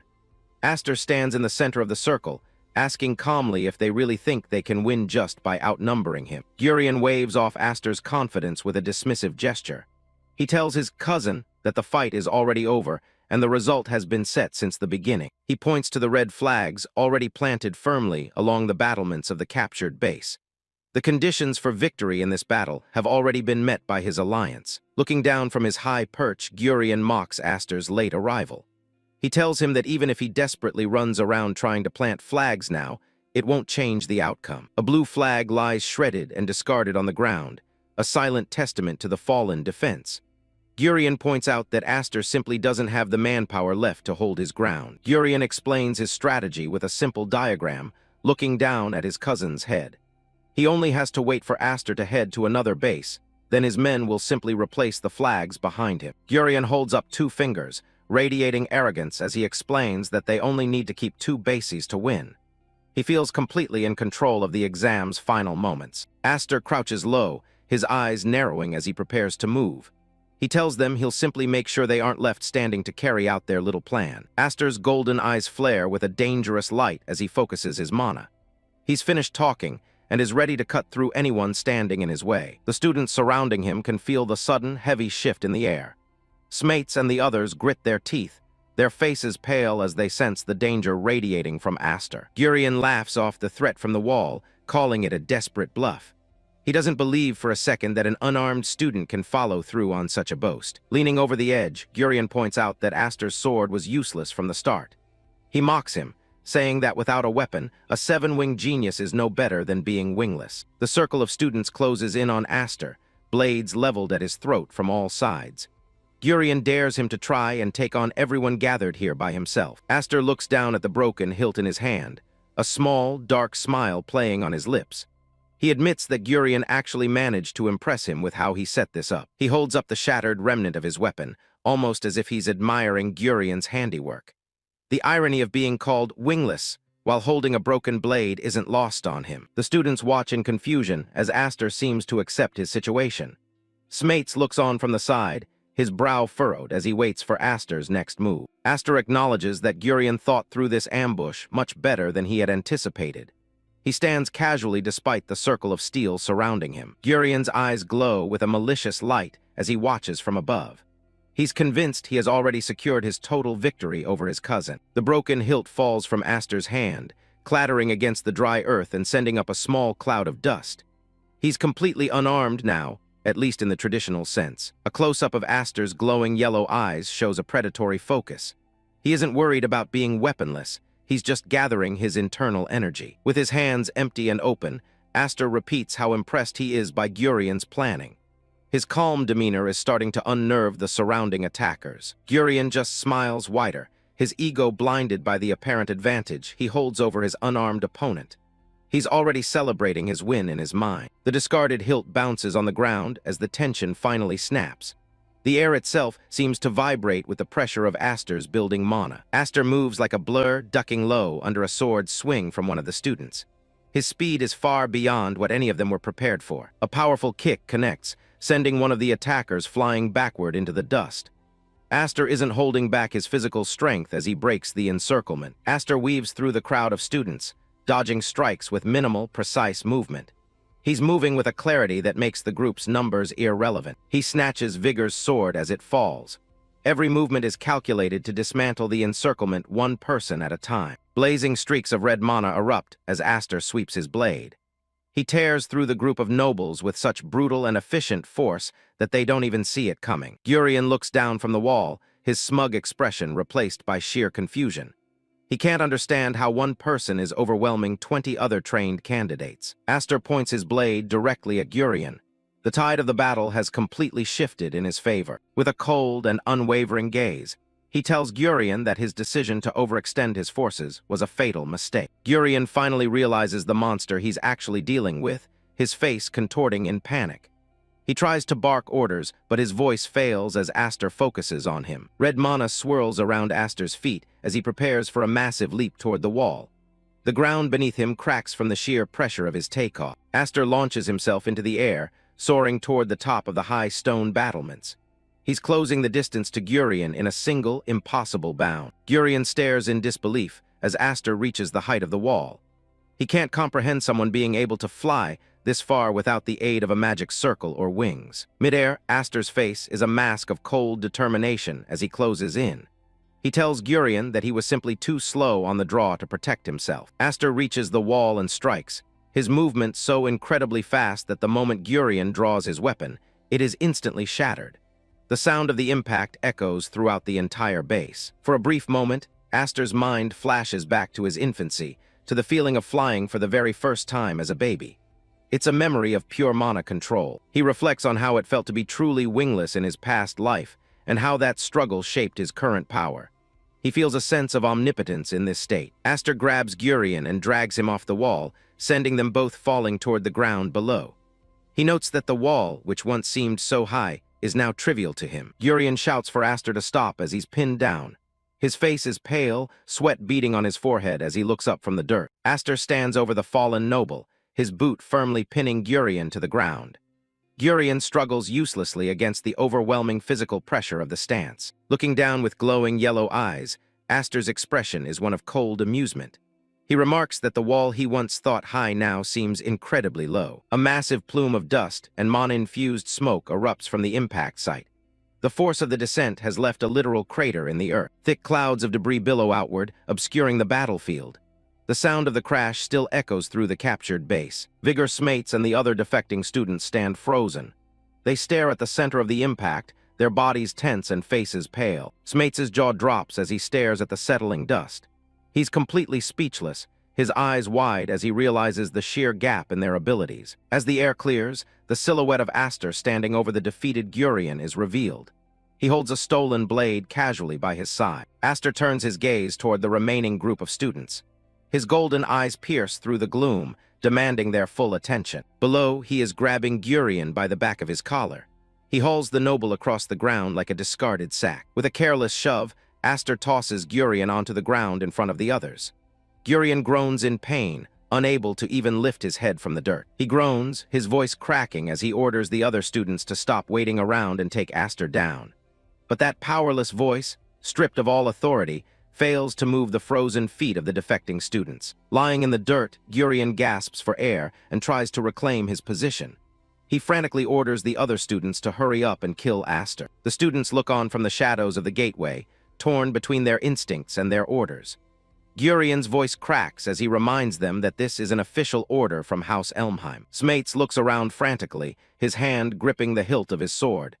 He curses under his breath, caught in a situation he never anticipated. Aster stares directly at them, questioning if they are truly that afraid of the main family's retaliation. He seems genuinely curious about their lack of resolve. Smates shouts back that of course they are. He explains that his family is merely a third-rate noble house that could be erased in an instant. A flashback shows the Smates family kneeling in a grand hall, surrounded by luxury they don't truly own. Smates notes that if Elmheim wills it, they will be crushed like insects. The image of the submissive nobles continues as Smates explains their plight. They have no choice but to act submissively to avoid offending the powers that be. Smates' face is contorted with frustration as he yells at Aster. He claims that for a blessed genius like Aster, their daily struggle for survival is incomprehensible. Aster listens in silence, his expression unreadable. He doesn't move, keeping his eyes fixed on the shouting boy. A small, knowing smile touches Aster's lips as he considers Smates' words. He isn't mocking the boy's pain, but the irony of the situation. Smates recoils slightly, demanding to know what Aster finds so funny. His voice is trembling with a mix of fear and indignation. Aster recalls his sister telling him something very similar. An image of a woman with reddish hair appears, her expression stern as she lectures him. Turning back to the present, Aster admits that it is an undeniable fact that he is currently blessed with power. He accepts his position without any false humility. He lowers the stolen sword until the tip rests just inches from Grian's throat. Grian winces, his face covered in grime and cold sweat. Aster declares that if the current, arrogant Elmheim family is the problem, he has a simple solution. If they can't do anything about the corruption, then he will be the one to change it. His eyes burn with an intense, golden fire as he makes his final declaration. He vows to crush the current establishment of the Elmheim family. The students are stunned into a deafening silence. The magnitude of Aster's words, committing open treason, is almost too much for them to process. Even Grian looks up in wide-eyed disbelief, wondering if Aster has lost his mind. The word crush hangs heavily in the air. Smates trembles, asking if Aster even understands the consequences of what he's saying. To declare war on the main house is a death sentence. Close up on Aster's face as he confirms it with absolute certainty. He tells them that this is indeed a formal declaration of war. In a dark, metaphorical vision, people fall into a bottomless pit alongside shattered weapons. Aster warns them that fawning over the current family leads only to betrayal and a miserable end. He looks at the group and tells them that if they want to avoid that fate, they have no choice but to fight. Standing with the captured base behind him, Aster holds the sword ready. He believes the 7 wings on his back were given to him specifically for this purpose. He presents a choice to the gathered students, his voice echoing through the courtyard. He asks them which Elmheim they will follow, the noble on the ground or him. Grian screams from the dirt, telling the others not to listen to Aster's insane talk. He insists that such a rebellion would never be allowed. He turns his threats toward the students, his eyes wide and bloodshot. He warns them that betraying him now will have dire consequences for their families. Grian continues his desperate rant, claiming he remembers every single one of their faces. He promises they will suffer if they don't obey him immediately. Smates stares down at the ground, his face pale and covered in cold sweat. He is paralyzed by the impossible choice before him. He opens his mouth and lets out a primal roar of frustration.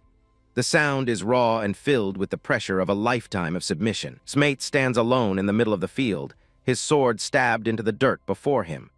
He curses his situation one last time as he makes his final decision. Vigor Smates sprints desperately toward the team's blue flag, his boots kicking up dust from the dry ground.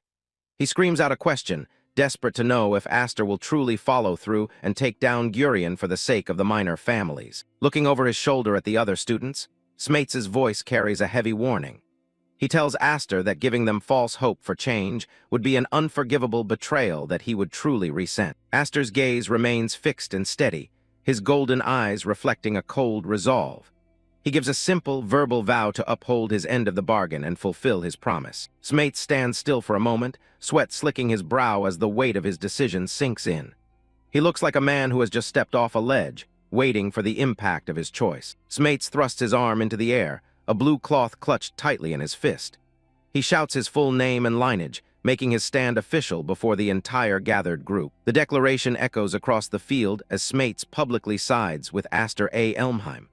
The gesture marks a clear turning point in the battle for control over the base. The other students stand paralyzed, their faces pale with shock.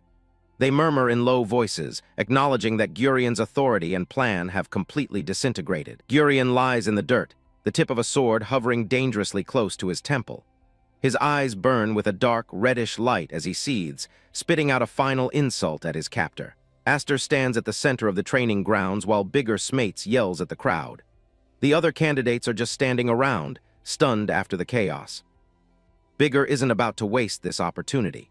He shouts for everyone to bet it all on the 7 wings and show the Elmheim family what they're actually made of. The other students look at each other, murmuring in confusion. They've spent the whole exam being pawns, and now the power dynamic has completely shifted. Aster watches the scene unfold with a cold, steady gaze. He's already got one major player on his side, which means he won't have to do all the heavy lifting himself. He surveys the crowd, calculating his next move. Winning the exam is one thing, but to actually take down the Elmheim family, he's going to need a lot more than just a few followers.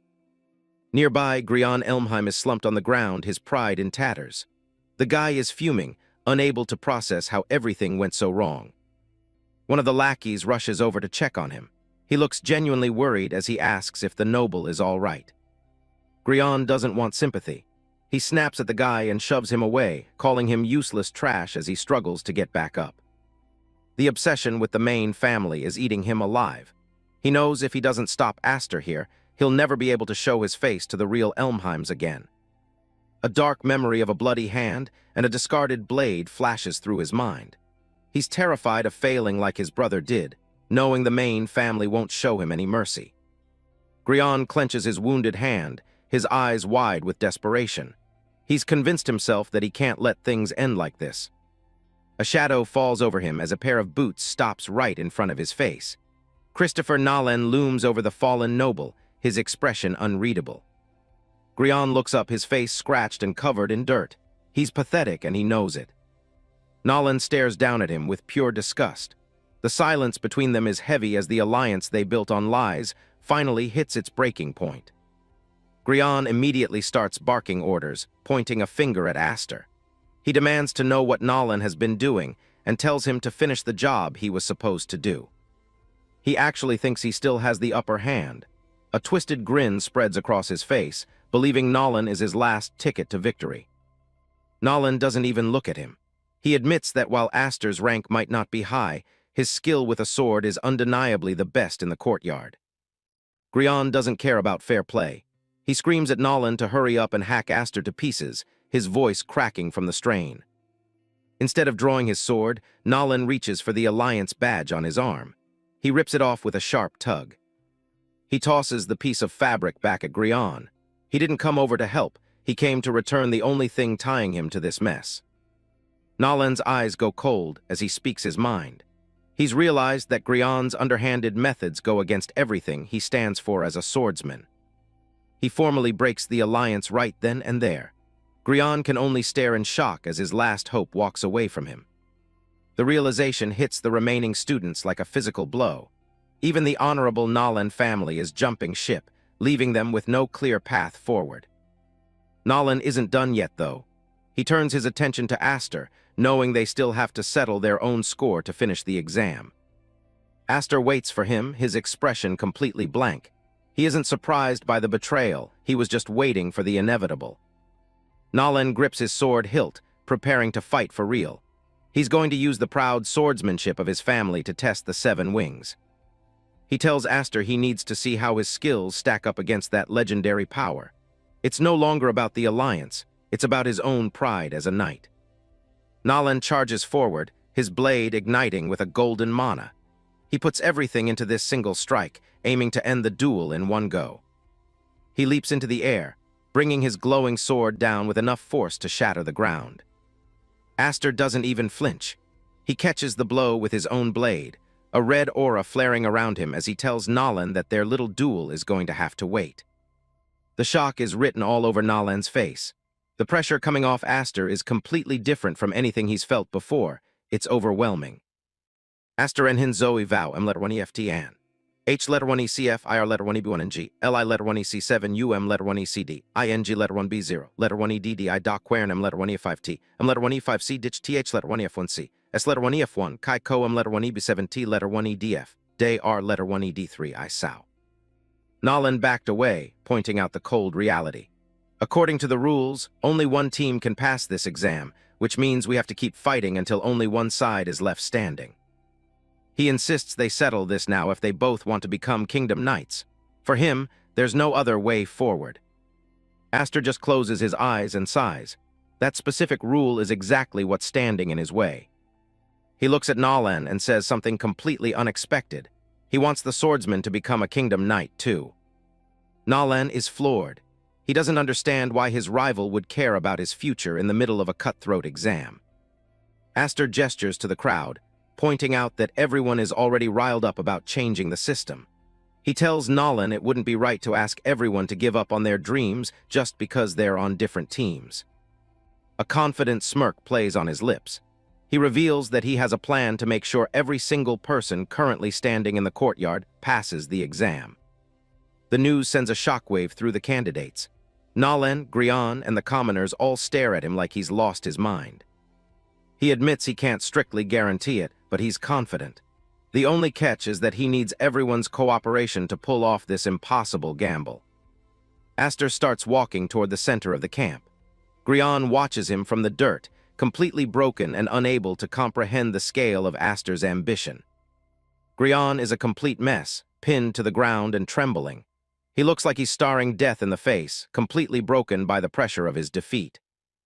Aster looms over him, but he's not looking for a fight anymore. He holds out a hand with a calm smile, offering a truce that feels more like a command than a choice. High above the training grounds, the academy flag ripples in the wind. The visual of multiple flags flying at once has the staff in a complete tailspin as they try to process the result. The great examiner is absolutely losing it. He stares up at the flags, his face contorted in a mix of confusion and pure rage at the blatant defiance of tradition. Aster doesn't flinch.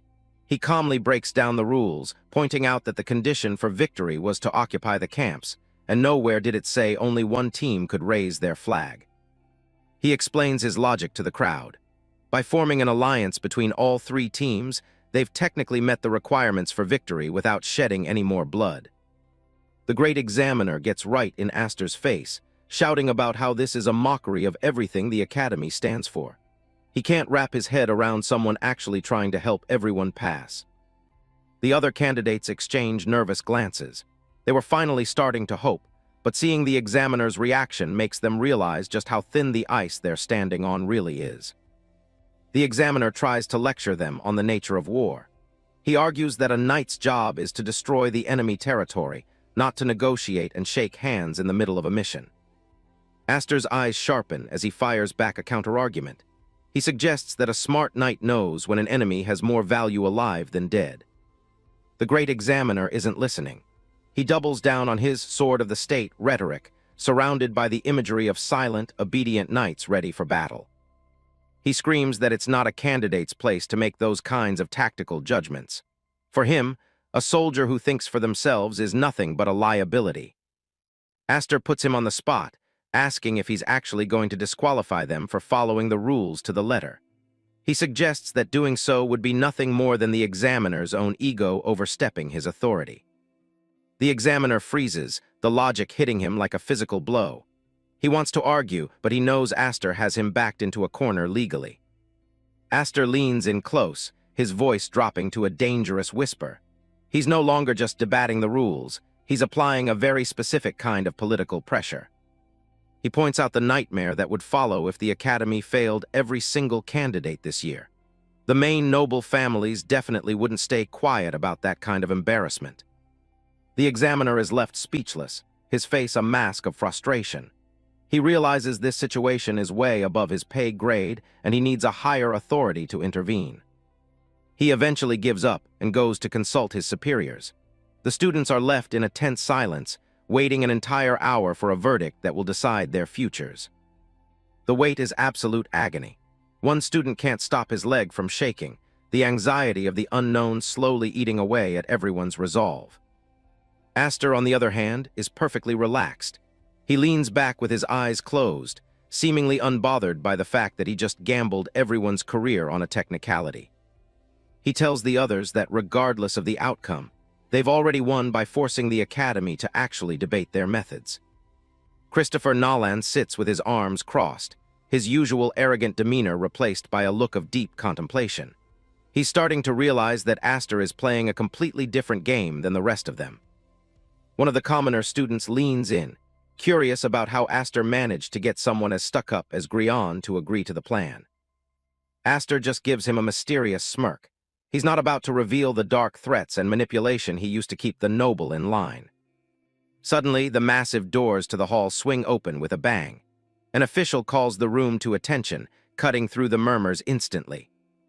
Everyone snaps to their feet as a group of high-ranking officers enters the room. The atmosphere is thick with a new level of authority that they haven't faced yet. Leading the group is an older man with a calm, practiced smile. This is Principal Mimir, the man who actually holds the keys to the entire academy. The announcement rings out that the principal himself will be the one to deliver the final results of the entrance exam. Everyone holds their breath. Mimir steps forward, his presence commanding the entire room without him even having to raise his voice. He tells them all to listen closely. The students are stunned. They expected a stern reprimand or a mass disqualification, not a personal visit from the man at the very top of the military hierarchy. Aster whispers to his neighbor that the principal just looks like a regular old guy. The student next to him nearly has a heart attack, begging him to show some respect. Mimir walks straight up to Aster and acknowledges him by name. He admits that the logic Aster used forced the Academy board into a truly difficult corner. He addresses the entire group, nodding that accepting this many candidates at once is something completely unprecedented in the Academy's history. He reveals that while there were proposals for a re-examination, the directors have decided to back Aster's claim. The gamble actually paid off. The silence in the room is deafening as the students struggle to process the magnitude of what they just heard. They're all on the verge of either tears or cheering. A small, knowing smile tugs at the corner of Mimir's mouth as he watches their reactions. He seems to enjoy the disruption Aster has caused. He finally says the words everyone was praying for. Everyone passes. It's a complete subversion of the Academy's usual cutthroat traditions. The room erupts in a deafening cheer. The students who were enemies just hours ago are now celebrating together, their futures as knights finally secured. Mimir formally welcomes them to the Drassel Kingdom Knight Academy, officially ending the most chaotic and successful entrance exam in the school's history. Later that night, the Academy sits peaceful under the moonlight. The sound of a long, satisfied sigh echoes from within the massive walls. Inside the Academy's massive bathhouse, the boys are finally relaxing. One of them shouts about how the food is great and the luxury is beyond anything he ever imagined as a commoner. He splashes around happily, making sure everyone knows that they owe this entire experience to Aster's insane gamble. The mood is lighter than it's been since the exam began. Aster runs a hand through his damp hair, the heat of the bathhouse finally allowing the tension of the exam to bleed away. Nearby, the commoner students are in high spirits, their cheers echoing off the marble pillars as they celebrate their improbable victory. Nolan steps into the water with a heavy scowl, clearly finding the loud, rowdy celebration of the commoners to be beneath him. He snaps at another student who dares to tease him, insisting he only agreed to a draw and certainly didn't lose the fight to Aster. Aster leans back against the edge of the pool with a satisfied smirk, reflecting on his first successful blow against the Elmheim family name. His new allies share looks of determination. The group's newfound unity is a direct defiance of the divide-and-conquer philosophy he's fought his whole life. This is where our rebellion begins, he thinks, his golden eyes burning with a clarity that even the thick steam can't obscure. His thoughts drift to Ulfin Elmheim, his older sister who has already survived a year at the academy and might prove to be his most vital ally. He eventually rises from the water, steam rolling off his skin as he wraps a towel around his waist to prepare for the first day of training. He walks across the damp, tiled floor, his footsteps the only sound in the brief moments of silence between the students' rowdy songs. He pauses, catching a strange movement in his peripheral vision that immediately breaks his train of thought. He turns to find a group of commoner students kneeling in the water, their heads bowed in an impromptu and bizarre display of reverence. Aster's eyes go wide in total shock, his usual cool composure failing him as he stares at the surreal sight of his peers worshipping him. The students lean in close, their faces flush with excitement as they declare him a living good luck charm and a symbol of their hope for the future. Despite his frantic protests, they drop into full bows, treating him more like a divine savior than a fellow candidate. Nolan watches the spectacle from the far side of the bath, his expression a mix of disgust and mounting anxiety as he realizes just how much influence Aster has gained. Outside the bathhouse, the night sky is clear and cold, a deceptive calm hanging over the academy grounds after the day's chaos. Miles away, the towering spires of the Elmheim estate loom against the moon, the dark stone reflecting the ruthless nature of the family within. Helen Elmheim stands before a massive window, her shadow stretching long across the floor as a defeated Grian kneels in the center of the grand hall. Her face is a mask of pure, glowing rage, as she repeats the news of Aster's declaration to crush the very name she holds sacred. Grian presses his forehead into the cold floor, his body trembling violently as he begs for another chance to redeem his failure. He shouts his apologies, promising to make up for the blunder that allowed a branch family commoner to pass the entrance exam. Before he can finish, a heavy boot slams into his face, snapping his head back and sending a spray of blood across the ornate rug.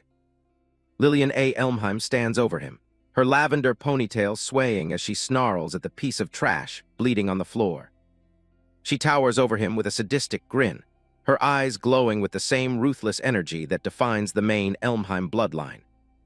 She mockingly compares him to Dolly's, their brother who met a grisly end after failing to meet the family's impossible standards. Grian looks up through a haze of pain and blood, his eyes wide with the raw terror that only a sibling in this household could truly understand. Lillian isn't finished. She winds up for another strike, her movements fluid and lethal as she continues her brutal correction of his behavior.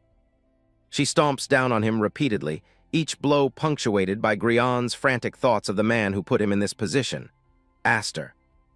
His mind flashes back to the training grounds, where Aster had reached out a hand and offered him a terrifying choice between cooperation and death.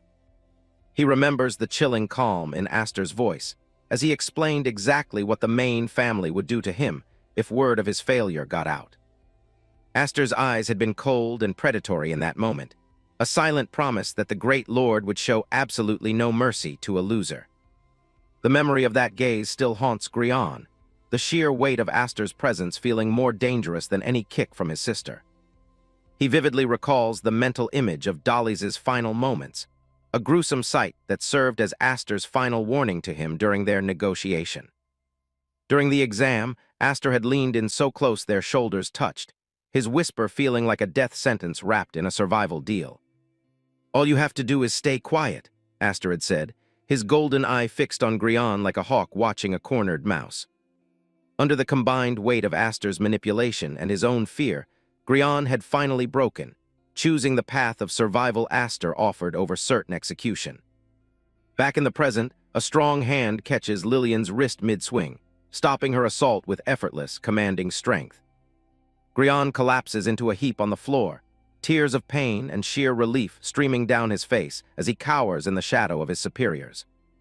Julius A. Elmheim looks down with a mocking smile, his red eyes full of a terrifying amusement as he sits comfortably in a high-backed chair. He tells his sister to spare the boy, leaning back as he preaches about the importance of family getting along for the sake of their name. He punctuates his point by gripping the hair of Ulfin Elmheim, whose wide eyes and metal mask tell a story of silent, forced obedience under his thumb. Helen Elmheim trails her fingers across a heavy banner, the symbol of her family's absolute dominance catching the light. She reflects on the fear that has kept their knights in check for generations. Her pink eyes glow with a cold intensity as she looks over her shoulder, acknowledging that their authority is starting to crumble. The appearance of a 7 wings has created a crack in their facade of power. Helen stands tall in the center of the room, addressing Julius and Lillian, while Ulfin remains silent at Julius's feet. She orders her children to go out and remind their enemies why the Elmheim name is feared. Lillian A. Elmheim lets out a sharp, toothy grin, her lavender hair catching the light as she clenches a fist near her chest. She is more than ready to prove that the family's reputation for ruthlessness isn't just for show. Julius A. Elmheim's smirk widens into something predatory, his crimson eyes reflecting a deep-seated arrogance. He intends to follow his mother's orders by showing their detractors exactly what real, unbridled violence looks like. The Dorasil Knight Academy is the ultimate proving ground for the kingdom's elite. In the main training courtyard, rows of magical iron pillars stand ready to test the limits of the newest cadets. These hand-picked recruits must endure a grueling curriculum to earn their place. Each strike on the pillars is a step toward proving they have what it takes to join the glorious Kingdom Guard. To become a Kingdom Knight is to reach the pinnacle of combat and strategy. It's a title reserved for the few who can consistently overwhelm every opponent with absolute skill. Vigor puts every ounce of his strength into a swing, shouting as he strikes the pillar. He's desperate to leave even a single mark on the resilient magical iron. A heavy impact sends sparks and debris flying, but the pillar itself remains stubbornly intact. The resistance is far greater than anything these cadets have faced in their basic training. Vigor pulls back, sweat dripping from his face as he stares at the shallow scratch he managed to make. He clenches his teeth, clearly frustrated by how little his maximum effort has achieved. The academy operates on a strict 6th grade hierarchy, with badges ranging from silver grade VI up to golden grade I. Your rank dictates the advanced techniques you're allowed to study. A blonde cadet swings his sword with everything he has. In this system, relying on raw physical strength alone will only ever mark you as a third-rate student. He stops to stare at the faint crack he created, realizing just how high the bar for success is set. The gap between his current level and the academy's expectations is a harsh wake-up call. Nearby, a student channels mana into his weapon, delivering a series of magically infused strikes. Each hit generates a searing flash of energy against the dark metal. He finishes his set, the lingering mana dissipating into the air.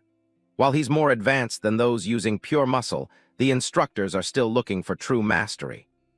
True excellence requires the seamless integration of magic and swordsmanship. Only those who can command both are considered first-rate material for the kingdom's defense. An instructor's voice boomed across the field, hammering home to the cadets that proving their strength was the only freedom they had here. But just as he was mid-rant, a massive surge of crimson mana erupted right behind his back. The instructor and the cadets stared in stunned silence. The sheer, suffocating pressure of that display made them realize just how vast the power gap truly was. Aster A. Elmheim stands calmly amidst the training pillars, looking completely unbothered. While the others struggled to make a dent, the pillar in front of him has been reduced to rubble. The shards of pulverized magical iron scatter at Aster's feet. He's achieved a level of destruction that most thought was impossible for a new cadet. The instructor breaks the silence with a cheer, jokingly suggesting they should all aim for that level of power. The rest of the class looks much more skeptical about their chances of matching it. Aster remains composed, his gaze fixed on the distance. High above on the castle walls, the academy's leadership watches the young man with intense interest. Principal Mimir observes the wreckage alongside another instructor, whispering about the rumored 7 Wings power. They recognize Aster as an incredible talent that can't be ignored. A magical iron pillar of this quality usually requires a golem to handle. Seeing Aster smash it so easily confirms that he is in a league of his own. Watching Aster stand on the field, the instructors knew that his current talent was simply not enough. If he became complacent now, the hidden dangers lurking within this academy would eventually devour him whole. Deep inside the academy, Julius A. Elmheim reclines on a throne made of his defeated peers. He is the dragon of this school, a sadistic force waiting for a new challenger to break. Later, Aster and Vigor walk past the large windows of the academy halls as the evaluation results are processed. The reality of the school's structure is starting to set in. Vigor looks at his silver badge, reflecting on how meritocratic the Kingdom Knights truly are. It's a harsh truth to face right after the high of passing the exam. He notes that their initial performances have already set them apart from most of their peers. Their starting ranks give them a slight advantage in the long road ahead. Vigor holds up his silver VI badge next to Aster's golden IV badge. The difference in their ranks is a stark reminder of the massive power gap that still exists. Aster gives a slight smile, telling Vigor he'll be in trouble if the others don't start catching up soon. He's clearly looking for allies who can pull their own weight. Vigor sighs, realizing that their new boss is going to be quite strict. Aster continues walking, his eyes fixed on whatever comes next. Aster stops and looks back with a confused expression. The title of boss clearly wasn't something he expected to hear so early in his enrollment. Vigor reminds him of his own words, asking if he's already forgotten his promise. He points out that Aster's ambition is what inspired them all. Aster recalls standing over a defeated Grian, where he first declared his intent to crush House Elmheim. That one moment of rebellion drew the attention of everyone looking for a leader. Vigor explains that several students took those words to heart and are looking for someone to lead them. They want to believe that someone can actually change their current situation. The commoners are ready to back Aster up if he's willing to lead the charge. They've spent their lives being stepped on and see him as their best chance to fight back. Vigor throws an arm around Aster's shoulder, shouting a rallying cry to take down House Elmheim together. Aster looks a bit overwhelmed by the sudden camaraderie. A predatory grin spreads across Aster's face as he listens to Vigor's enthusiasm. If they want a leader to bring down the tyrants, he's more than ready for the job. He stares at his golden badge with a cold, determined intensity. To truly crush his former family, he knows he needs to unlock even more of his hidden strength. Suddenly, Aster's stomach lets out a loud, embarrassing growl.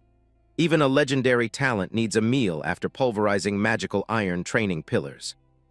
Vigor laughs, agreeing that they won't make it through the afternoon training on an empty stomach. The duo starts heading toward the academy's cafeteria. As they reach the dining hall, they find a large crowd of students standing nervously outside the entrance. It looks like their lunch break is about to be interrupted. Aster and Vigor push forward to see what's going on, but the others look terrified. They warn Aster that the Elmheims are already inside and the situation is bad. Inside, Julius A. Elmheim is already seated, casually biting into a piece of bread. He stares at Aster with a condescending smirk, having expected his arrival. Aster stares back with a hard, unwavering gaze. Julius mocks him for being late, welcoming him to a scene where the tyrants are already in total control. Julius A. Elmheim sits at the center of the cafeteria, his sister Lillian perched beside him like a vulture. He addresses Aster with a lazy arrogance, calling him brother, as if they were on friendly terms. Vigor and the other cadets are visibly shaken by the encounter. Vigor realizes that the person terrorizing the students is none other than Aster's own highborn relative. These are the infamous tyrant siblings of House Elmheim. Julius, the second in line to succession, and his equally cruel younger sister, Lillian, enjoy the absolute power their names provide. They have earned a reputation for being the most vicious members of their family. Julius stands amidst the chaos with a sword in hand, a terrifying display of authority backed by raw violence. Aster stares at them, sweat beading on his forehead as he realizes the magnitude of the situation. He knew they were at the academy, but he didn't expect them to strike so brazenly. Lillian rests her chin on her hand, a sadistic smile playing on her lips as she steps on the head of a defeated student. She mocks Aster, calling him their trashy and foolish younger brother. Beneath her boot, the student groans in agony, his face hidden behind a heavy, metallic mask. The iron shackle is a brutal device designed to break the spirit of anyone who fails the family's standards. Vigor looks on in horror, his voice trembling as he asks about the tasteless device. He's never seen something so inhumane used on fellow students before. Aster's expression is cold as he identifies the device as the iron shackles. He knows exactly what they represent and the torture they inflict on the wearer. It's a disciplinary tool used by House Elmheim to correct those they deem dropouts or failures. The mask forces the wearer into a state of desperate servitude, turning them into little more than beasts. Julius applies more pressure to the student beneath his foot, his red eyes glowing with malice. He mocks Aster for being so familiar with the family's dark traditions. He points out that despite the student's noble name, he ended up as a lowly grade VI during today's sorting. In Julius's world, weakness is the ultimate sin. The student's eyes, visible through the slits of the mask, are wide with terror and pain. It's a pathetic sight that Julius seems to take immense pleasure in. Julius grips the student's head, claiming the shackle is a present from a kind, older brother to help him try harder. His words drip with a sickening irony that makes the air in the room feel heavy.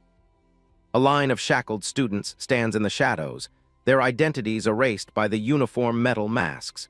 They have been stripped of their humanity to serve as examples for the rest of the academy. Julius explains the simple, cruel logic. The masks turn basic needs like food and air into rewards. If the students can't earn their way out, they'll simply die in their chains. Vigor and his companions are paralyzed by the sight of so many people being treated like livestock. The scale of the cruelty is far beyond anything they expected at a night academy. Julius stands and gestures toward the shackled group, calling them Aster's seniors. He demands that the new cadets greet them properly, despite their beast-like state. With a cruel laugh, he tells one person in particular to step forward and show her face. He's been waiting for this moment of reunion. A pair of delicate feet in brown shoes steps into the light. The slow, rhythmic clicking of her heels against the stone floor is the only sound in the silent cafeteria. Aster's eyes widen as a familiar figure with long red hair approaches from the shadows. Vigor and the others can feel the sudden shift in the atmosphere. A cold sweat breaks out on Aster's face as the truth hits him. His pupils contract in shock, his mind racing to process the horrifying sight before him. Julius's grin only widens as he notes how much Aster's sister has changed since they last saw her. He relishes the look of absolute devastation on Aster's face. House Elmheim stands before them, her once vibrant eyes now vacant and glazed. Her lower face is encased in an iron shackle, a brutal metal muzzle that silences her voice. Aster shouts her name, his composure shattering as he starts to rush toward her. The sight of his sister in such a state has pushed him past his breaking point.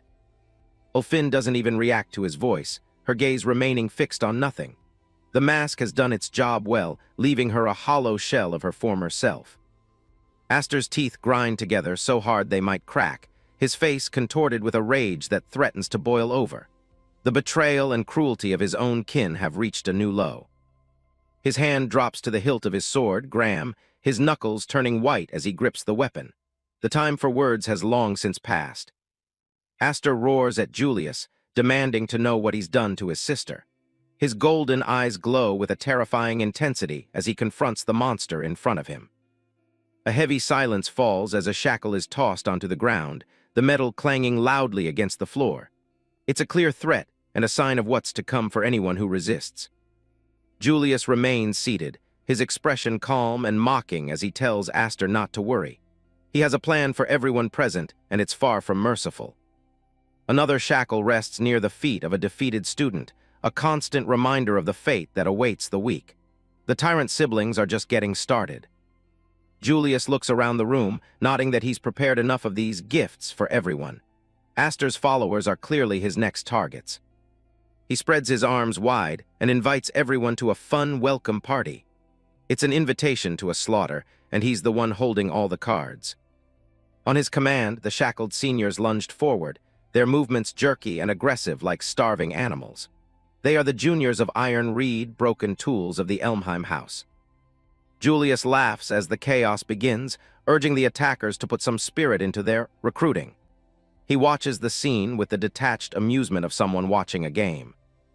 The shackled students ignite their mana blades, the red light casting long, jagged shadows across the walls. Julius orders them to slap a mask on every newcomer, one by one. Vigor's group is immediately put on the defensive as they are overwhelmed by the aggressive seniors. They realize with horror that the attackers' eyes are completely glazed over, showing no sign of their original selves. Nolan managed to parry a strike, only to realize that even in their enslaved state, these seniors were still grade IV or higher. The power gap was becoming painfully obvious as the fight intensified. Vigor realized that while they had expected to eventually clash with House Elmheim, they never imagined it would turn out like this. The sheer disparity in their combat power was beginning to crush their spirits. Vigor shouts out to Aster, desperate for a plan as he blocks a glowing green blade. The weight of the attack nearly drives him to his knees.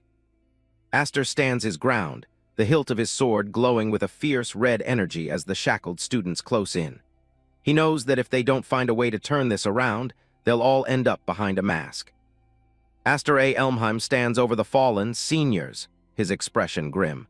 Despite the initial victory, the atmosphere in the room is thick with tension. Close-up of Aster's eyes, glowing with a dangerous golden light.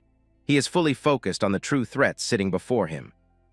Vigor Cadet is visibly sweating, commenting on the insane intensity radiating from Aster. The power difference between the cousins is palpable even to the bystanders.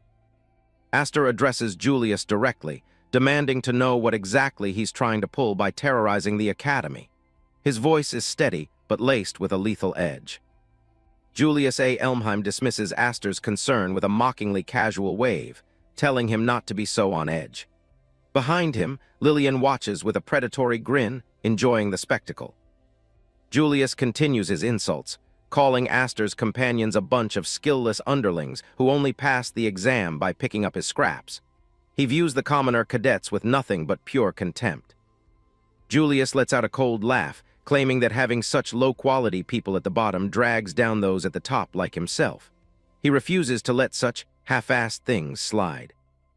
To emphasize his point, he presses his boot harder onto the head of the shackled student beneath him. The sound of metal grinding against stone echoes through the silent room. He holds up a spare iron shackle, his red eyes gleaming with cruelty. He intends to take care of all the newcomers in the brutal Elmheim way. Aster isn't interested in his cousin's theatrical display of power. Julius remains seated, his posture relaxed and arrogant as he waits for Aster's next move. Aster's hand tightens around the hilt of his sword, which is wreathed in a crimson mana. The heat from his power starts to distort the air around him. He tells Julius to take the vulgar thing off Ulfin Elmheim's mouth immediately. He will not tolerate seeing his sister treated like a beast. Instead of a response, Ulfin lunges at Aster, their blades clashing with a violent surge of energy. The shock of her attack leaves Aster momentarily stunned. Aster is forced onto the defensive, shouting at his sister to stop. He can't understand what has happened to her to make her turn her blade against him. Ulfin's eyes, visible through the mask, show no recognition of her brother. She is a silent, efficient weapon in Julius's hands, focused only on the kill. The two siblings trade blows, their swords creating trails of light in the dim cafeteria. Ulfin tells him not to hold a grudge for what comes next, her voice cold and mechanical. Julius watches the fratricide with a sickening smile, claiming Ulfin is here of her own free will. He relishes the look of absolute betrayal on Aster's face. He challenges Aster to ask her directly if he thinks Julius is lying. Ulfin stands ready with her glowing yellow blade, her posture perfect and deadly.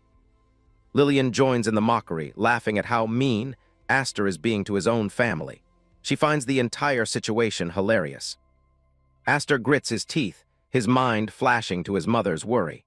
The realization that Ulfin has been subjected to this torture for months is almost too much to bear. Ulfin attacks again, her movements sharp and relentless. Aster is forced to leap back, his mind racing for a way to stop her without hurting her. Aster shouts that Ulfin doesn't have to listen to the tyrants anymore. He's determined to break the chains that bind her. He vows to save her as they continue their frantic duel, sparks flying from their crossing steel. Every strike from Ulfin is a painful reminder of her lost self. Aster is visibly shaken, a bead of sweat tracing down his face as he struggles to parry his sister's relentless strikes. The psychological weight of the fight is starting to take its toll. Seeing Aster hesitate, Nolan shouted from behind, demanding to know what he was waiting for. They were about to be overrun. He begged Aster to end this once and for all. Nolan shouted, his face contorted with rage. He told Aster that if he wouldn't strike down the tyrant, then he himself would take on Julius. Nolan leveled his sword at Julius, sneering that he didn't even have a fraction of the dignity his younger brother possessed. In a battle stance, a radiant golden light surrounding him as he tells Julius to take up his weapon. He refuses to acknowledge a man like Julius as a knight. Nolan charges with everything he has, his blade glowing brightly. He vows to carve the style of House Kistoper into Julius's very body. A spare iron shackle floats through the air, a grim reminder of the stakes. The metal glints coldly in the monolith room. Julius blocked the incoming strike with his bare hand, his expression one of bored contempt. He mocked the very idea that hard work alone could make a great knight. Nolan is stunned, his eyes wide with shock. Despite his maximum effort, he hasn't even managed to make Julius stand up from his chair. Julius stands and unleashes a massive pillar of flame that fills the room with a scorching heat. He declares that Vigor's worldview is fundamentally wrong.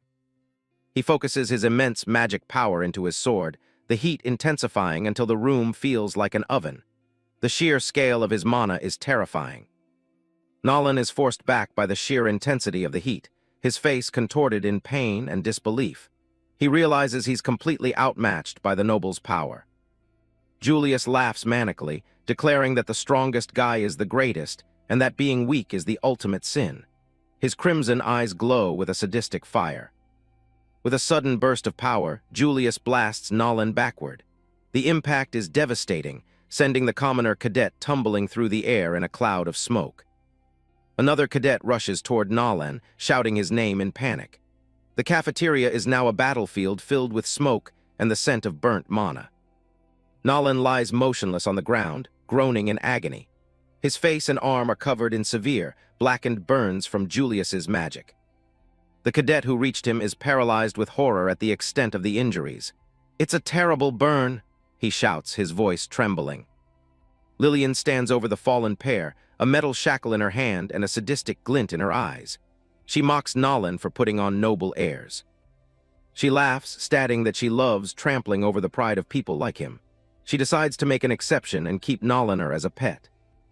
Julius A. Elmheim sits back with an arrogant smirk, leaning into his Darwinian philosophy. Beside him, Lillian stands with her arms crossed, her cold eyes matching her brother's cruel demeanor as he declares that being weak is a sin. Aster A. Elmheim stands in the foreground, his eyes hidden in shadow as he listens to Julius's taunts. In the background, the cafeteria is in chaos as shackled students are forcibly masked by their captors. Two students struggle desperately as the iron masks are forced onto their faces. Their muffled cries for help are ignored by the Academy's self-appointed tyrants.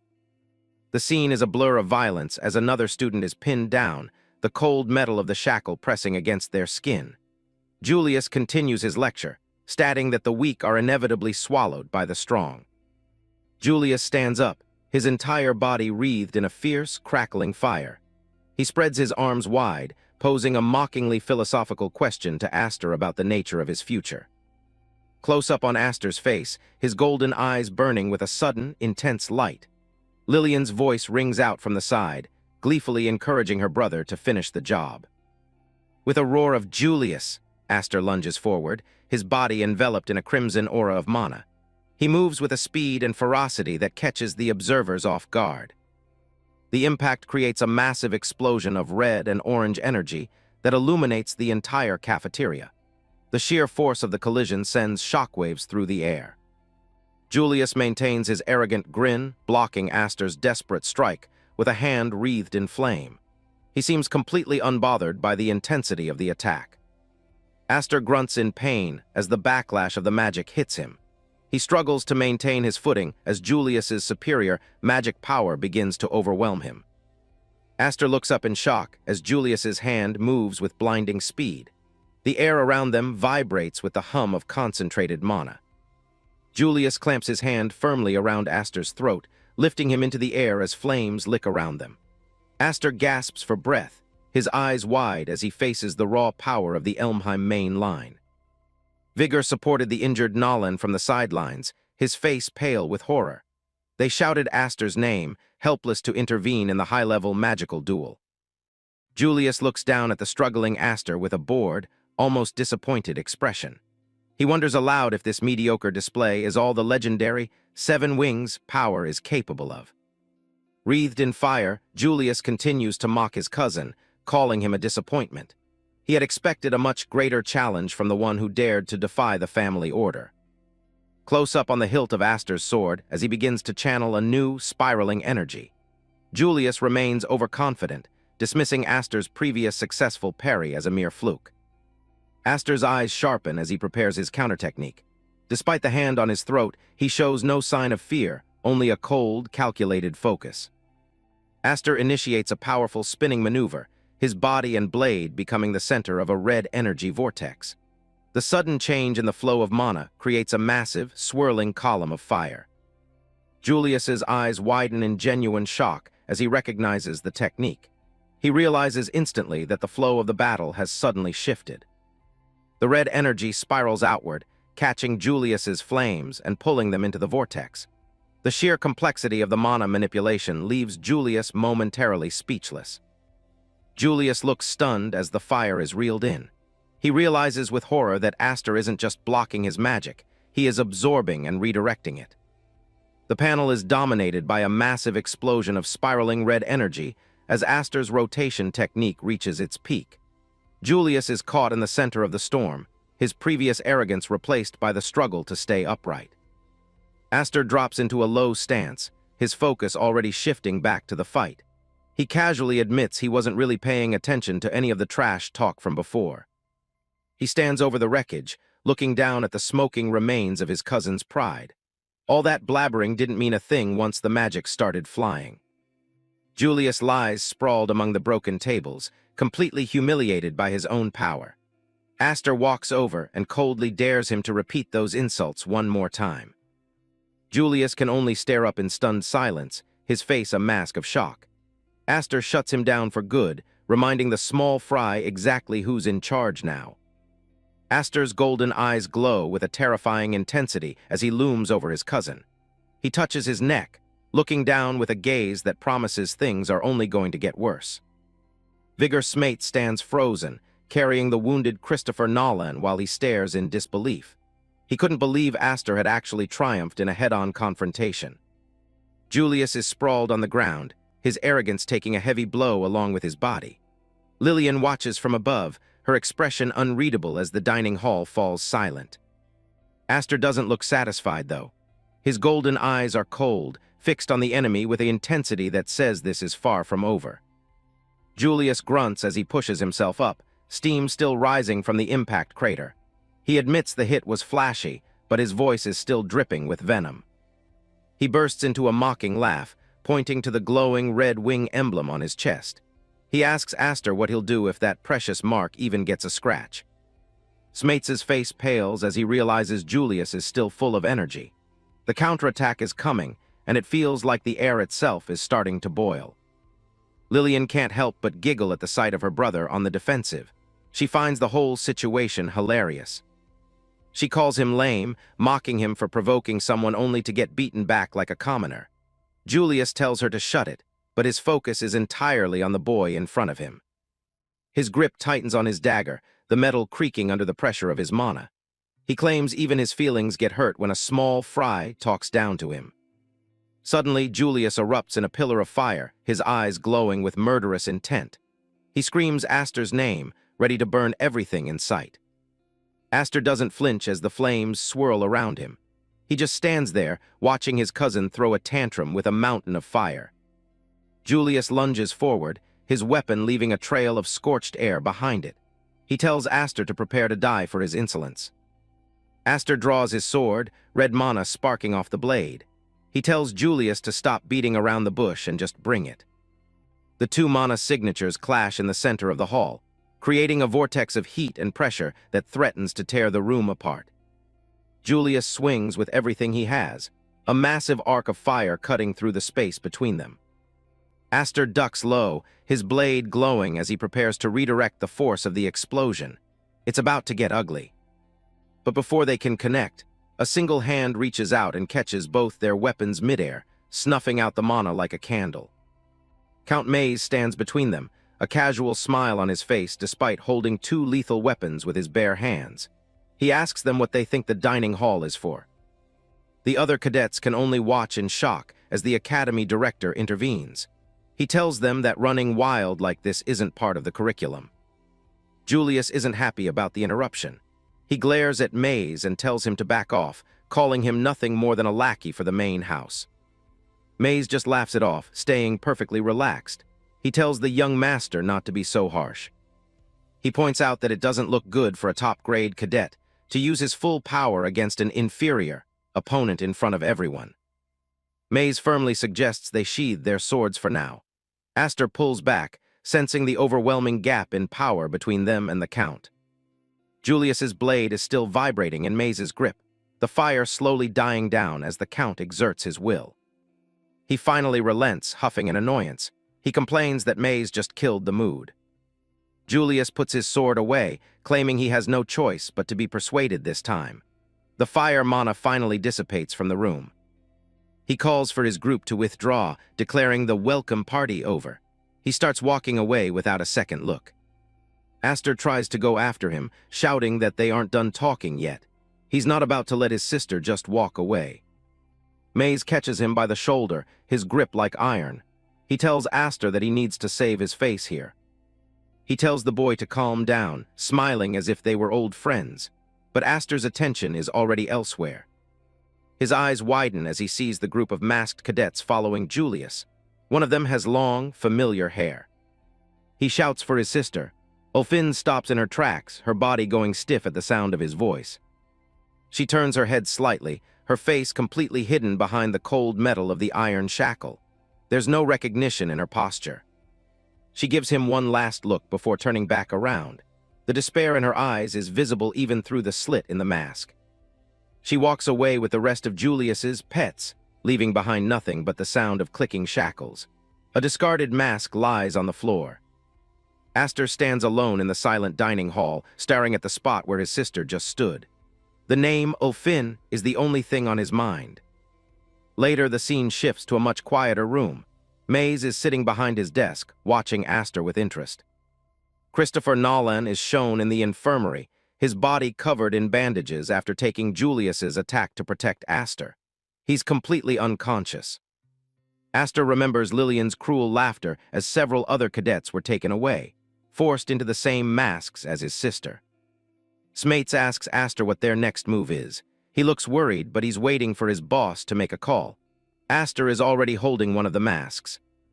Aster tells Maze that if he hadn't stepped in, things would have ended very differently. He's studying the shackle in his hands.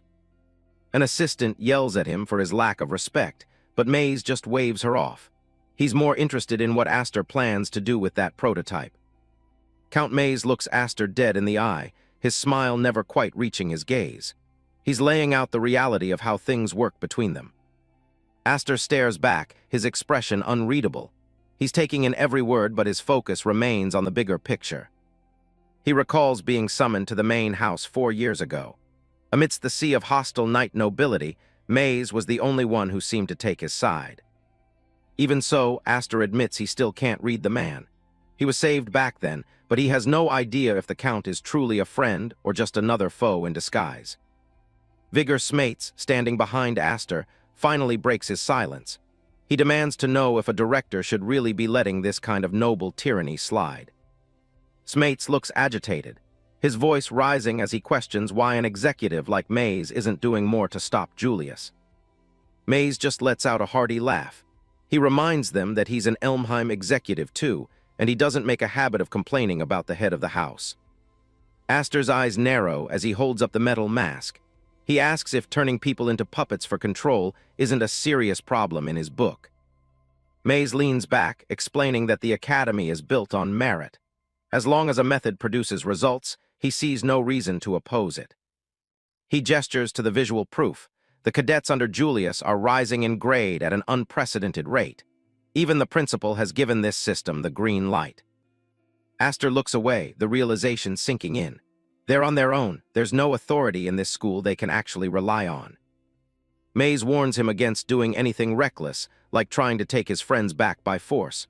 He tells Aster he'd better not even think about it. The Count's gaze turns ice cold. He reminds Aster that every single move he makes is being watched by the main house. If he causes a scene and fails, they won't hesitate to expel him. Aster imagines himself small and alone, standing before the looming shadow of the Elmheim family's power. Aster looks down at the mask, his expression tightening. He tells Maze it's not about some noble sense of justice. He's seen what those iron shackles do. They don't just control a person, they rot the heart from the inside out. The victims are robbed of their words and their freedom, their eyes going dull as they lose themselves to the mask. They lose their dignity. And eventually, even the will to rebel against their owner is stripped away completely. Turning people into convenient, obedient tools, that's the true horror of the system Julius is running. Maze looks at him curiously. He asks if Aster speaks like this because he's seen that rot firsthand. Aster just gives a knowing smirk. He says he simply understands the fate of people who have already become a lost cause. He's determined not to let his friends end up that way. Smates watches, clearly moved by Aster's resolve. Maze watches him closely, trying to figure out what's going on in the boy's head. He knows this isn't just empty talk. The Count leans in, his interest fully piqued. He wants to know exactly what Aster is thinking. Aster says that since even he doesn't want to get expelled, it's best to settle this peacefully. Maze asks if he actually has a plan for that. The room is silent for a moment. Maze looks at Aster's profile, wondering if he's truly serious. Aster tightens his grip on the mask, a sharp look in his eyes. He tells Maze it's about time. He saw his own way of fighting. 3 days pass, and the academy grounds are filled with cadets pushing through their morning training. The pace is grueling for everyone. The cadets are running in tight formations, their breath misting in the air as they struggle to keep up. Smates runs alongside Christopher Nolan, asking if he's really fine to be out here with his injuries. Nolan looks exhausted but determined. Nolan, bandages still visible on his face, says the 4th grade curriculum is starting soon. They have 0 time to be resting if they want to survive. Smates notes that Nolan really hates losing. Both of them are pushing themselves to the absolute limit. Nolan looks ahead, his eyes fixed on Aster. He says the one they should really be worried about is him. Aster is far ahead of the pack, his body moving with mechanical precision. He's already wearing the metal mask as he runs, testing his own limits. Flashback to 3 days ago. Aster barges into Julius's private lounge. Julius is lounging with Lillian, and he's not pleased to see Aster's face again. Julius looks at him with absolute contempt. He says he hasn't forgiven Aster for what happened in the dining hall. He's drinking from a bottle, mocking Aster for just showing up unannounced. He asks if Aster really thinks he's in a position to make a deal. Julius's eyes glow with red mana as he glares at his cousin.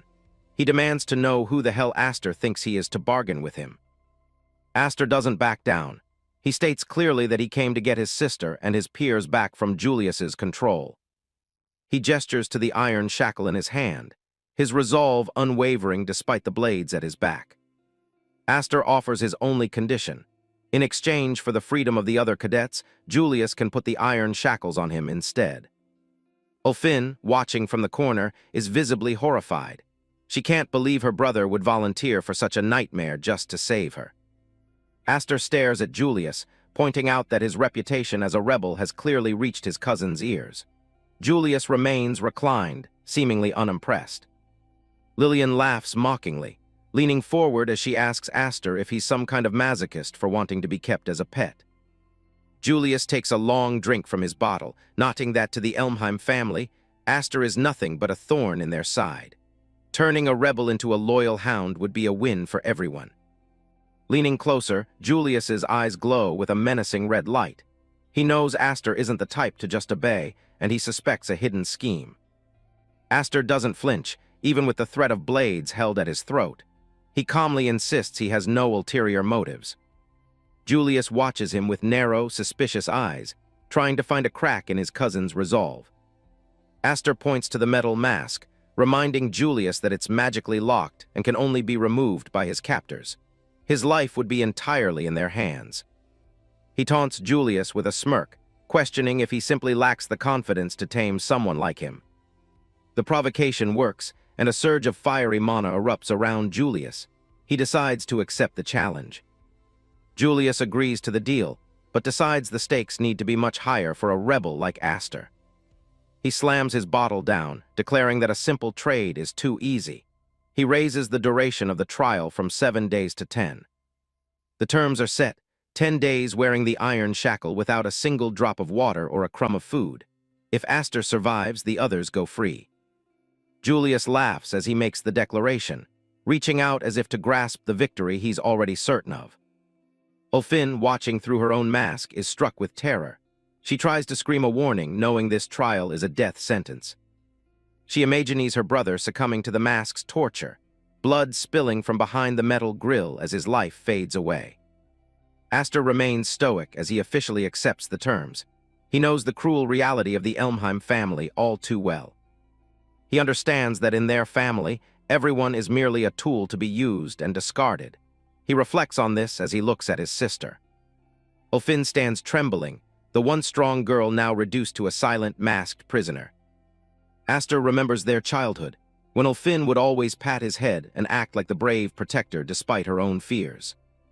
She was always the strong sister, who would never let anyone see her cry, no matter how much she was hurting.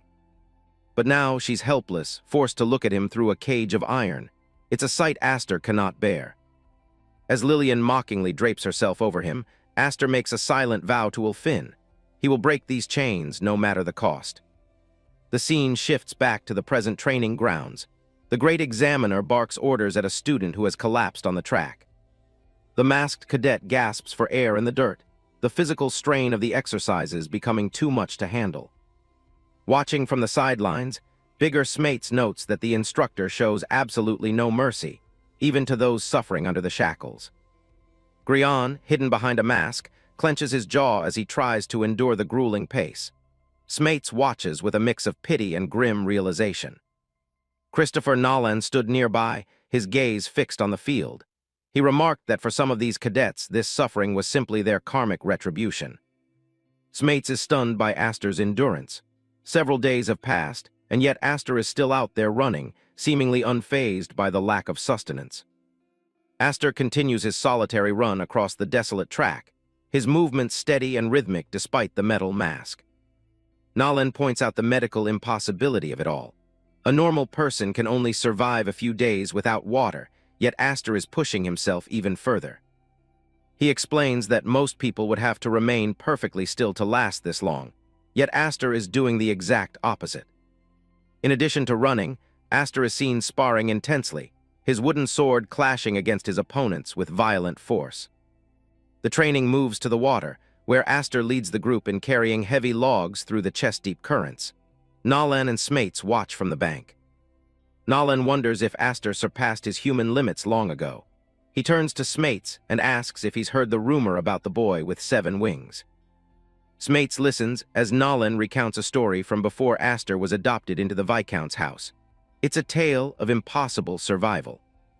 The rumor says that as a mere infant, Aster crawled alone through kilometers of frozen, snowy mountains. He survived against all odds. Smates is visibly shaken by the story, marveling at the sheer life force required for such a feat. It explains the monster he sees before him now. Aster's red mana flares around him as he continues to push his body. Smates still wonders if it's all just a colossal bluff or true power. The scene shifts to the dark, oppressive hallway of the cadet cells. Lillian's boots click against the stone floor. Lillian arrives with her masked guards to bring the sewer rats their meager rations. She smiles with cruel delight at their suffering. She uses her magic to release the locks on the captives' masks, her purple mana shimmering as the mechanisms click open. A young student with light hair sits slumped against the wall, his spirit clearly broken by the isolation and hunger. He barely reacts to the food. A solitary wedge of cheese sits on a cracked plate beside a simple glass of water, the entirety of a prisoner's meal. A cadet stares down at the meager rations with a hollow gaze, certain that such extreme starvation will lead to his death. Another student, his face hidden behind a heavy metal grill, begs Lillian for anything more substantial to eat. A heavy boot slams down on the plate, crushing the food and the cadet's hopes in a single motion. Lillian grinds her heel into the mess on the floor, mockingly suggesting that he should have spoken up if he wasn't interested in eating.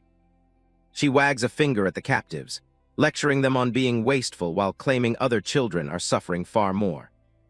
In a dim corner, Aster sits motionless against the wall, his head encased in the heavy iron shackle mask. From across the room, Julius cuts into a thick steak, his voice dripping with sarcasm as he comments on the bravery of the younger brother. Julius smiles at Ulfin, who sits in silent despair, and suggests that she should go over and cheer him up. With a mouthful of meat, Julius laughs cruelly, reminding Ulfin that Aster is enduring this torment solely because of her. Ulfin clenches her jaw, sweat beading on her forehead as she listens to her cousin's mocking laughter. Seated before a tray of actual food, Ulfin is paralyzed by a crushing sense of guilt, wondering how she can help her brother. Julius continues to eat, his red eyes narrowing as he ponders the strange situation unfolding before him. He watches the silent figure of Aster in the distance, nodding that the boy doesn't seem to be resisting the trial at all. As he prepares another bite of steak, Julius wonders if Aster truly intends to endure the full 10 days of starvation. A sadistic grin spreads across Julius's face. He's eager to see just how long Aster's stubbornness will last. Aster remains a quiet, dark sentinel, his golden eyes glowing with an unyielding resolve from behind the metal grill of his mask. The instructor uses cards to illustrate how mana can be imbued into a sword to make the blade incredibly sharp. It can also be wrapped around the user's body, functioning like a suit of armor to protect them from attacks. He explains that magic power is flexible, and its role will change depending on the user's will. Some use it to enhance their legs, allowing them to run across the battlefield faster than a horse. Others use it to create eyes of mana that can detect enemies instantly, leaving the user with no blind spots. A group of masked students ambushes Aster Elmheim in the forest, thinking he's completely open for an attack. Despite his fever, Aster stays calm as red mana begins to gather at his feet. A massive red tornado of energy erupts from his body, acting as a trump card to turn the tide of the fight. The attackers are caught off guard, struggling to stay upright as the mana surge blasts through the area. They're confused by the sudden wind and can't see anything through the intense red light. Aster uses the confusion to leap out of the vortex and vanish from their sight before they can recover. A powerful beam of red energy slams down into the forest, shaking the ground. He reappears behind one of the masked students and knocks him to the ground with a heavy blow. This reminds Aster of the training rules. In 4th grade, they must master magic manipulation without using their swords. To demonstrate, the instructor killed a bird in midair with a single, precise blast of raw energy. He told the class that those with a wing emblem should be able to kill, even without a blade. Back in the present, Aster stands among the fallen students as red mana ribbons flare around him. It's the 7th day of the Iron Reed training, and the constant strain is finally taking its toll. Aster's mana control is improving, but he's running out of time to fulfill his promise to Julius. He pushes himself to endure, knowing his sisters will only be freed if he survives this trial. But his fever is making it harder to stay conscious, and he realizes he can't afford to be passive. He thinks back to Julius's terrifying power. The blonde noble was extraordinary even without a sword. As a 1st grade student, Julius hasn't even shown the true extent of his abilities yet. Aster sinks to his knees, frustrated that he's being slowed down by a simple training exercise. He forces himself to stand, determined to find a way to catch up to the power Julius possesses. The forest around him starts to blur and spin as his body reaches its absolute limit. He struggles to breathe behind the metal muzzle, sweat dripping down his face from the intense fever. Aster finally collapses face first into the dirt, his strength completely gone as the world fades to black. He lies there thinking he's reached his end, when a pair of boots stops in front of him. A hand reaches down and notes that he's burning up, calling him a fool for pushing himself this hard. Christopher Nolan looks down at the fallen cadet, mentioning that Count Maze would be troubled if Aster died here. Aster wonders why the Count would go out of his way to send someone like Nolan to help. Nolan tells him to wait and offers to go get his sword so he can break the restrictive muzzle for him. Aster quickly reaches out and grabs Nolan's sleeve to stop him from doing something so reckless. Nolan is caught off guard, looking back at the weakened student with a confused expression. Aster tells him that he'll only end up getting himself killed if he tries to break the mask. His eyes glow with a golden light as he thinks about the sisters who are still waiting for him to save them. Nolan can barely hear the muffled words, but he can clearly tell that Aster is dissatisfied with the offer. He looks into Aster's eyes and sees a resolve that doesn't match his battered, feverish state. Before they can say more, Nolan senses several more figures closing in on them from the shadows. A group of masked students surrounds them, and Lillian walks forward with a mocking grin. She laughs at Aster's pathetic condition, joking that he'll be mistaken for an undead if he stays out this late. Aster glares through the slits of his muzzle, recognizing the lavender-haired girl leading the ambush. Christopher Nolan stands his ground, questioning why a second-grade student like Lillian is interfering with their fourth-grade training exercise. Lillian smirks as her group of masked lackeys looms behind her, claiming they just wanted to show off for her entertainment. She treats the whole situation like a casual class observation, dismissively adding that the instructor apparently doesn't mind the intrusion. A sudden blast of mana kicks up dust as the group prepares to engage the two students. Leaping onto a high tree branch, Lillian looked down with a sadistic gaze, revealing exactly what she was dying to see.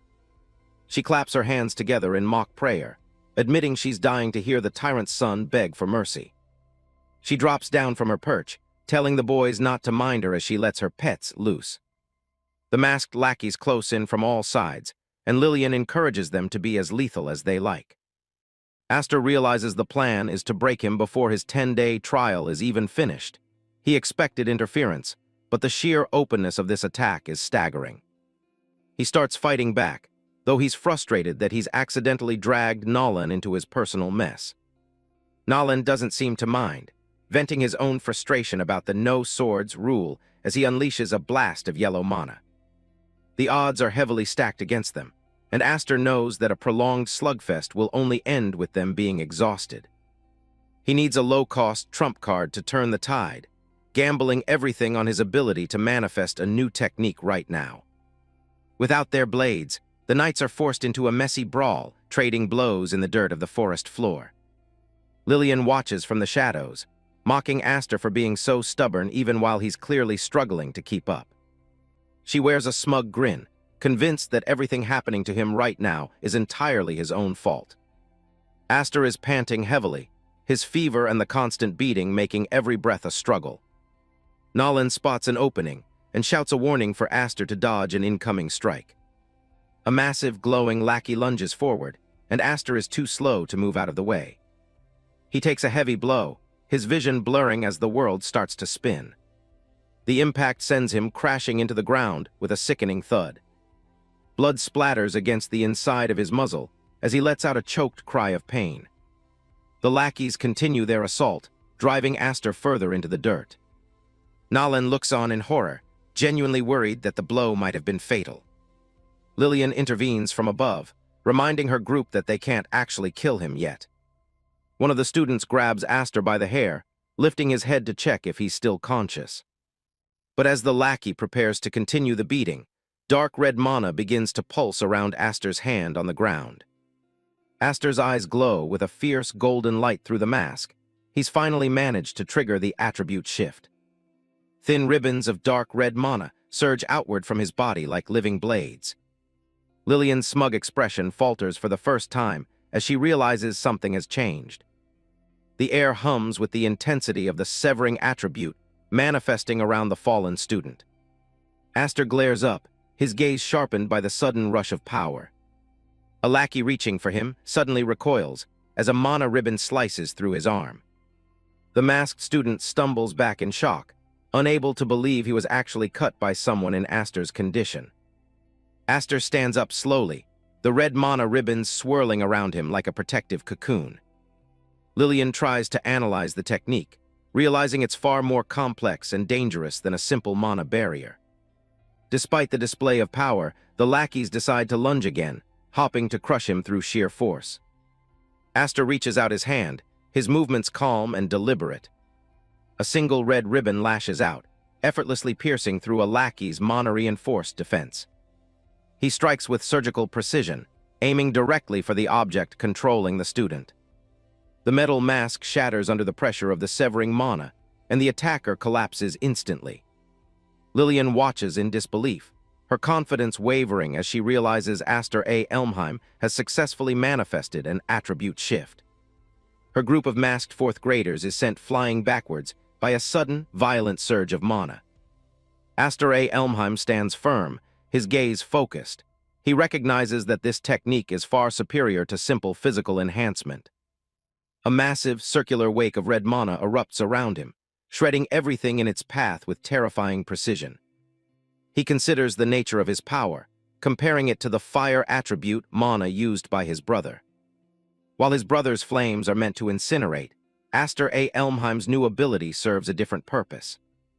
He unleashes a series of red mana ribbons that slice through the surrounding forest, demonstrating the raw power of his severing attribute. The remaining masked students are paralyzed with fear, realizing they are witnessing a high-level technique that many struggle to learn in a lifetime.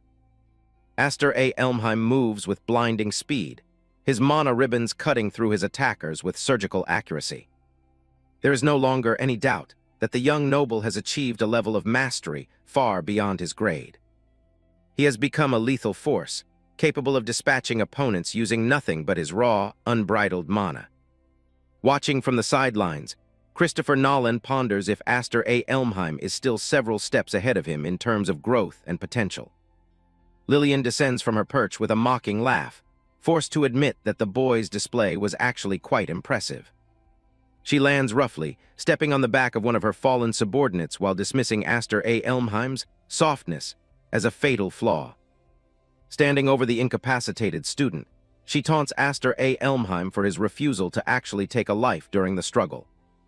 Her hand tightens around the hilt of her sword, and a spark of pink mana flickers as she prepares to take matters into her own hands.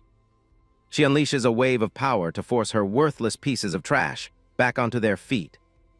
Christopher Nolan watches her with pure disgust, calling her absolute pond scum for the way she treats her own followers.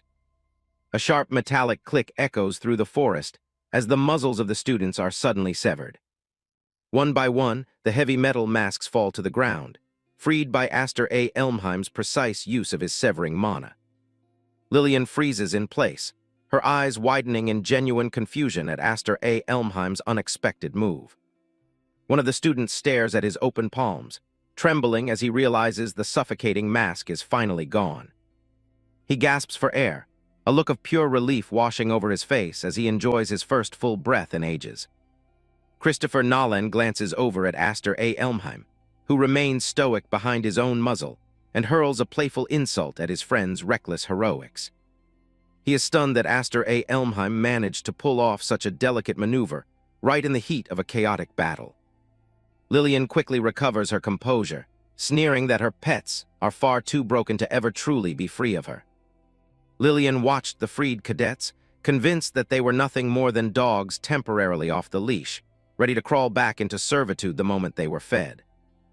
Infuriated by the lack of results, Lillian screams at her subordinates to resume the attack. She bellows for them to seize Aster Elmheim, her face contorting with rage as her plan falls apart.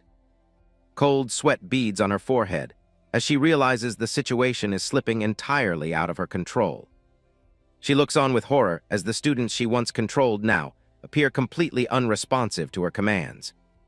Christopher Nolan remarks that their spirits are so thoroughly crushed that even freedom feels like a burden they'd rather trade back for their masks. He turns his attention back to Lillian, mockingly inviting her to step forward and settle things herself. Lillian bared her teeth in a snarl, her pride wounded by the blonde boy's blatant provocation. Aster Elmheim remains silent, his expression unreadable behind the metal slits of his own muzzle. Seeing his friend's reticence, Christopher Nolan takes it upon himself to act as Aster Elmheim's voice, continuing to taunt the lavender-haired girl. Lillian scoffs, pointing out that with such power, Aster Elmheim could have easily broken his own mask whenever he wanted. She finds it pathetic that he chooses to endure the humiliation while claiming he intends to destroy House Elmheim. She leans in with a wicked grin, warning him that his misplaced naivety will eventually lead to his downfall. Aster Elmheim stands alone as the mist swirls around him, seemingly unbothered by her dark predictions for his future. He knows he cannot simply act on impulse. He still carries the weight and responsibility of his father's house. Touching the side of his head, he resolves to maintain his honor and avoid doing anything that would bring shame to his family name. Christopher Nolan shouts a frantic warning, his eyes wide as he sees Aster Elmheim faltering. Aster Elmheim grinds his teeth, his vision blurring as he struggles to maintain his composure under the mounting pressure. a young woman with a vibrant red ponytail and a metal muzzle mask. Ulfin, Aster's older sister, suddenly catches him in her arms as he collapses. Breathless and trembling, Aster Elmheim stares up at the familiar face, barely able to whisper her name in disbelief. Ulfin cradles her brother, her expression solemn as she reflects on how his reckless nature has remained unchanged since their childhood. Her teal eyes shimmer with a mixture of regret and affection, while she laments her inability to protect him as an older sister should. She pulls Aster Elmheim into a tight embrace, claiming to have found the courage she needed from his unwavering spirit. With a final, lingering look, she promises that she will be okay, her silhouette beginning to blur into the surrounding light. Aster Elmheim awakens with a start, his voice echoing through the silent dormitory as he cries out for his sister. He lunges forward in bed, his chest heaving and his gloved hand reaching out into the empty, moonlit air. The vast, dark room remains still, illuminated only by the cold glow of the moon streaming through the tall, arched windows. Aster Elmheim remains seated on the edge of his bed, clutching the sheets as he tries to discern reality from a possible hallucination. He looks down at his hand, his golden eyes fixing on a small, folded object he hadn't noticed before. He holds up the piece of paper, his knuckles white with tension as a sudden, chilling realization about his sister crosses his mind. Aster sprints through the academy halls, clutching a crumpled piece of paper in his gloved hand. He's desperate to reach his sister before his worst fears come true. A voice stops him in his tracks as he nears the exit. Viscount Hifreed stands in the corridor, looking puzzled by the boy's frantic state. Maze blocks his path, warning Aster that he isn't in any condition to be running around with his injuries. Aster doesn't stop to explain, his gaze fixed on the path ahead. As Aster pushes past him, the piece of paper slips from his grip and falls to the floor. Maze looks down at the discarded note as the boy disappears. The Viscount picks up the letter, his eyes widening as he reads the frantic handwriting. The realization of what's happening begins to set in. The note is from Ulfin, calling herself a cowardly big sister for her helplessness. She wrote about her plan to plead with their relatives for Aster's safety. Ulfin sat alone while writing the letter, determined to return the favor for the times her brother protected her. She felt it was finally her turn to step up. She recalled how Aster stood by her at the Sword Dance Festival. That memory gave her the courage to walk straight into a den of vipers. Aster bursts through the next set of doors, his breath hitching in his chest. He curses himself for being too slow to stop her. He reaches the final set of massive double doors and throws them open with a violent shove. The light from the hall spills into the dark room. His amber eyes scan the area, narrowing as they land on a figure lying on the floor. His teeth grit behind his metal mask. He sees his sister. Ulfin is sprawled on the cold stone, her red hair fanned out across the ground and her white dress covered in dirt. Lillian stands over her, casually yawning into her hand. She looks down at the broken girl as if she's nothing more than a mild inconvenience.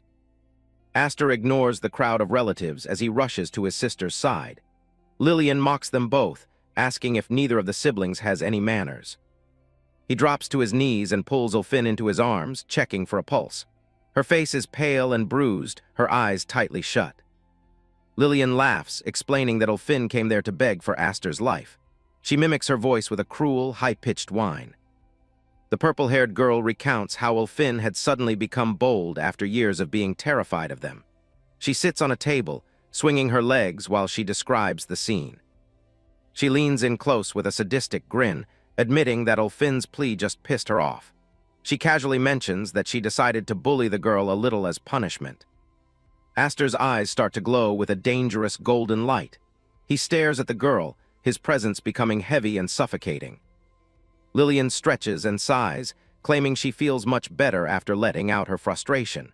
She looks forward to having good dreams tonight. Aster looks down at his unconscious sister, his heart sinking. He realizes he was far too naive to think he could negotiate with monsters. Julius Elmheim watches from the background with a smug smirk, clearly enjoying the display of cruelty. Lillian continues to laugh at Aster's silence. Aster tells himself he should have forced his way in from the very beginning. If he hadn't tried to make a deal, Ulfin wouldn't be in this state. His mind drifts back to a lesson from his father, Hifreed Elmheim. The stern man told them that a knight must endure any amount of unreasonableness. A vision of knights marching under the family banner appears. Hifried insisted that status and the success of a mission required immense patience. Young Aster and Ulfin sat before their father as he explained that not fighting back is often the best path. He prioritized reputation over everything else. Hifried adjusted his sleeve, telling them they must never strike back out of mere emotion. He expected them to endure being spit upon or slashed without a word. Young Aster had questioned his father, asking if it was truly okay to just let people walk all over them. Ulfin watched her brother, looking uncertain. Hifried closed his eyes, simply telling his son not to lose sight of his objective and timing. He didn't care about the personal cost of their silence. He stared at the young boy, asking what purpose he even had for taking up a sword. He demanded that Aster always have an answer for why he fights. Hifried insisted that having that answer ready was the only way to draw a sword without hesitation when the time truly came. Aster stared back with glowing eyes. Back in the present, Aster holds his sister as a violent golden aura begins to swirl around them. The floor beneath him starts to crack from the pressure. Lillian stumbles back, her eyes wide with confusion. She realizes the Wingless boy is releasing mana that shouldn't be possible.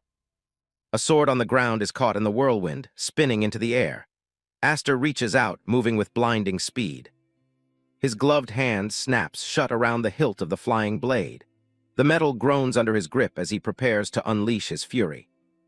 He slams the sword point first into the stone floor, acting as a lightning rod for his erupting energy. The ground shatters instantly. A massive pillar of golden mana explodes from his body, filling the hall with a blinding light. The sheer force of the 7 wings awakening shakes the entire building. Lillian is thrown back by the shockwave, shielding her face as she screams in shock. The golden light burns away the shadows in the room. Julius raises an arm to block the blinding glare, his smug expression replaced by genuine alarm. The aura is so powerful it feels like a physical weight. Aster stands at the center of the golden storm, his sister cradled securely in one arm. He holds the sword firmly, looking like a vengeful god. His eyes burn with a terrifying golden fire as he stares down his relatives. He vows to eradicate every last drop of the Elmheim bloodline that allowed this to happen. Aster's eyes burn with an intense golden light behind his metal mask. A single, dark thought consumes his mind. He's going to kill every last one of them. Ulfin lies on the floor, reaching out with a trembling hand as she barely regains consciousness. She whispers his name, trying to stop the violence she senses coming. Aster's vision blurs as the golden mana begins to consume his sight. He feels a sense of dark familiarity, as if this power has been waiting to be unleashed once again. Across the estate, Helen Elmheim pauses at her window. She senses the sudden, overwhelming surge of magic power erupting from the training tower. Her expression turns cold and sharp as she realizes what's happening. The power she feels shouldn't be possible for someone like Aster. Principal Mimir stands nearby, observing the disturbance with a silent, calculating gaze. He knows the balance of the academy is about to be shattered. Viscount Mays watches the explosion from the corridor, sweat dripping down his face. He fears that Aster's power has finally gone out of control. He looks up at the tower, where light is pouring from the windows like holy fire. He cries out Aster's name, knowing the boy is at the center of the storm.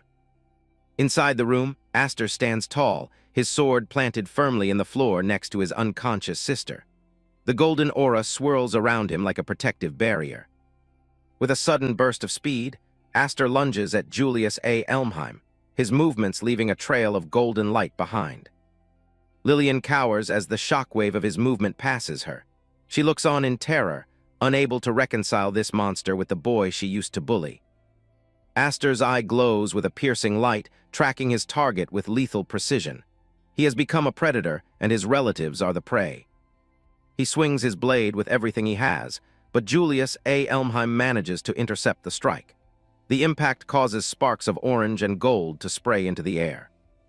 Julius Elmheim laughs, his own red eyes glowing with excitement as he finally sees the 7 wings power for himself. Lillian watches in horror, calling out to her brother as the floor beneath them continues to crack. Golden flames lick at Aster's mask and hair, his body vibrating with the sheer volume of mana he's channeling. Several students who were helping the relatives lie scattered on the floor, knocked out by the initial blast. Julius A. Elmheim asks if Aster is truly sure about throwing everything away just to save his sister. He mocks Aster, asking if he's really willing to become a traitor to the Elmheim name for such a small reason. Aster doesn't answer, instead shifting his stance for another attack. Aster lands from a leap, his boots slamming into the stone as his aura flares out in a wide arc. A massive magical sigil appears above Aster as Julius A. Elmheim unleashes a counterattack. The name, Elmheim, echoes through the hall as the family's traditional magic is summoned. Julius A. Elmheim smirks, nodding that Aster hasn't said a single word since the power awakened. He asks if the boy has forgotten how to speak in his blind rage. A huge explosion of orange flames engulfs Aster as Julius A. Elmheim lands a direct hit. The force of the blast tears through the room, sending debris flying in every direction. Through the smoke, Julius A. Elmheim grins like a madman, inviting Aster to reignite their unfinished duel. He's thrilled to finally have a challenge worthy of his status. From within the smoke, Aster's eyes snap open, glowing brighter than ever. His mask is scorched, but the golden mana begins to spiral into an even more lethal combat form.